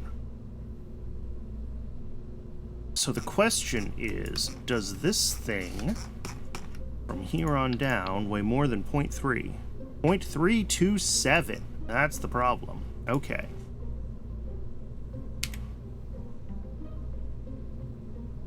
And of course, oh, it has exactly 1 day of power now. Let's do that. A little over a day again. Good. Good.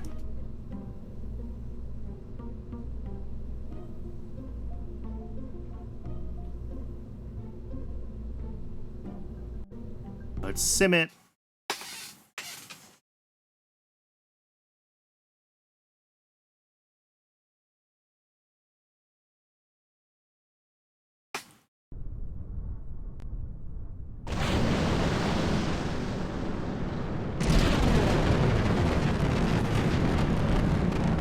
So this will wait until it gets up to its target,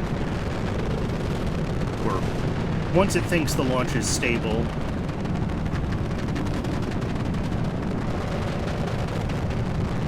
There we go. Automatic time warp in the script. Love to see it.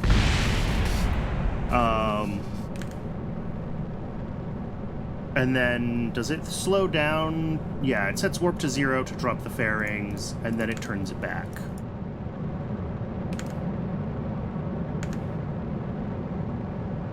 And we should see it do that as well.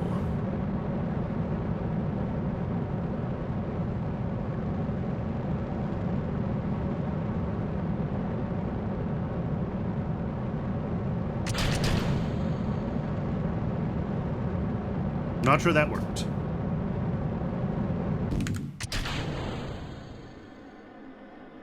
Or if it did, it only did it for like 1 frame and it didn't really matter.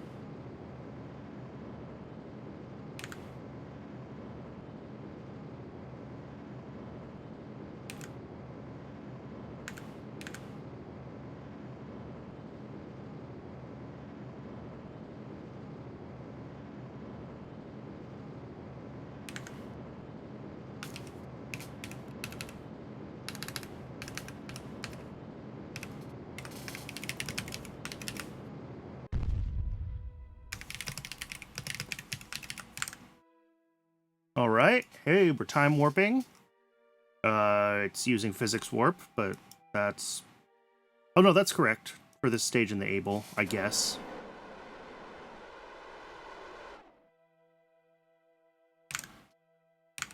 Yeah, because the warp mode is still physics in the Able script, isn't it?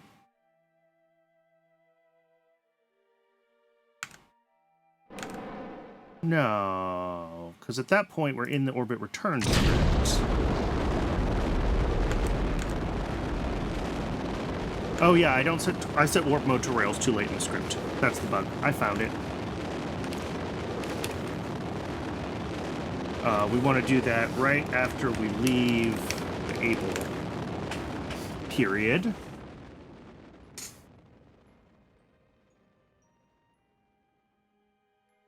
Ooh. That is not quite in orbit. Let's, because we added, a little more mass with slightly bigger avionics, and we need just a little more oomph in that, GCRC.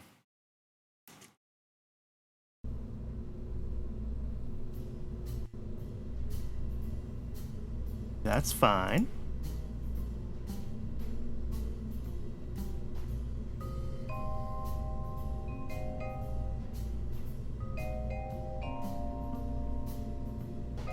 Fly it again.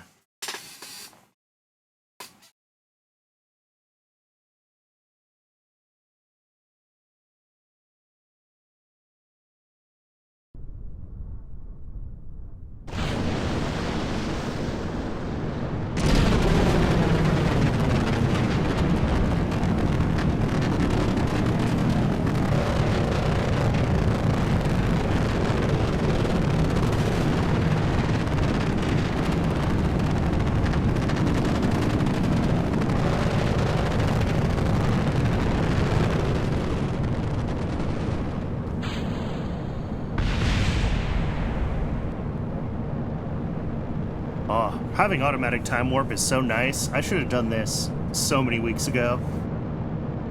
I feel like I don't have to do anything.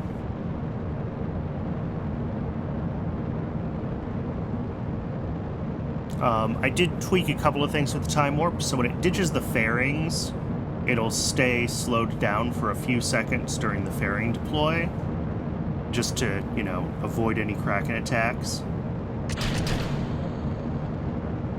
And then it'll pitch down and go back into time warp mode.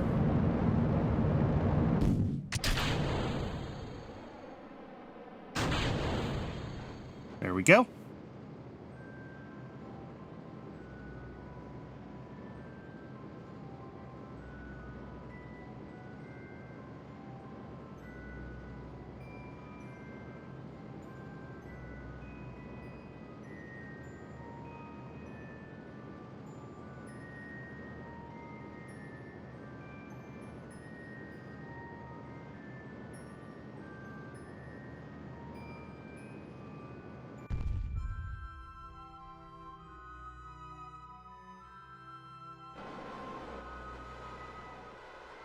Yeah, considering how well this works, I can probably shave like 10 seconds of this linger time.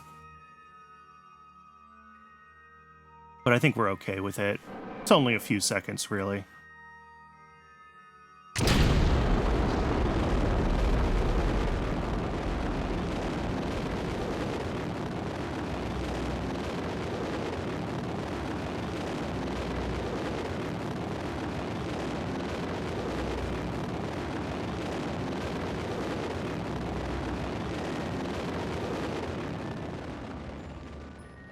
Alright. Little... Ooh, yeah, that AP is high. Nope, and I forgot to turn off Chatterer.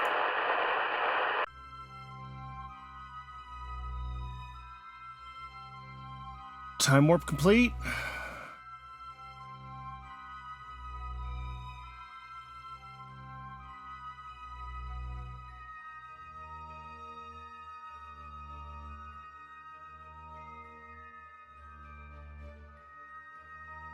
Transferring, okay, so yeah, it's just waiting until it can transfer the data. And for some reason, it doesn't think that it can. The ship doesn't have the part module for it. Look at that. As soon as I open it, even though I don't have to fire the button myself,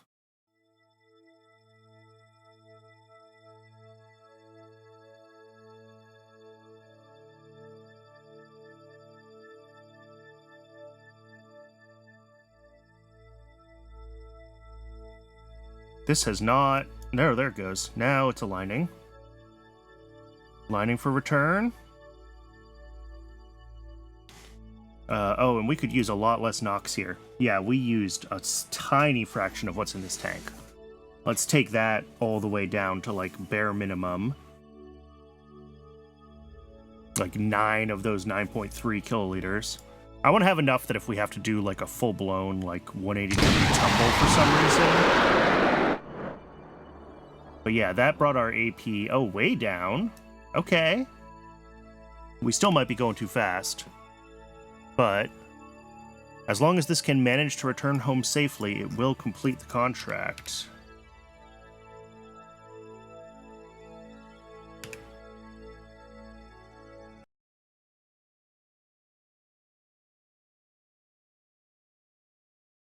We might want to try to have a slightly less high apoapsis.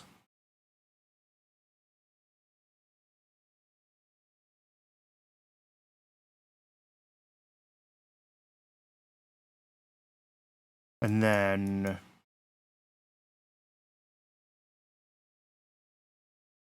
yeah, if we can have the slightly less high apoapsis, it will be a little bit of a cleaner reentry, because I'm still worried about our orbital velocity coming in here. We're going fast. Not that anyone can see this, because we're coming in on the dark side again, just due to the time of the launch and the return, but... I wonder if I can do... I probably can't do it from this view. Maybe I can. Video and graphics... ambient light boost, like 50%, 40%. There we go. That's a little better. A little more visible.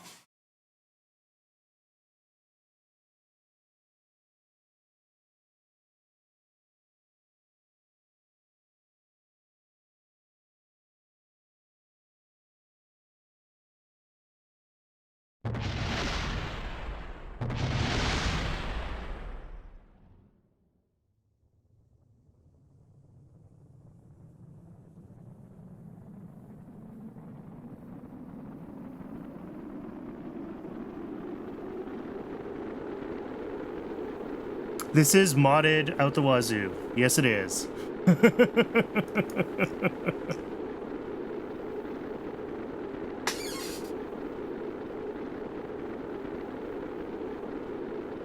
I've got pretty much every part mod that works with RP-1 installed, I think. So, not that I'm using most of it, but it's there if I want it. Oh, and that was a nice clean reentry. I was worried this was coming in too fast.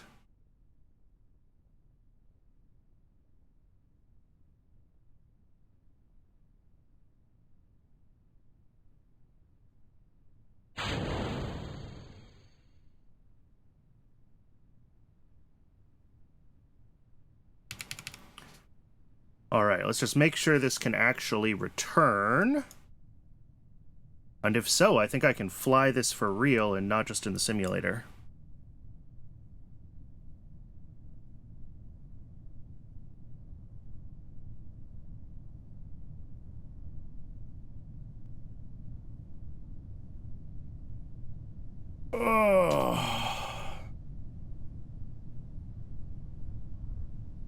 Think this parachute's good enough, but it's always hard to tell.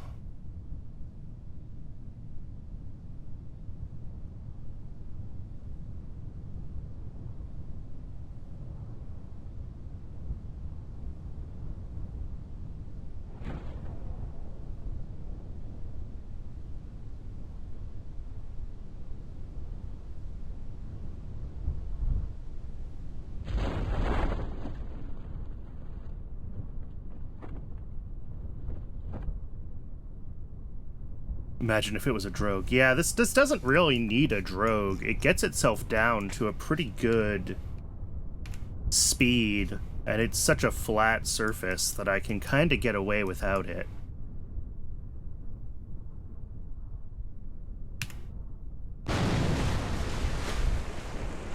There we go. Besides bugging through the ocean and falling to its death, we're okay. This is my first reach orbit and return. So it's a biological sample satellite. This part's just the return capsule, but the whole mission is the biocapsule. And well, actually, here I can, now that I've confirmed it, we can go back to the VAB and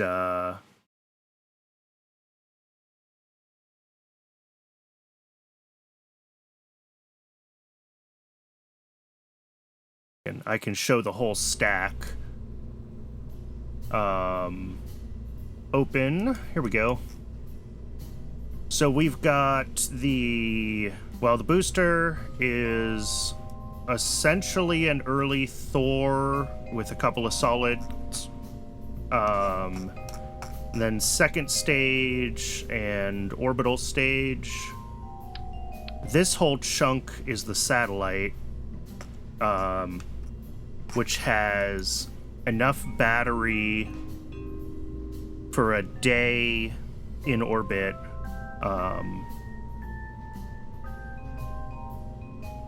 Unfortunately, I don't have deep space avionics that hibernate yet, so I have to use the near Earth, and that means that I need a lot of battery. My solar tech is not good enough to run this off of solar. Which has made this whole project a lot harder because most of the way to the satellite is battery.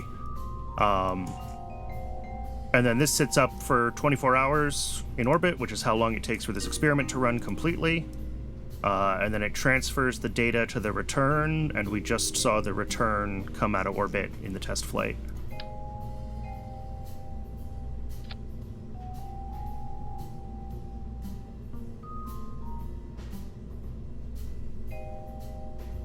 So I think we'll call this biosatellite return because it's no longer a test. I'm going to... Modded KSP is very fun. I really, really enjoy, especially RP-1, the realistic career mod on top of like real solar system. Just does a fantastic job with their contracts and the way their career progression works. It is way nicer than the stock KSP career mode because the contracts actually make sense. Like, I actually have a contract that's like reach orbital speed and return safely to Earth, and things that were actual milestones in Earth, like rocketry, as contracts, right? Okay, so I've got my new fairings. Yeah, there's not a lot I can do about those. New fairings are just longer because this is a longer satellite than I've flown before. Tooling cost on those is expensive, though. I should maybe think about tooling some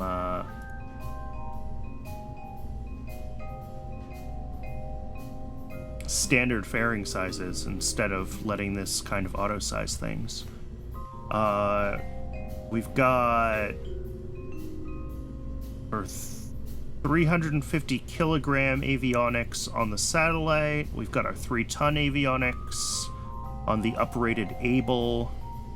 Slightly uprated because I made the avionics too small for the size of my satellite needs. Yeah, that's fine. Tool all. This funny rocket shape is a very real rocket shape, actually.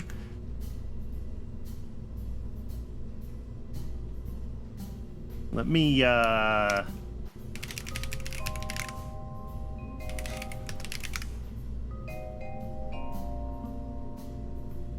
yeah, this is based on a Thor Able, which is, yeah, there we go.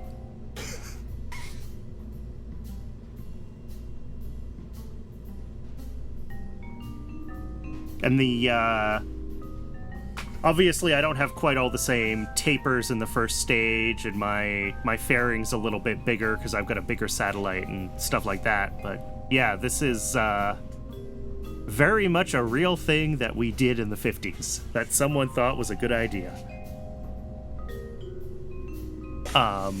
They pretty quickly, when they got improved the upper stage for more capacity, they made it a little bit less ridiculous. Yeah, here we go. Thor Able Star.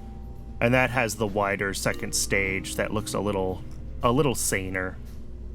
But, yep, real thing. Okay. I did my tooling. Close this. This should work fine at that launch complex. No issues. We're tooled. So I think we can schedule this. Yeah, unlock 2 parts. Cool.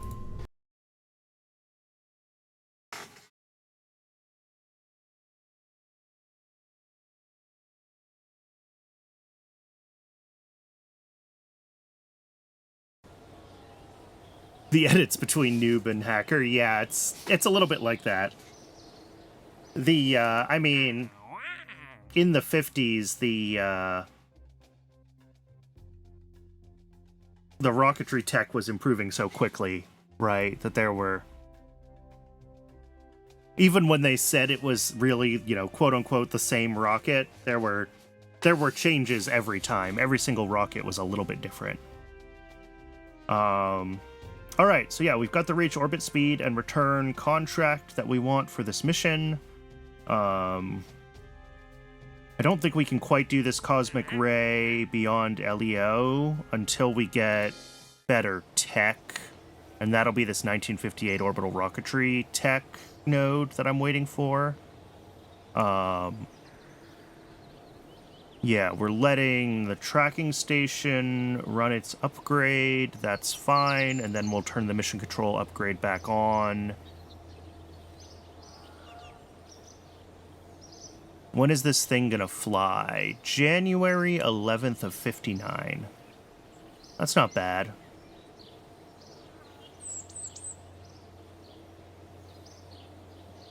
Alright, let's warp ahead then. Oh, that ambient boost is really, maybe I overdid it on the ambient boost.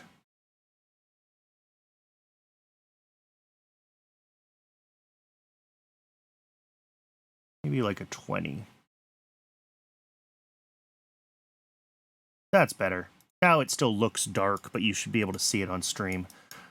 Alright, so bio-satellite return will be done...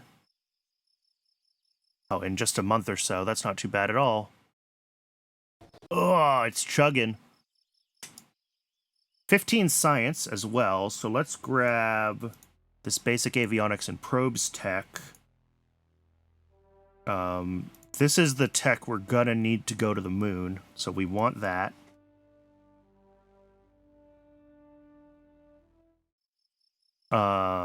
Hit rollout, and I should figure out which, if any, of my current satellites are still useful, and terminate the ones that aren't, because they're definitely starting to cause lag at high time warps. Not that I want to be skipping time all that often, but, you know. Oh, whoops, that was a whole day that I skipped, skipping to sunrise. Okay, so I think we can just fly this thing. I have the contract. I've tested it a million times. Let's launch.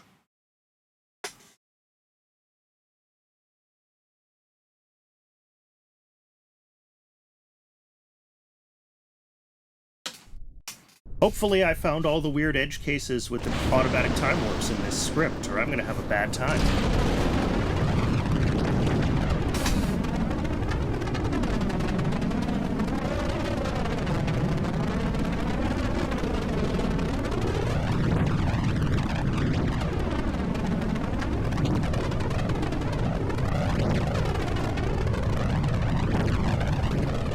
Yep, oh, it's trying to time warp.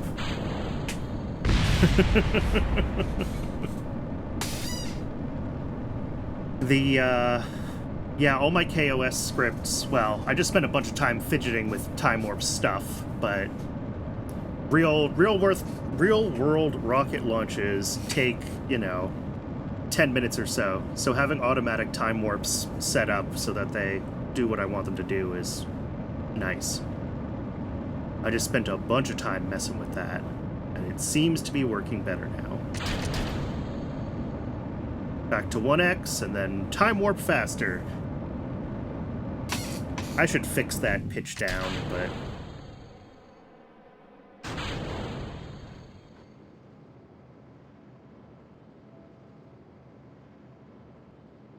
This is pulling into such a low orbit for this satellite return. Oh, and I should turn off Chatterer, because we're going to time warp.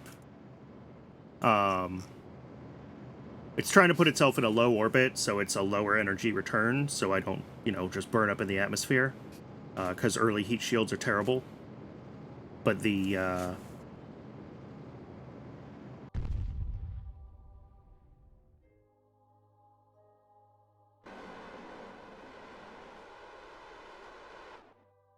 Nope, this is what we want. 780, well, only half of this is going into orbit. The other half is coming back out of orbit. So we've got about 780 getting us into orbit, and then another 780 getting us back out. So we're going to end up in like a 200 by 400 orbit or something like that.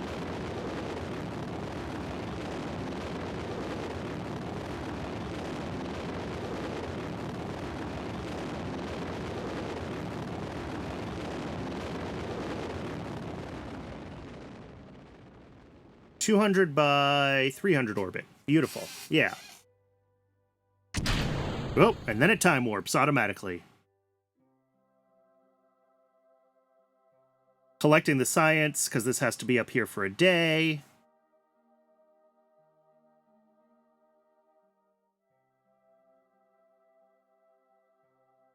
Yeah. So it's about 9,000 meters a second to get to orbit, plus some waste, plus whatever else, and then, a chunk to return. And then, oh right, I have to just open the PAW for this part. There we go. I need to figure out how to make that happen automatically. How to make Kerbalism refresh the PAW so that KOS can do what it needs to do, but... Yeah, about 9,000 to a low Earth orbit.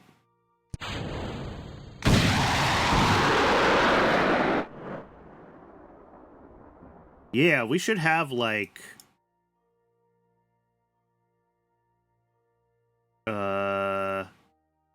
oh, this isn't showing me. Can I do it from here? Data. Yeah, 43 credits. That's what you want to see.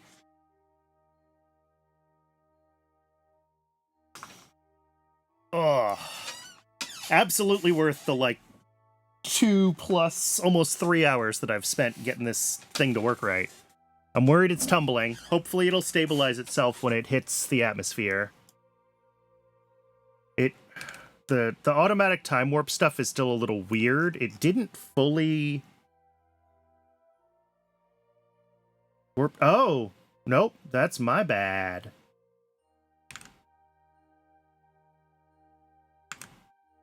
I see what I did wrong in this script. I'll flip back to the code and show it.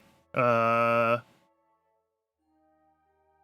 we have time before we hit the atmosphere. We can flip over.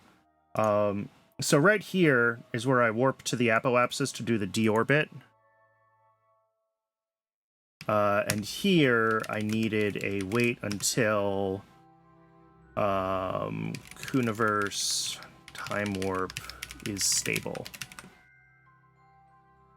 So this just needs to wait until the time warp is actually done before it tries to, like, align itself and fire the rocket engines. Otherwise, it could fire them when it's still, like, coming out of time warp, and that's why it's tumbling, is because it wasn't fully out of time warp, so we got some weird behaviors kind of at that edge of time warp.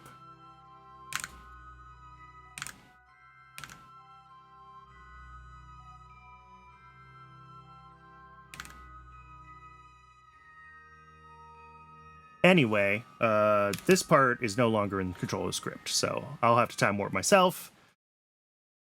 And I'm going to hope that this tumbles itself into retrograde correctly. It seemed like it was passively stable in the tests that I did, but it's tumbling a lot.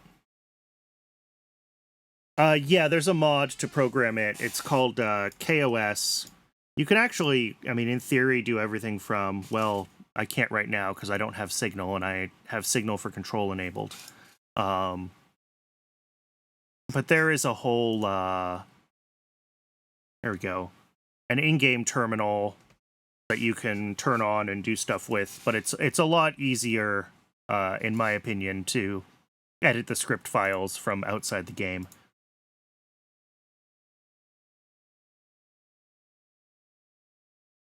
Alright, let's go to like 3x for a little while. We're still coming in a little bit shallower than I would have liked because we had some time warp glitching there.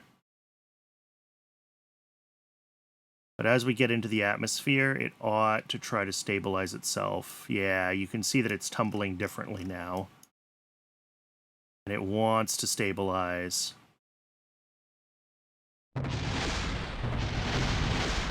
Which is good, but the question is, will it stabilize before it starts to heat up too much?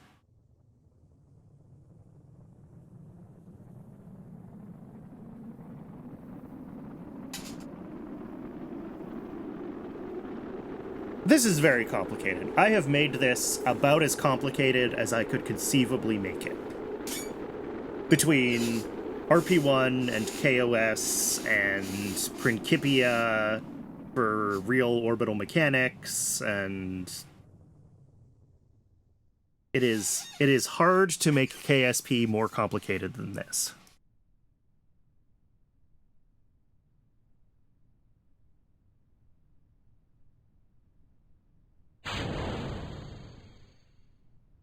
And that is staging the parachute, and I think we're good. I'm going to call that a fully successful recovery.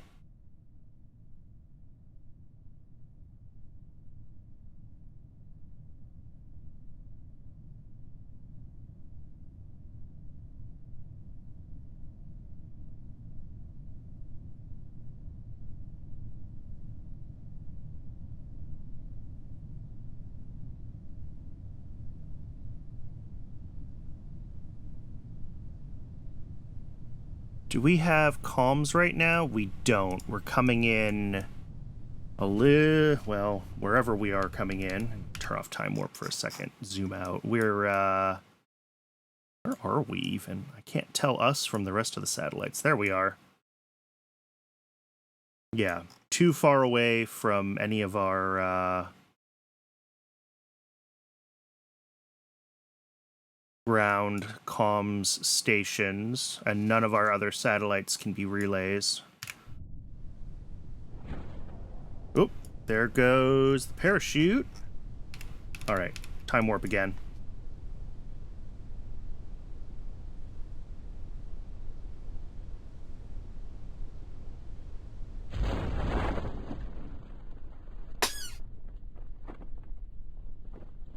Space! Space!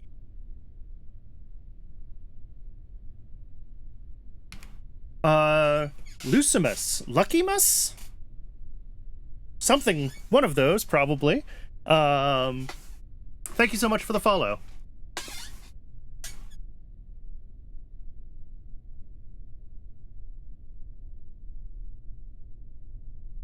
And splashdown. And are we gonna do that thing where we slowly fall to the center of the earth? We're absolutely doing that thing where we slowly fall to the center of the earth. Lovely. That's a bug. I don't know how far down the surface actually is at this point. And I'm scared to time warp because I don't want to lose my science. Yeah, this won't recover. Ooh, can I quick save here? No, unable to save. Great. Well, we got the contract at least.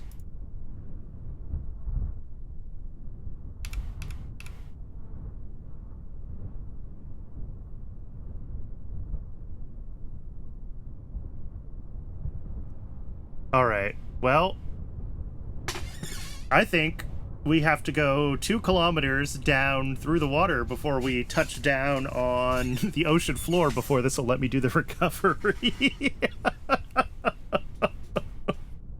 This is so stupid. It's gonna be about 3 minutes.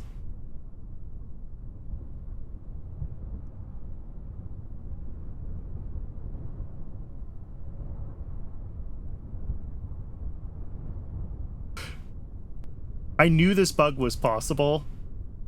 I saw it in the simulator even, but in the simulator we landed where the water was a lot shallower. Because yeah, I can't recover here. It won't let me. Because it thinks I'm moving too quickly.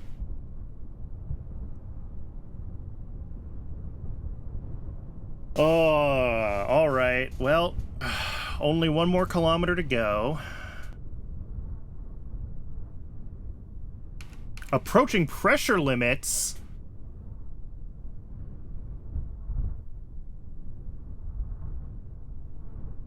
Don't tell me that.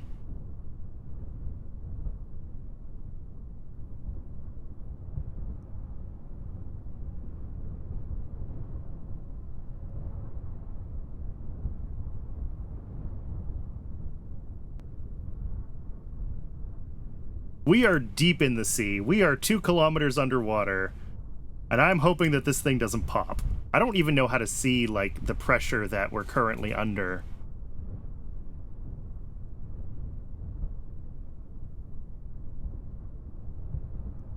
God, this is such an awful bug. Can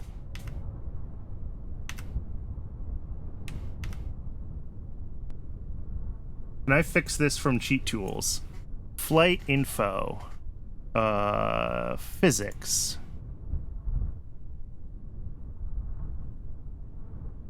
Set position. Altitude.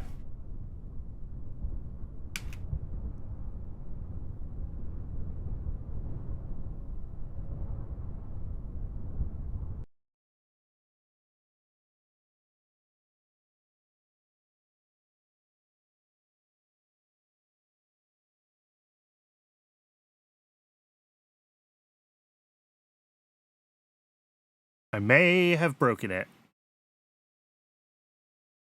I hear my fans spinning up, which usually means that the game crashed.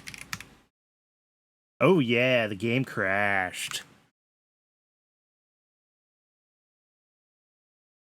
Alright, well, let's wait for it to finish crashing, and then, I guess while it's crashing and restarting, I will go ahead and... it is just about ad time anyway. Twitch is about to yell at me and tell me to run some ads, so I will let Twitch run ads while the game restarts, and when we come back, we will try this launch again, and we'll hope that we can avoid what just happened there. So let's recapture the game. please.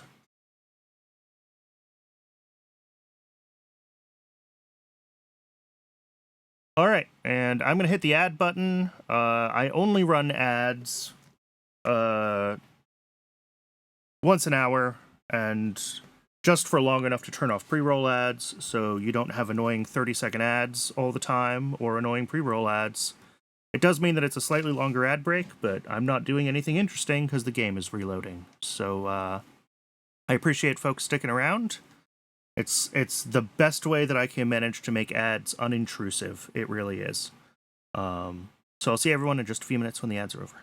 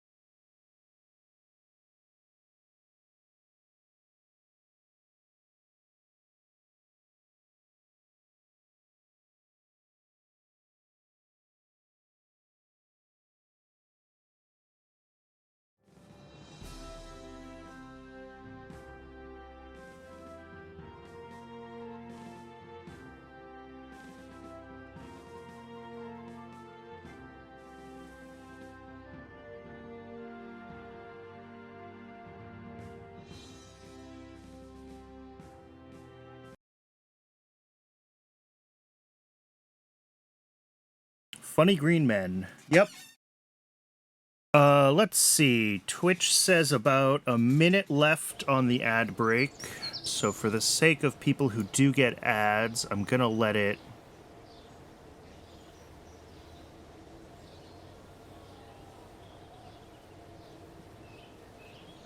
Oh dear. This... When did this save? That's a question. Because I think this may have saved after... Okay, we do have a return probe. Oh, and it's on a suborbital trajectory. All right, let's fly it then. I was gonna let folks let the ad finish, but if this is already on a suborbital trajectory, oh no. This is the booster. I don't care about this. I'm trying to figure out, like, where in the mission this thing's saved. Also on a suborbital trajectory, but not the probe. Oh, this is going to load in, and it's going to try to do awful things with the script, because the script is not designed to be reloaded like this.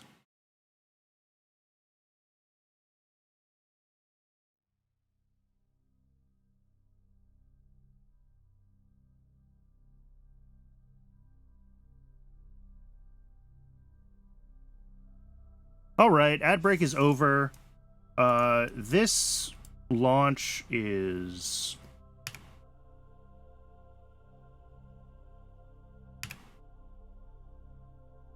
kind of foobar.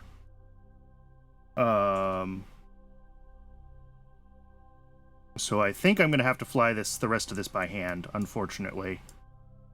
There's really no easy way around that without a lot of changes to the scripting. And I consider a crash of the game to be sufficient reason to cheat slightly.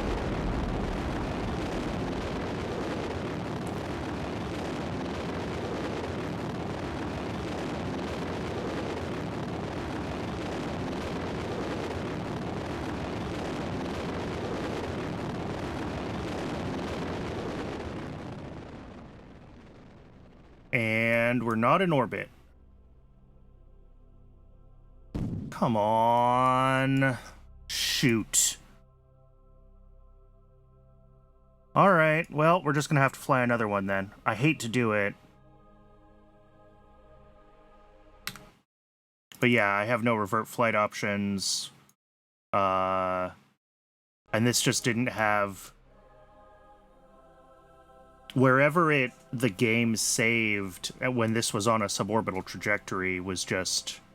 We were past AP without having burned this stage, which makes some sense, actually, by the time I got in and loaded and bounced around between vessels to find the right one.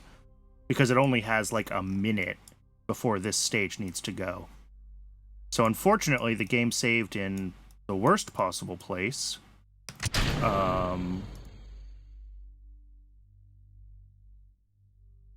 Let's point ourselves retrograde, and I'll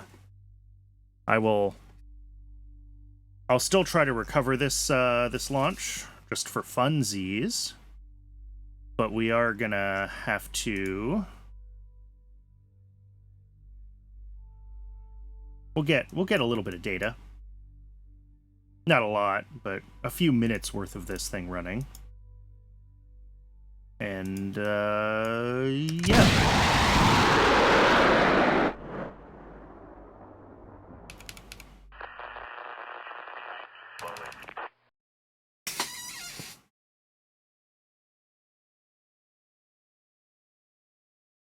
With less data transferred...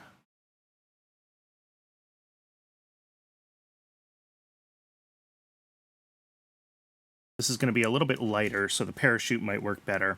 I think since I have to refly this, I am going to make the parachute a little bit bigger, because that will... Space! Space! Katanana, thank you so much for the follow. Enjoy your stream hopping.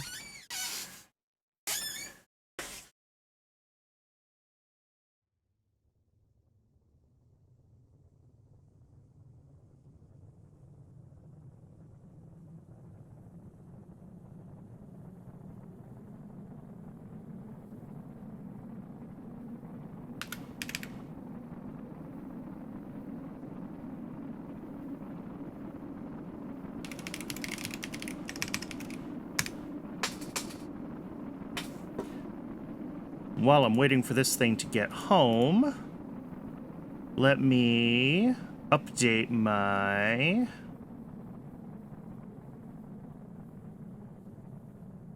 follower goal.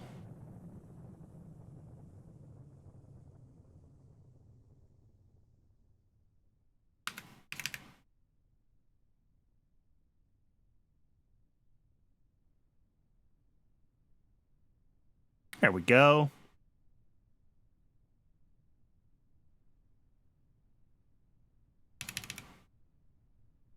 So this is going to come in, and again, I think because we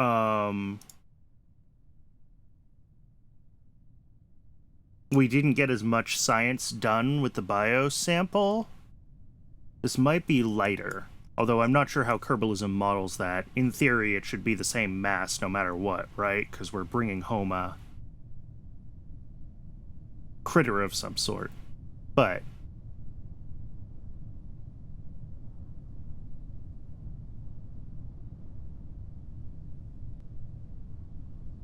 Alright. Yeah, hopefully if I make this parachute just the slightest bit beefier, we'll have a more reliable touchdown.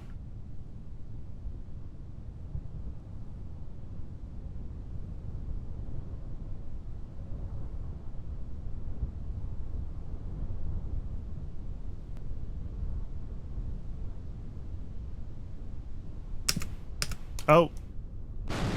Never mind. I forgot that I was flying that manually and that the parachute didn't deploy. That's great. Good job, me. It's fine. Alright, well, we have to fly another one anyway. Because game crashes are no fun.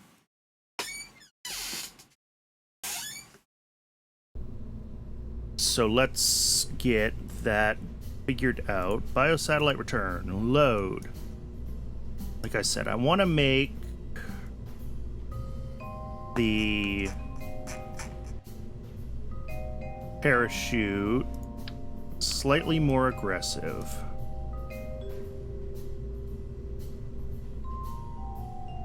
Oop, and that might be all I needed, actually, because that just got a little more expensive. Well, if I take those off... So this is what we're actually coming in on. And if I just say I want my touchdown speed to be like 6 instead of 9, that might be all we need to do. Then we put these back on in the middle.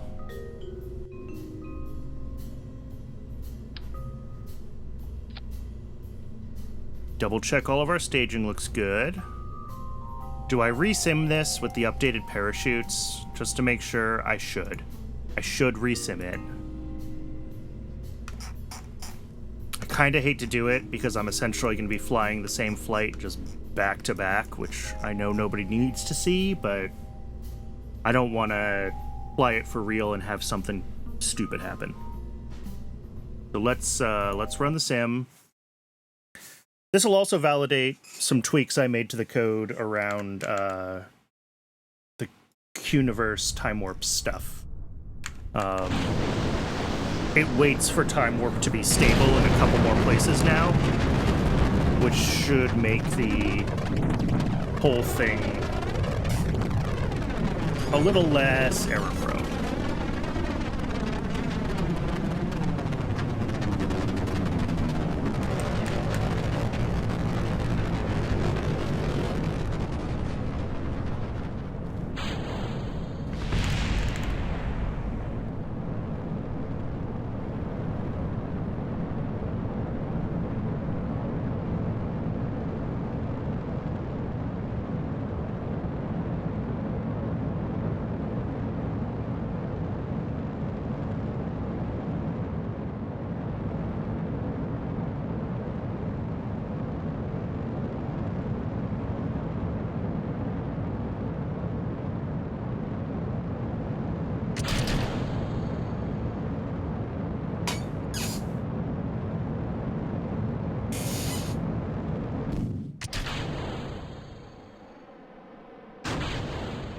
And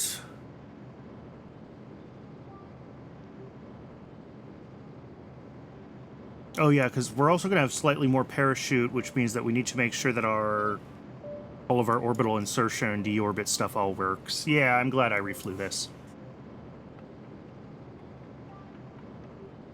Because we do have noticeably less delta V.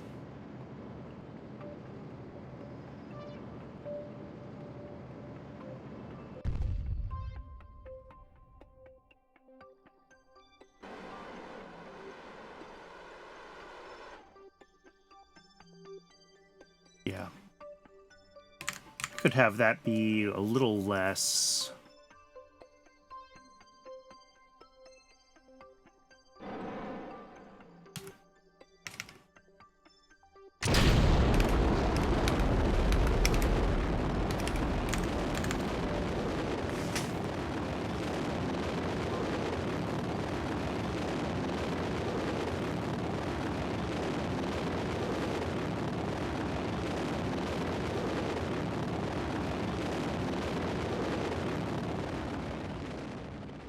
Yeah, that is... I mean, technically in orbit, but like, oof. Ah, Chatterer.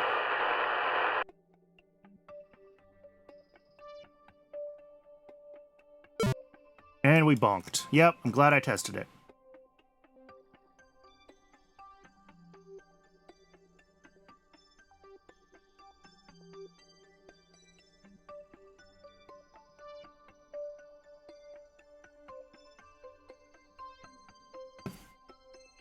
Did I typo?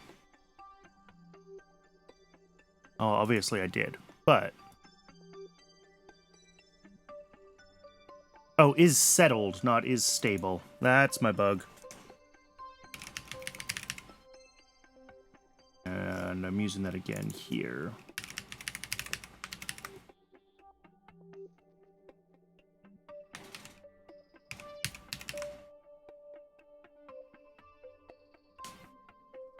Yes, we're doing the is settled here before we try to do this. And then again here, wait until is settled.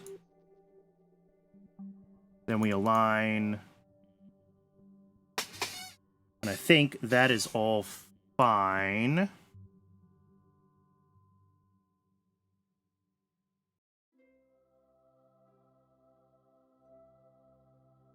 Transferring, that's fine, that's fine. All the rest of this is fine. Other than not quite getting into orbit. That makes me nervous.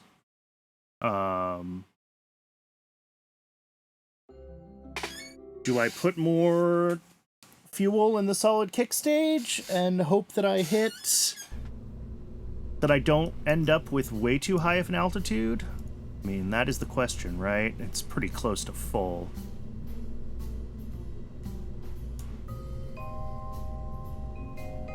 Let's see how, like, way too high we get with this, and if we can return safely from that way too high. Because right now we're right on the cusp, and maybe this sim had a pretty just bad burn, because we are modeling, you know, solid residuals and crap like that. But I'd prefer to have a little more insurance as far as getting into orbit.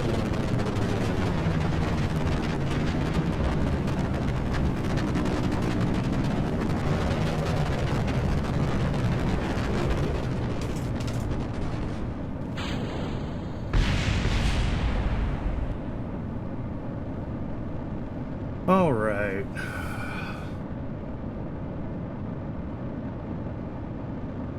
I mean, I could also, like, you know, manually tweak numbers instead of just doing the 10% increments that the slider gives me access to, but that's effort.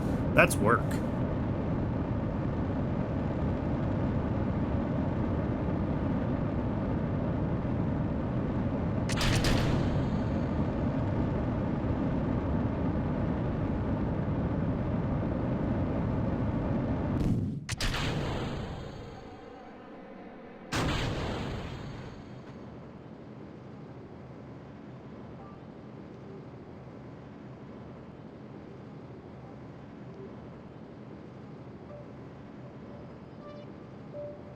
Okay.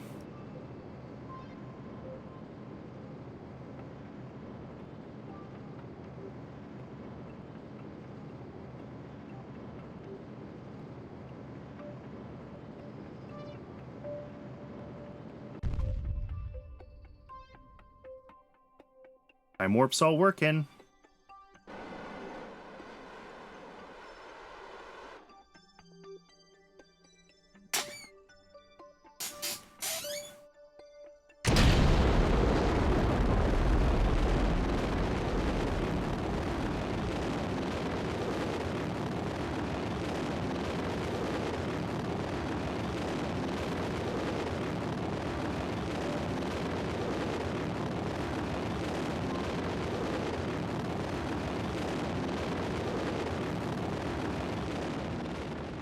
You know, maybe that was just fine. Going full thrust on the GCRC. Chatterer!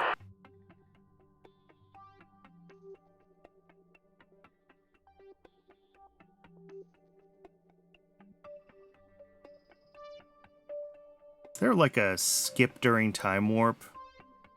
Show advanced options?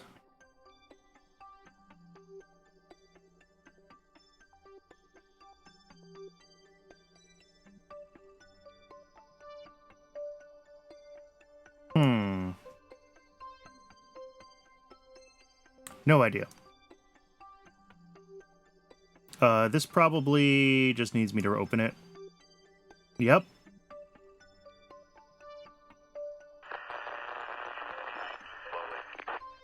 All right, and then we're gonna warp to AP.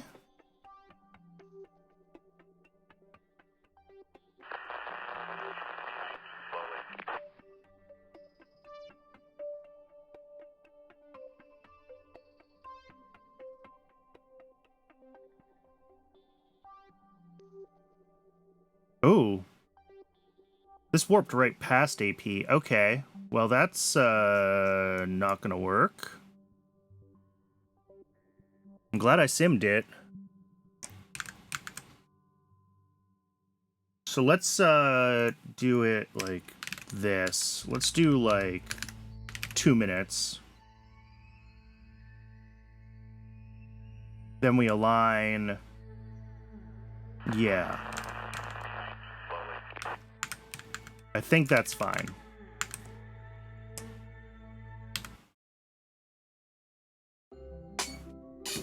That gives it more time to go through its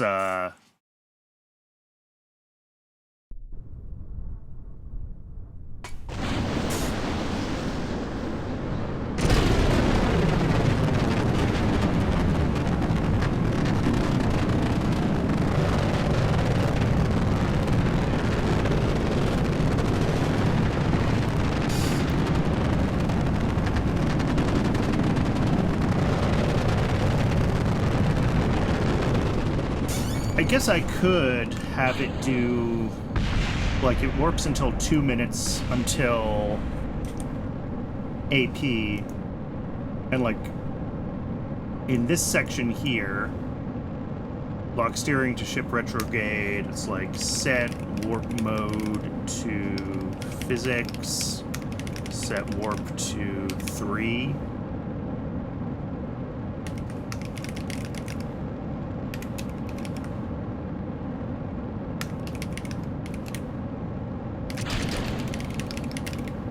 I don't know. I shouldn't mess with it. Not when we're gonna fly the real thing after this test, hopefully. I don't want to have to do another sim. So I'm gonna just let this fly as is, and then we'll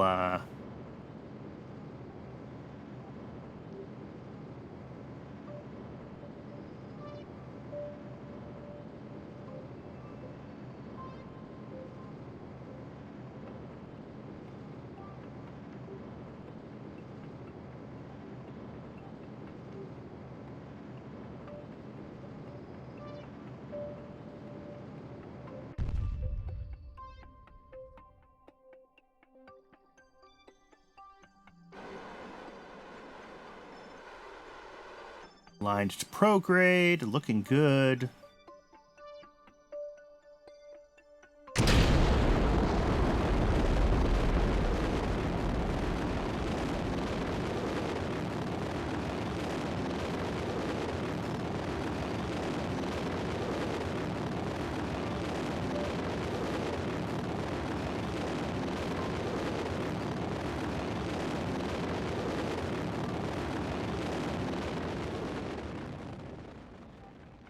Yeah, and see, that was a much cleaner burn, and now we've got an AP of like 500 compared to Chatterer. Compared to some of the other stuff we've seen. But all right, and then as soon as I right-click on this,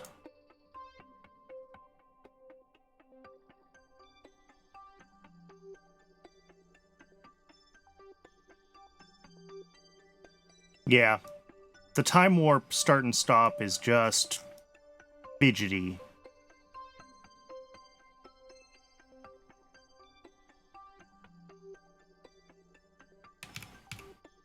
But we can physics warp ahead, I guess just by hand through here.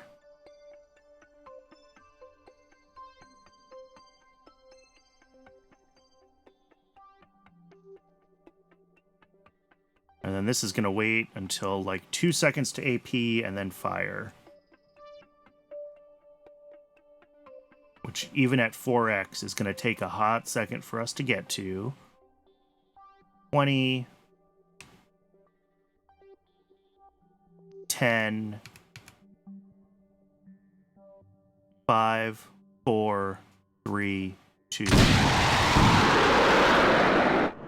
There we go. PE of minus 1800. Which is pretty good. We just have such a high AP.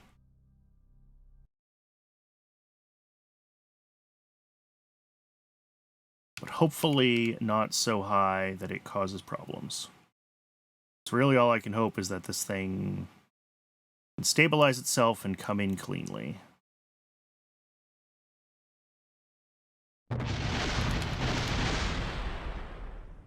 And it does look like it's doing it. I don't see any heat bars. And then we need to verify that the new, the readjusted parachute is also doing the right thing.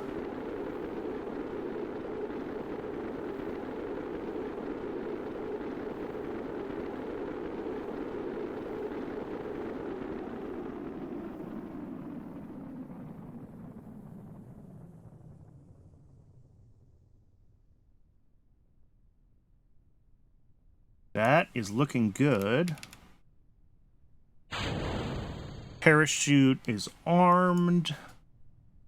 Now we just have to wait for it to come down. Where are we coming down, by the way? Where is here? That looks like South America. So we're coming down over Africa?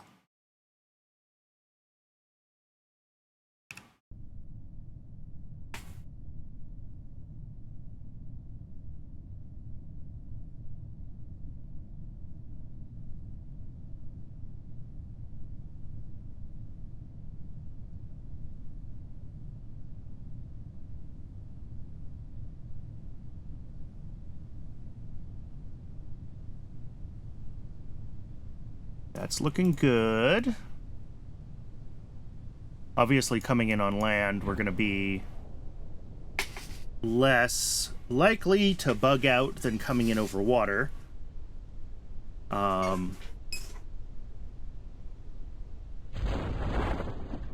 Yeah, now we're coming in at like 6.7 meters a second. So this should be much more reliable, even if we are drifting down at a much slower rate. This will hopefully be less likely to bug.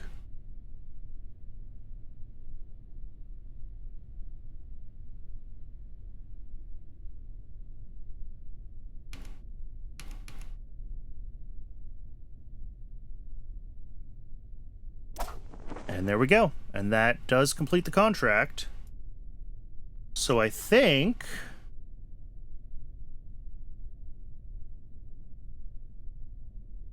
we can refly this. I think we're good.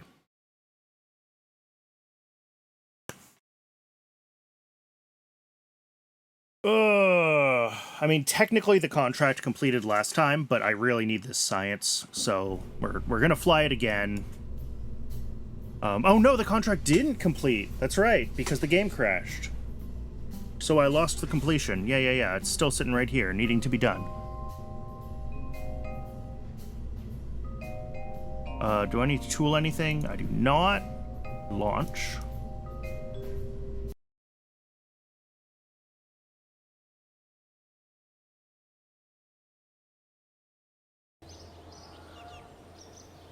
Yeah, okay, and we're going to have 1958 orbital rocketry by the time this is done. So we'll be able to rely on that really soon, which is going to uprate this thing, and we're going to be able to do a lot more once we can uprate the Thor with the operational engines. Specifically this, that we couldn't quite hit, I'm hopeful we can hit it. Let's look at our science here, and let's see how we're doing. Yeah, Earth space low still needs to transmit a bunch of the cosmic ray science, which is annoying. Magnetic scan, Earth, still being gathered. All right. Mass spectrometry, Earth is done. Micrometeorite detection, Earth is done. Planetary photography, we're not doing. Pressure and temperature, video imaging, Earth I'm assuming some biomes are done and some are not. Yep. Mountains and savanna still need to be done. This is in a very polar orbit, so this should get these eventually. It just has to, like, catch it at the right time. Which, like, that's not a ton of science, but, like, we've got 3.5 here, plus the cosmic ray science that needs to be transmitted is another 7.5. So, like, that's 11 science sitting in orbit right now. Plus this satellite that we're going to fly is another, whatever that is, 40? 30?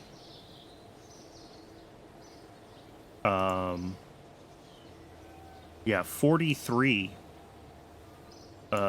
Which includes biological sample 1. Oh, but we're already done with that in space low. 25. Okay. So that's significant, though. Like, 43 science is going to get us unlocking a lot of our next major techs. So it's definitely been worth the time that we have had to sink into getting this going. All right, next on the time warp is finishing the tracking station upgrade, which is great. Oh, hey, we transmitted some more science. What did we transmit? Probably a little cosmic ray science. A little bit. Does that mean we got one of the video imagings done?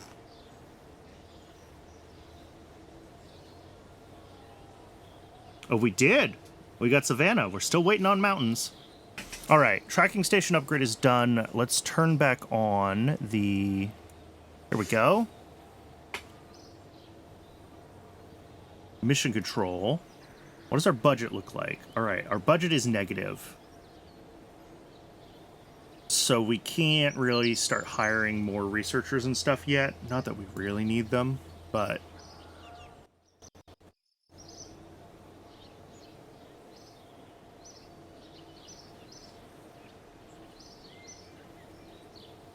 Alright, we'll try again with this biosatellite return mission.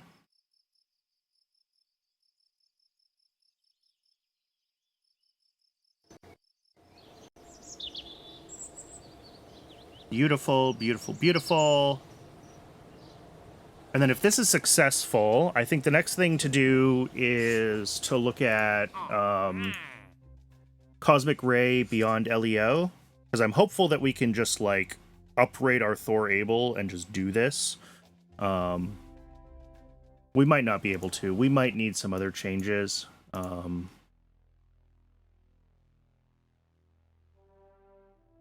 Specifically, we might need this node, which gives us better... Now, we shouldn't need better battery tanks for what we're trying to do there.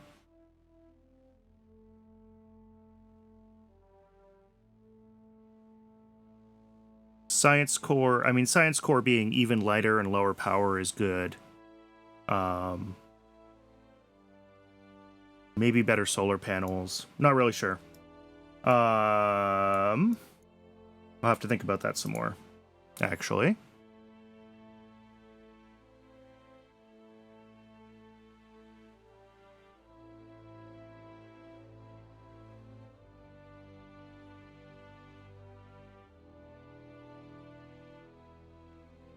Okay, let's fly this thing. See if we can get this return satellite contract done.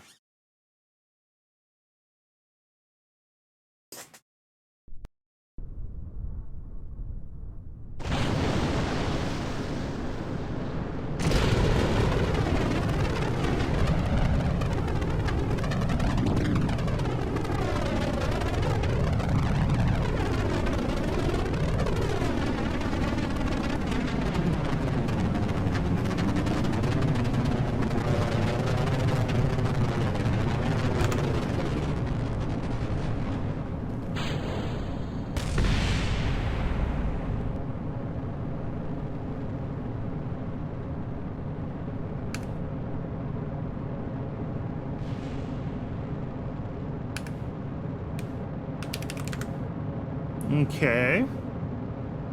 We are nominal. I'm gonna ditch the fairings shortly. And it's still going to do its wild pitch down because it's hard to get this thing into such a low orbit. But that's okay. Oh, having everything automatically time warp is so nice.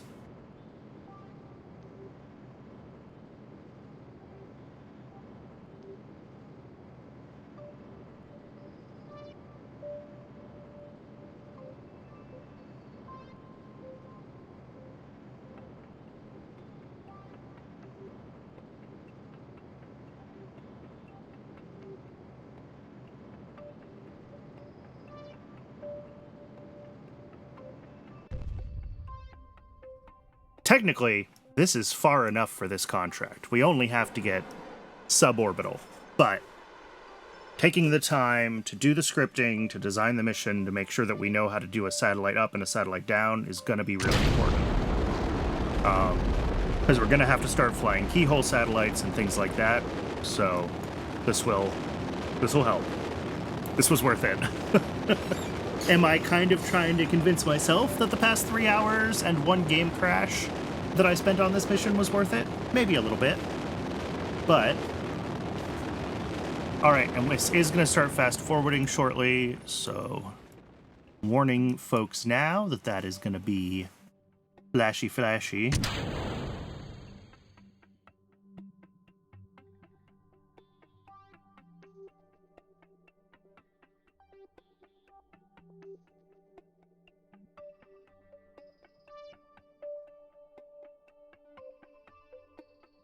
Oh no!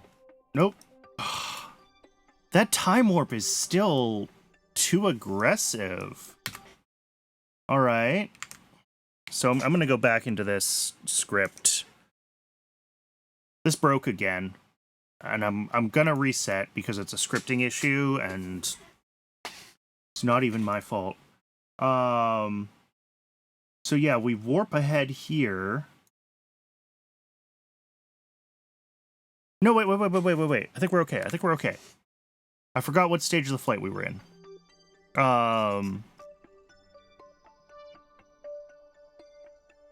Yeah. Okay, yeah. It's doing the data transfer. We're not actively in our orbit return yet.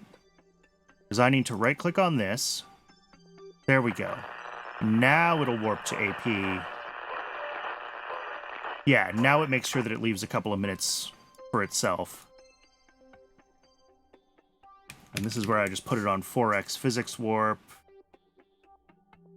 And we're going to need to wait about 30 seconds for it to fire. It'll align itself here to retro.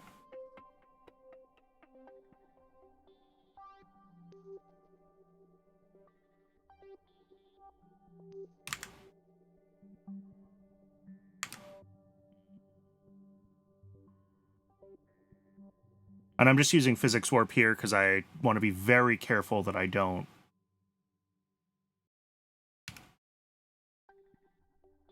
overshoot this and have to fly this mission again, because we've watched this mission so many times today.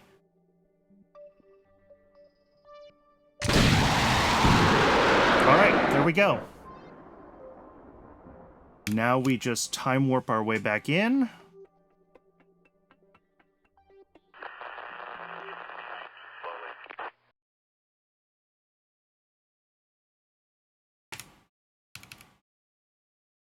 And we hope that it can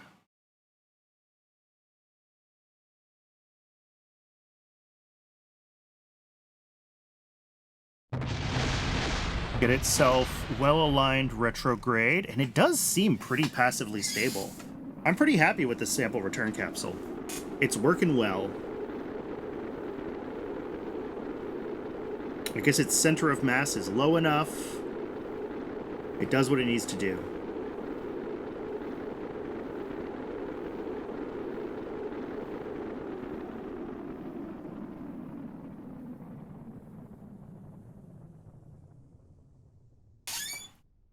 Beautiful. All right. Assuming no more bugs in the game or in my scripts, and my script is done, so it would just be no more bugs in the game, this will actually work this time.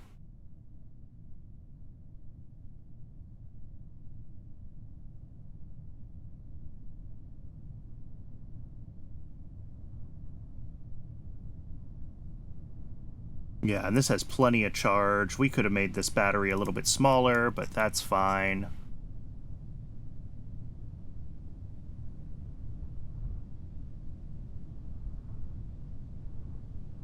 We're coming in above the ground again, so also good. Means we don't have to worry as much about the bugs related to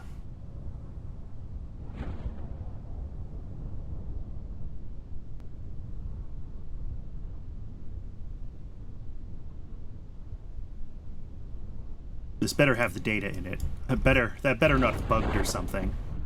All right, yeah, we're coming in at 6 meters a second.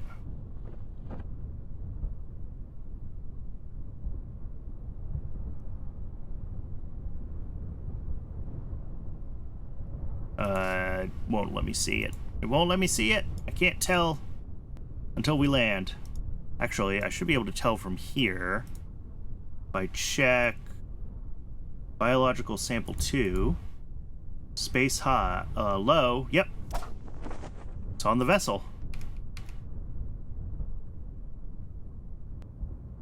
Plus 40 science. Plus 40 science. Plus 40 science.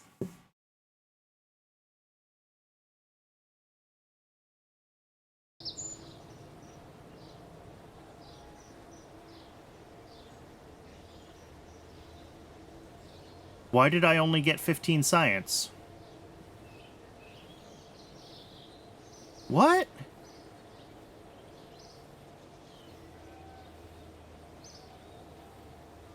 Plus 43 in flight? Did it not transfer the data correctly? Oh, come on.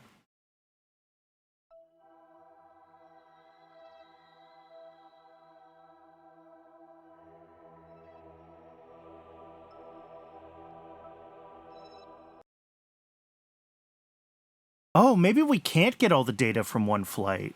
I didn't even think about that.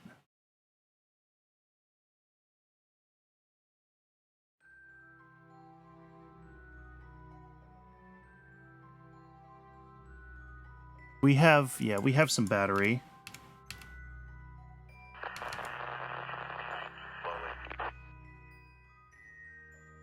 Data, no samples. Oh my god, I know what happened. Oh.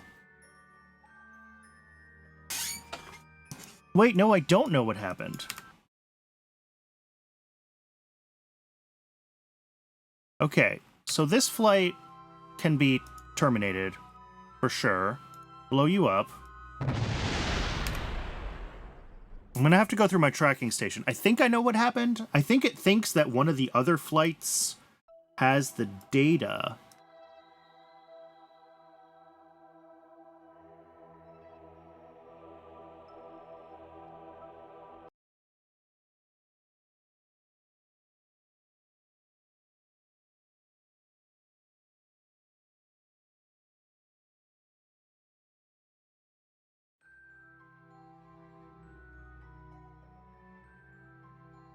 I mean, I got the points for finishing the contract, which is all well and good. But I'm trying to find where the data is.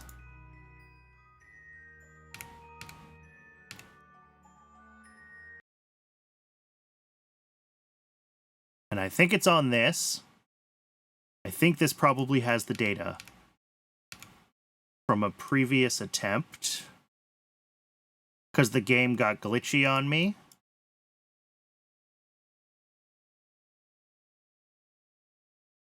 I didn't realize that I had ended up with 2 copies of this vessel.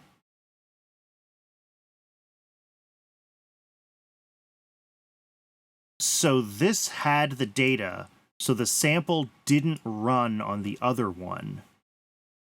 Oh, that's so annoying.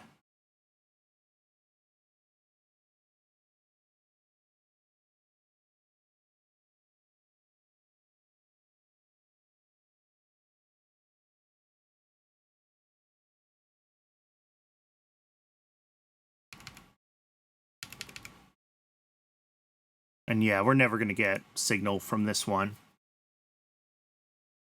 Yeah, this is suborbital. And it never burned up?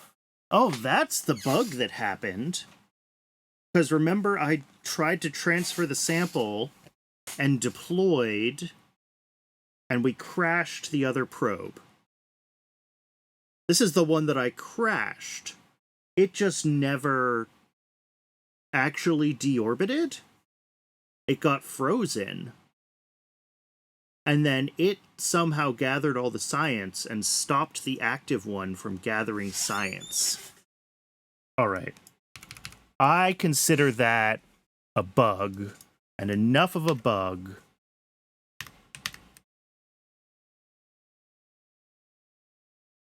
Let's see if this can not crash. Altitude, 10 meters. Don't ease. Do not place underwater. Set.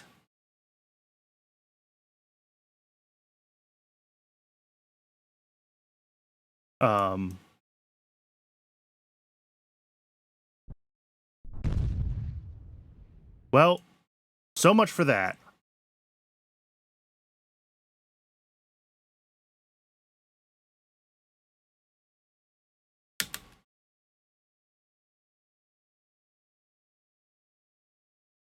I think all we are now is just a single little cool.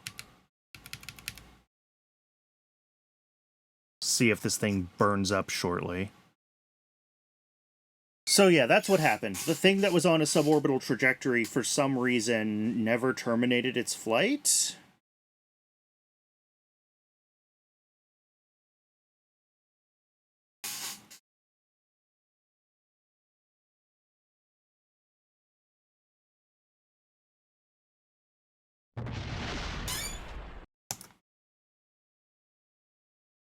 Because yeah, that mission was 48 days old on a suborbital trajectory. What I was trying to do with the cheat menu was cheat it out of orbit and onto the ground so that I could then recover it and get the science. That was the goal. Since I didn't get the science as a result of the glitch. But I don't think that's going to happen. I think we're going to have to fly this one more time for the science, which is annoying. I think some of these other probes are dead. Yeah, we can end Juno 1. Juno 1P. Can we end Juno 1P? Not sure. Maybe I won't kill those yet. I'll have to go back through and double check. Let's see if we can at least maybe get another... No, this one is the dedicated Earth imaging satellite. So yeah, this wants...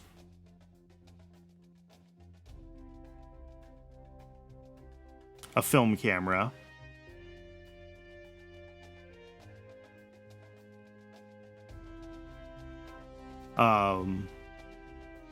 So this is going to be a whole different rocket that we have to design to do the film camera stuff. The other question is, how are we on program time? Oh, we're only a few months into the first year still.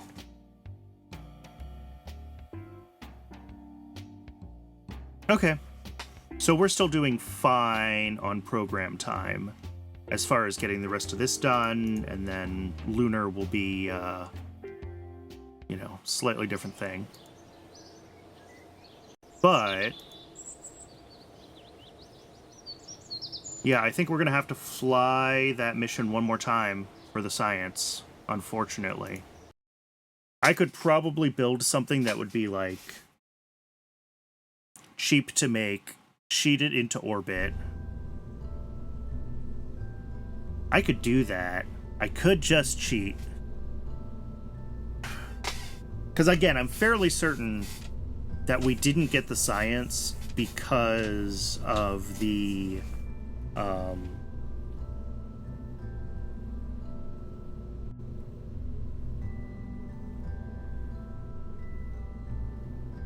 Because we had that weird suborbital trajectory for 48 days flight that just didn't crash despite being time warped.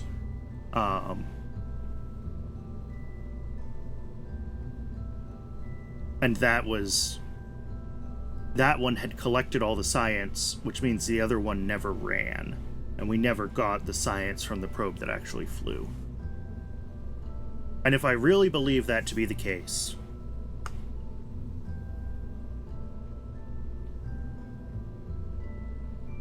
then...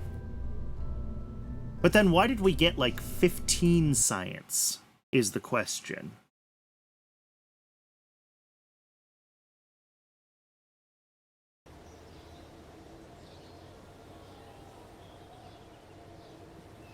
Yeah, this says none of this has been returned. Okay.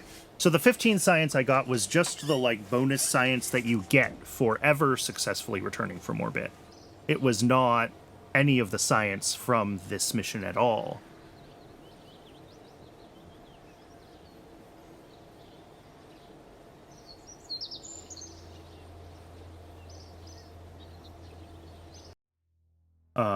I will use that science to start on the next rocketry node.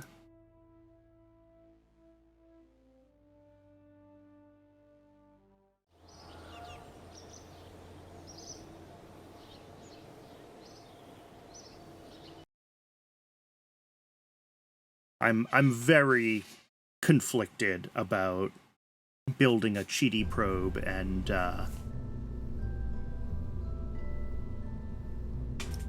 cheating it into orbit. It wouldn't be that hard, right? I mean, I need avionics, science core, early, ideally of a form that is already tooled and has at least 24 hours of power, so maybe none of those. Avionics S3.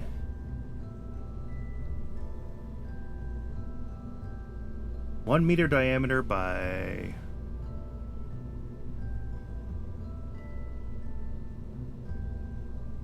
5. You count as tooled. You count as tooled. Okay. And you have way too much power. You only need, like, yeah.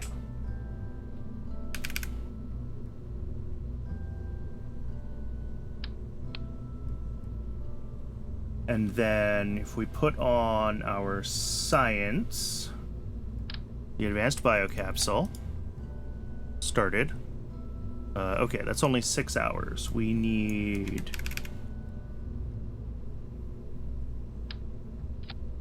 There we go. A little over a day.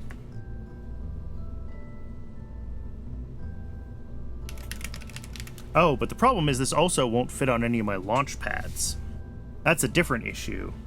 I'd have to build a launch pad that's small enough for this. Alright. I'm not gonna cheat it. I'll just fly it again. We'll fly it one more time. I hate having to do this, but I think it's the best option. Oh. I mean, unless I could figure out from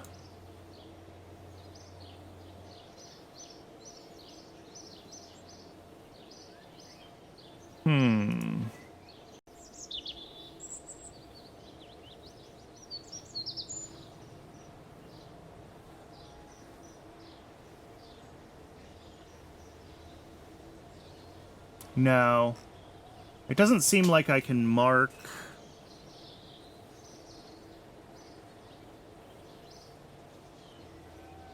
I don't see a way to mark certain research as done, which is what I would want to do. Maybe there is a way, but I don't know what it is. All right, I think we're going to fly this thing one more time.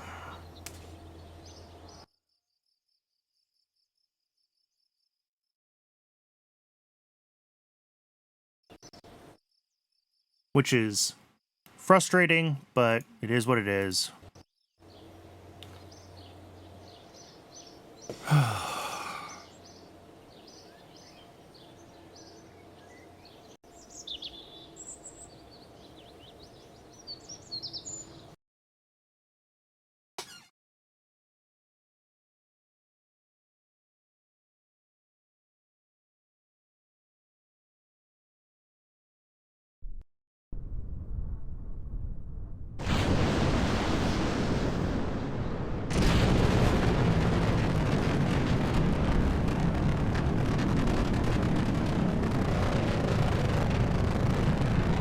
We're not going to get a contract out of this one, obviously. I just want that 43 science. I need that 43 science, actually.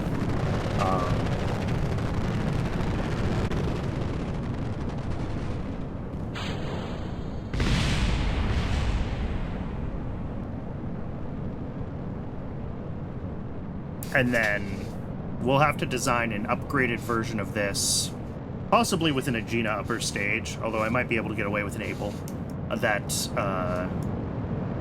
is effectively a Corona satellite.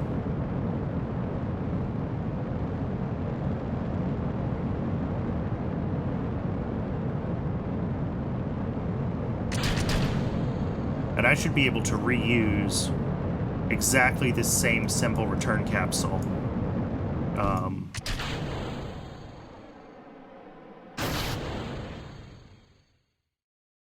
Nope. No. Normally I will not revert on engine failures, because that's cheating.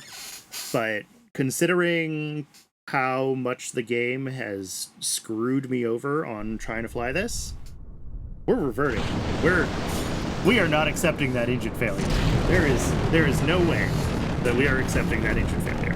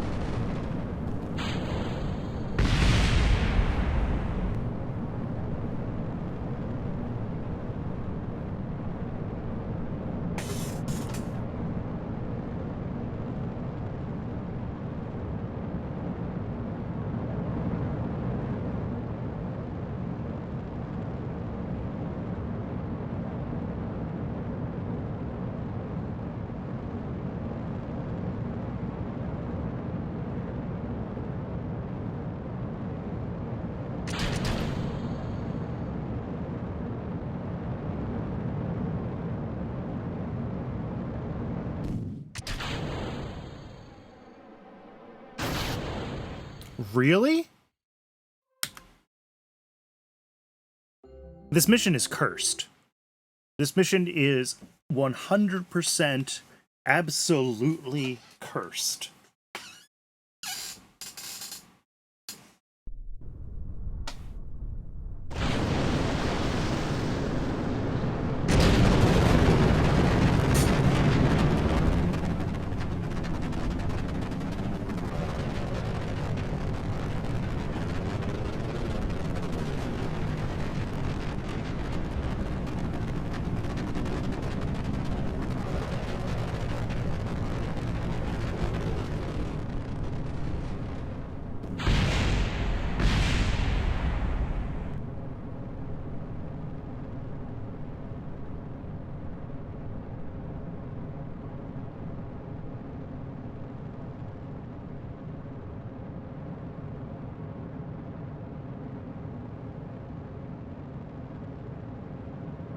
Ugh, I feel bad that we've all just been watching the same mission over and over and over for the past few hours, you know.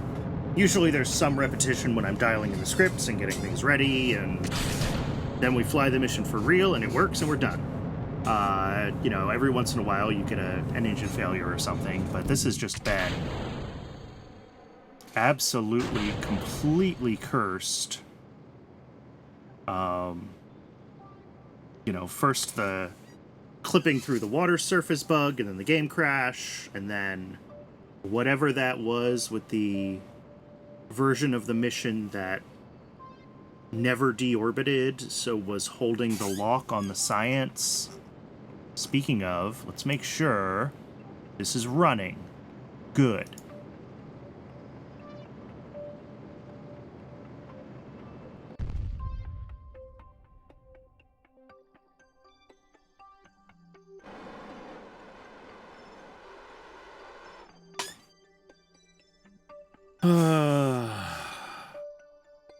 I think, knock on wood, that we are okay now.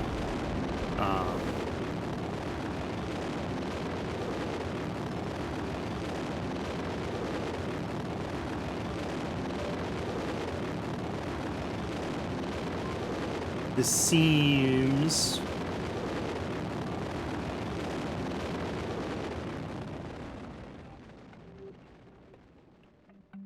Yeah, and we're in that, like, 200 by 500 orbit.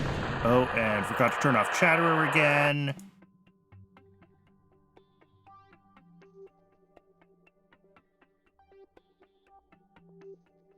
Oh, hey, the last, like, science transmitted from, Is that the last video imaging that just transmitted?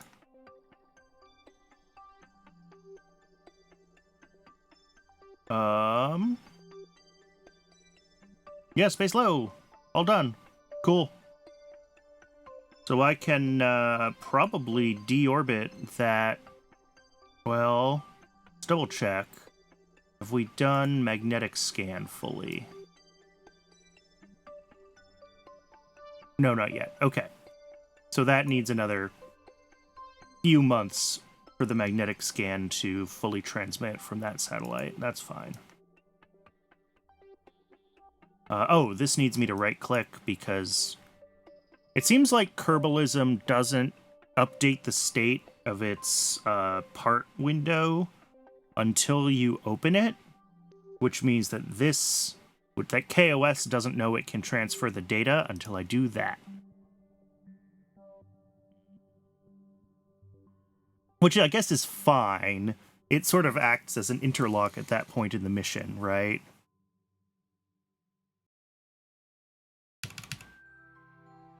And then here we can time warp or physics warp until the deorbit burn. We are lined up for said burn. We've done this before. But I still feel like I need to, like, vamp over the time a little bit.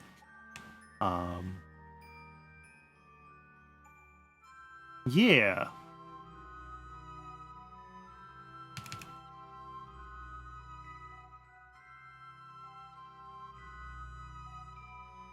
One.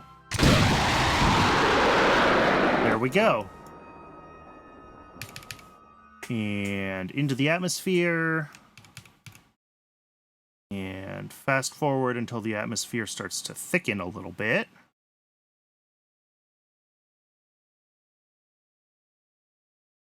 Please align yourself.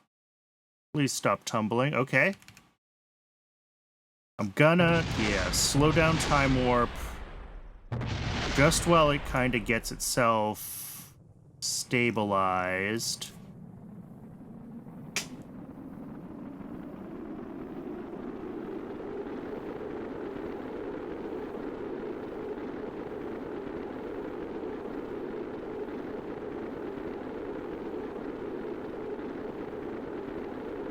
All right, I think we've finally done it.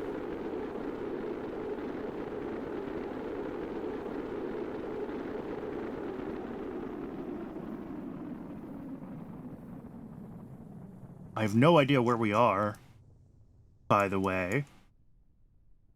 But where are we?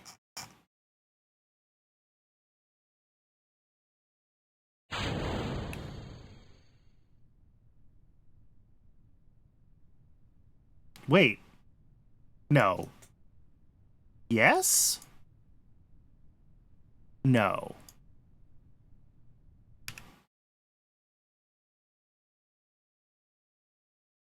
There's KSC. There's Canberra. Oh, no, that's on the other side of the map. Where am I?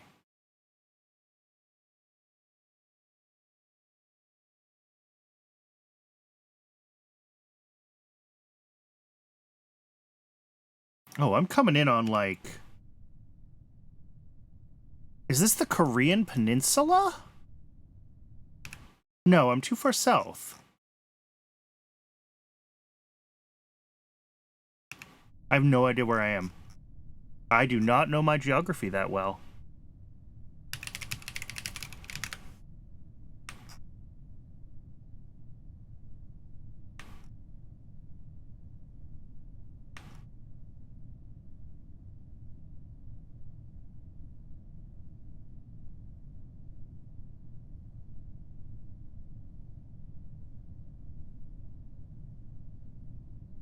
I mean, it's a peninsula.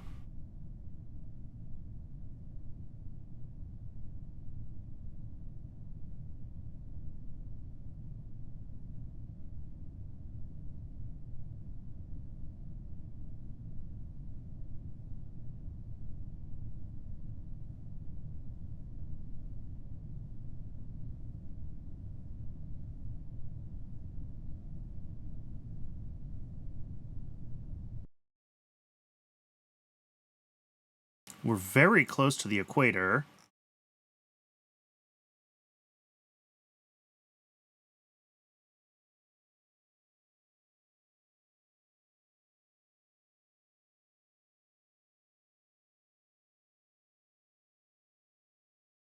I'm like, where could this peninsula be that I'm seeing that we're coming down towards? I'm trying to, like, figure out this shape of this landmass. We've got these islands to our east.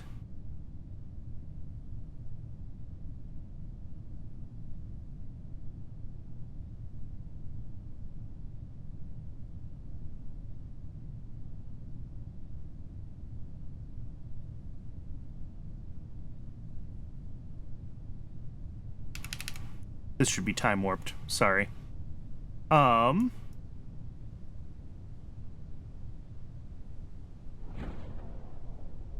Yeah, I'm really not sure where I am.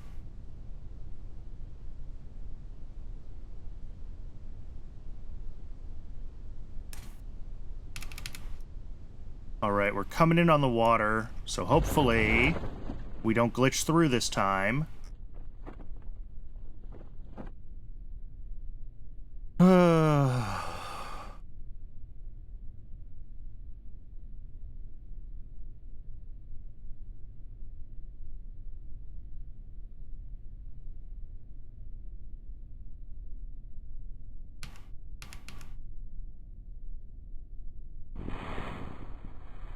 Oh, why, game? Alright, we're gonna try this again. Before it's too late. Set position. Altitude. Don't ease. Override safety check. Set.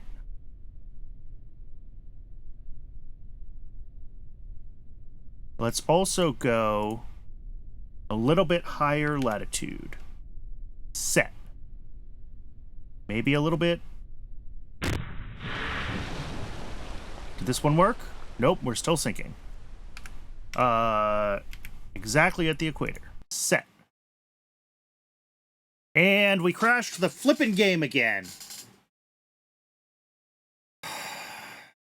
Okay. I'm calling it here. I'm frustrated. I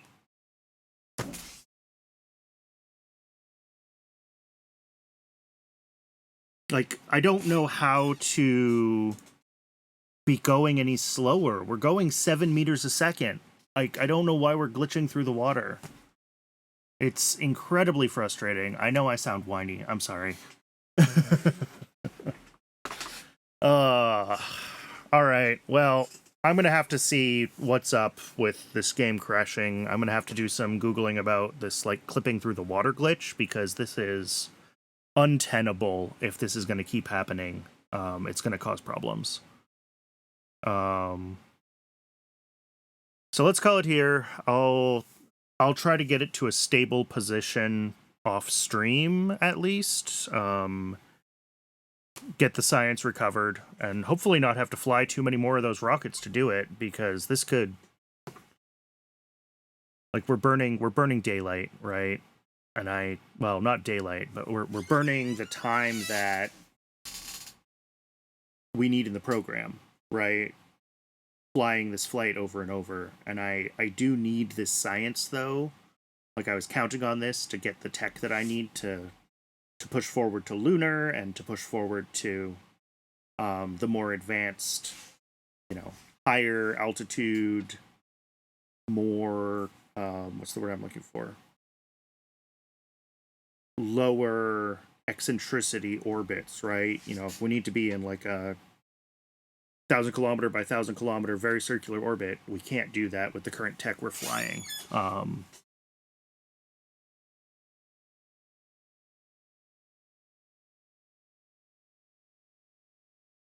But unfortunately, since apparently the set position cheat crashes the game, I'm going to have to, like I said, I'm going to have to do a little bit more experimentation to try to figure out exactly what I need to do to get things stable. But thanks everyone who's tuned in. I always appreciate it. And thanks to the YouTube crowd as well. If you're on YouTube and want to watch live, there's a link to my Twitch down below. And if you want to do anything to feed the algorithm, that is always appreciated. It always helps a small channel like mine. Thanks again, everybody. Hopefully the next Wednesday's KSP stream will be a little less buggy. And yeah, hopefully we can pick up where we left off and figure out what our next missions to fly are going to be.